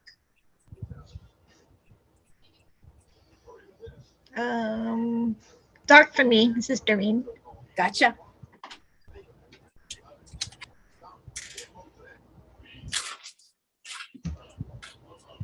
Teresa, are you still here? If you are, do you want me to pick for you? Well, I thought I said I'll take whatever, but if there's a, part of the strand that's mixed, that would be fine too. Okay. Oh, I thought Diane said for me to pick whatever. Yeah, I said whatever. Oh, and then Teresa said whatever too. Okay. All right. And then the last person would be Brenda, if it was light or dark. Just mute. I'm mute. Yeah. I have to put my head right by the speaker. Hello. Does anyone hear Brenda? Brenda? Okay, Brenda, I choose for you. Wait, I'm Kiki, so I did dark. Oh, Kiki wants dark. Okay, you got it. All right. Okay, thanks. Got everybody. Oh, I hope you enjoy them. They are so pretty. I love them. So now what else was I going to tell you? Oh, these. Miss June has these, and I'm trying to figure out what we can do with that so that we can have a June related project with one or the other. So I'm going to see if Michelle can put it on some leather, because I have leather in my storage, and we could just cut out a piece and then stitch around it and then turn it into a pendant. But if somebody else has an idea, this is a great time to now say something.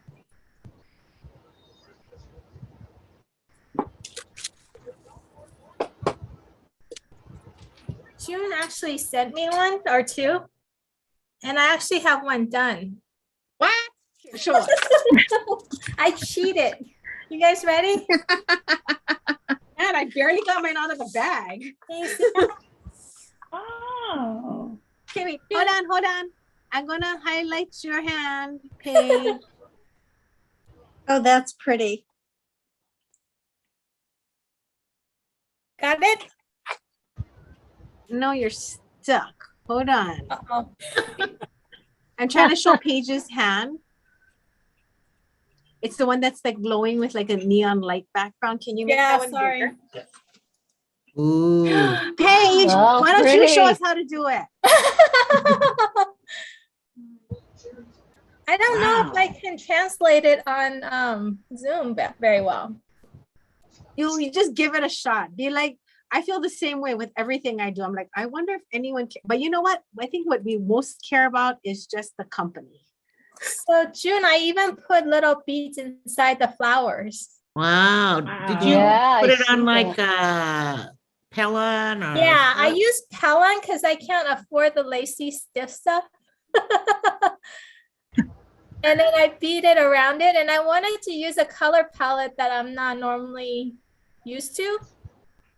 So I did reddish, purplish, and bluish.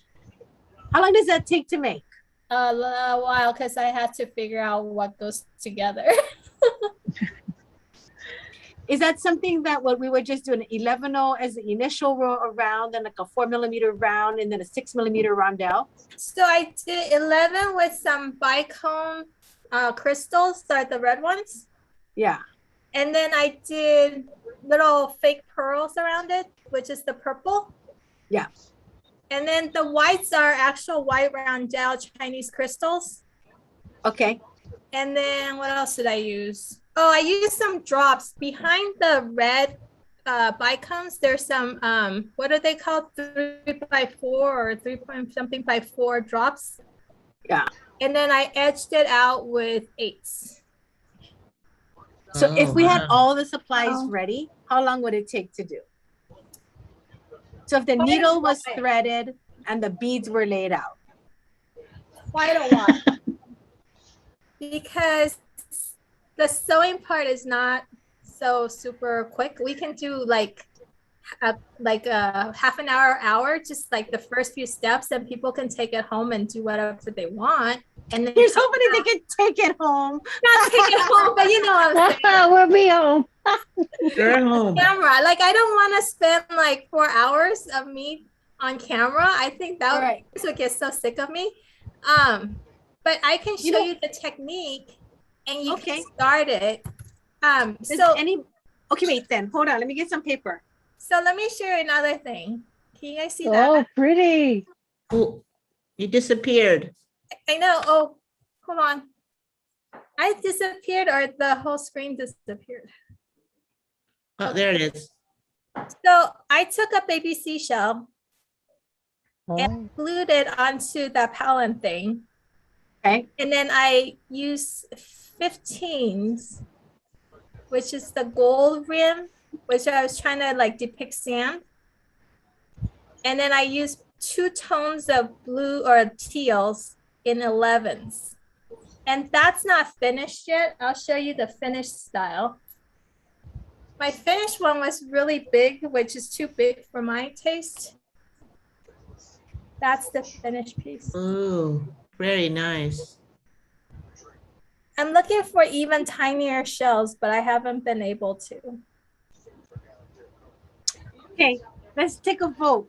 Do you guys want to try something like that? Because if you guys don't have the supplies, I can order some of that lacy stiff stuff and then just cut everybody out a small piece. You know what I mean? Because you don't need the whole sheet if you want to back something up. And then we can like have Paige, if you don't mind, Paige starting us off where we can start it. Whoever wants to do it while we're having a bee jam can start. Whoever's not doing it just does their own thing. But it'd be nice that you're there so that when we get to the next round or we have a question, we can just be like, Paige, hey, because it's such a repeated stitch that makes for a good bee jam. The other thing is you'll need like size 12 needles. Got it. I use the, what is it called? Beadsmith sharps, but when you stab yourself, you are gonna say bad words, which I almost did on camera today. You guys just didn't catch it. So I wanted to point that out. It is really sharp. Do you prefer regular thread? I use Fireline. And you I prefer Fireline. the 4-pound Fireline, but you can use Nymo. Oh, Nymo too. Use Okay. something called G, something G. 1G. Yeah. 1G. 1G is the same. It's just, I think it's just a different brand of It's a like brand, a different yeah. manufacturer for, it's the same as the Nymo stuff. And then I don't know where everybody is, but my favorite thread or fish line is this brand. I buy it at Walmart. It's a 10-pounder, but it's thin enough that's almost like a 4-pounder. But when I used it, the clear ones, I use Fireline because this brand only comes in that sea moss green color. Okay. But yeah, I don't know what everybody wants to do. If you're not interested, I won't take it personally. So it's all good. You know, as a suggestion, because it does take time for bead embroidery, it's not a fast thing, is, I don't know if it would work out, but like start and then for like an hour, and then maybe a week or 2 weeks later, those of us that would be working on it, then we do another hour or two, kind of so that we can work on one step before we're going on to the next. I don't know. Does that sound anything at all? Yeah, I like it. We might as well just use the bead jam times. You guys can let me know. Do you want to use June's glass vintage, or do you want to use something else? Because we can start off small and use a button as an example. Oh, so that we make the full round. Because I know that like when we taught it with a flat back button, more the size of a nickel. You can get that done in like 2 hours, you know, Yeah. because we only went around like 3-4 times. But this is like double probably. Yeah, yeah. Okay, so you guys give me some ideas. If you want to do one, then I can coordinate, because June said she'd be happy to share these with us if you have your own button or you want to do a shell. But what I need to do is see if I can find some lacy stiff stuff, because honestly, you don't want to buy packs of it, because you only need this much to back your piece if you're going to make one. And so I'm happy to go and grab that for us and split it and then just ship it to you.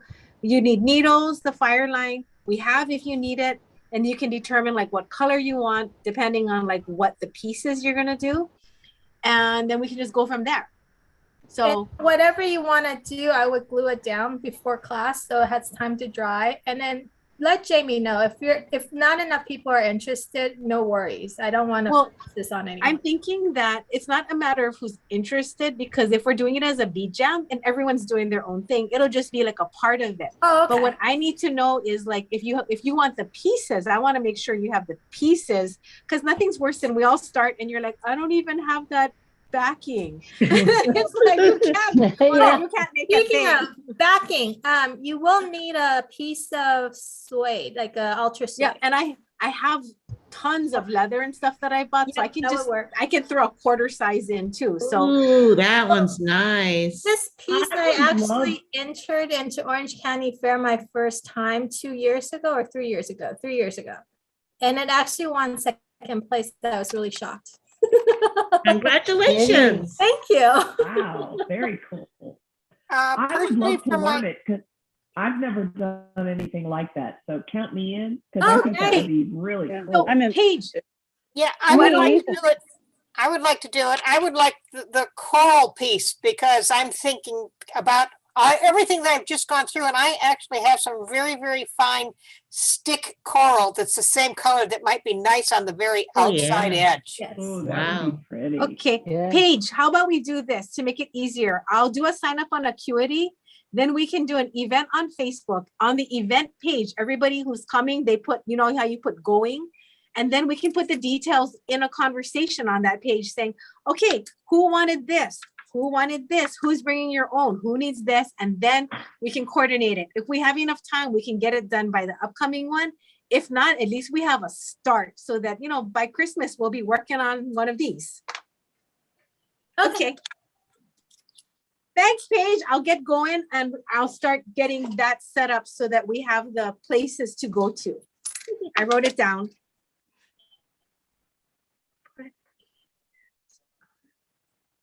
Acuity and Facebook page, CC page. Okay, gotcha. All right, my friends. That was fun. Thanks, June. Oh, you're welcome. I'll mail it to Janie when we know how, you know, when we know we're doing this. Yes. We'll all know. I'll put it up on Facebook. Jamie would know more about the vintage glass and time period. I don't know anything. I just know they're very old. Yeah, they're beautiful. They're made. They're made in Japan. That's all I know. It reminds me of coral or jade.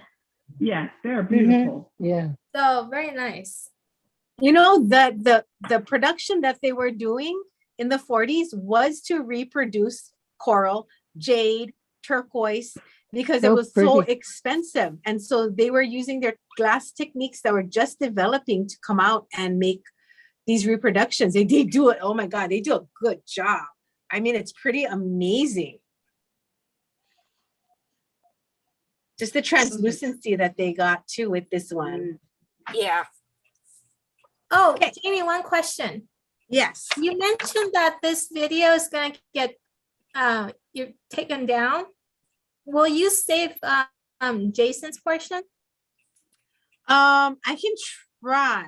Okay. I think I'll see if I can download it.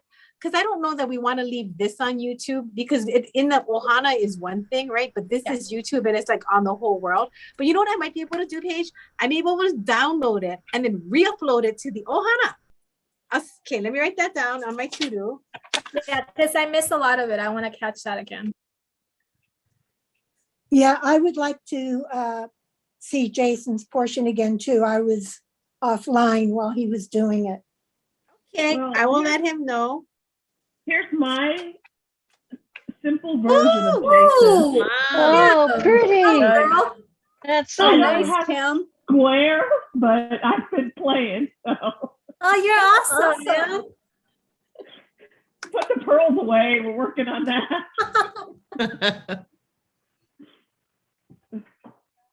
Thank you, everybody. I had such a nice time hanging out. I was so looking forward to today. I was like, it's Bead Jam Day. I get to see all my friends.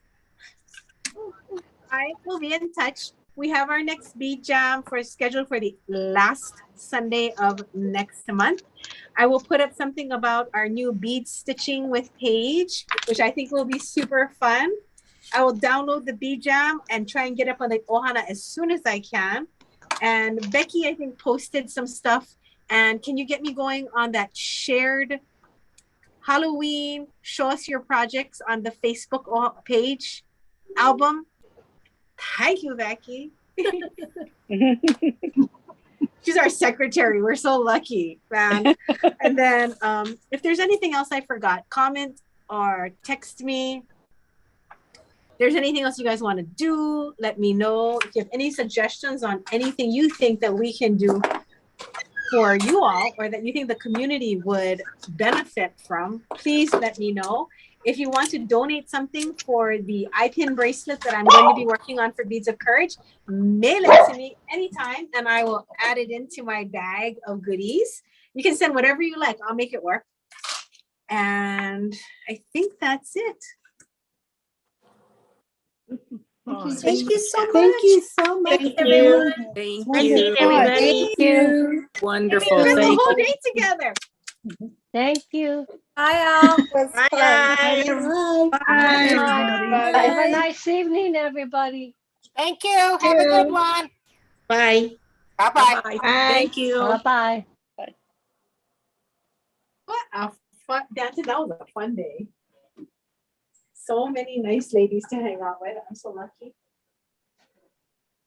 I want to see if I can get bring it down from YouTube. So see if we can download that. Is it all, we make sure it's closed on that one or on this Bye, Ruth. Bye. Bye, Kim. Have a good one. You too. I'm getting ready for bed while you guys are spending the rest of your day. night. Good night. And if you, I will hit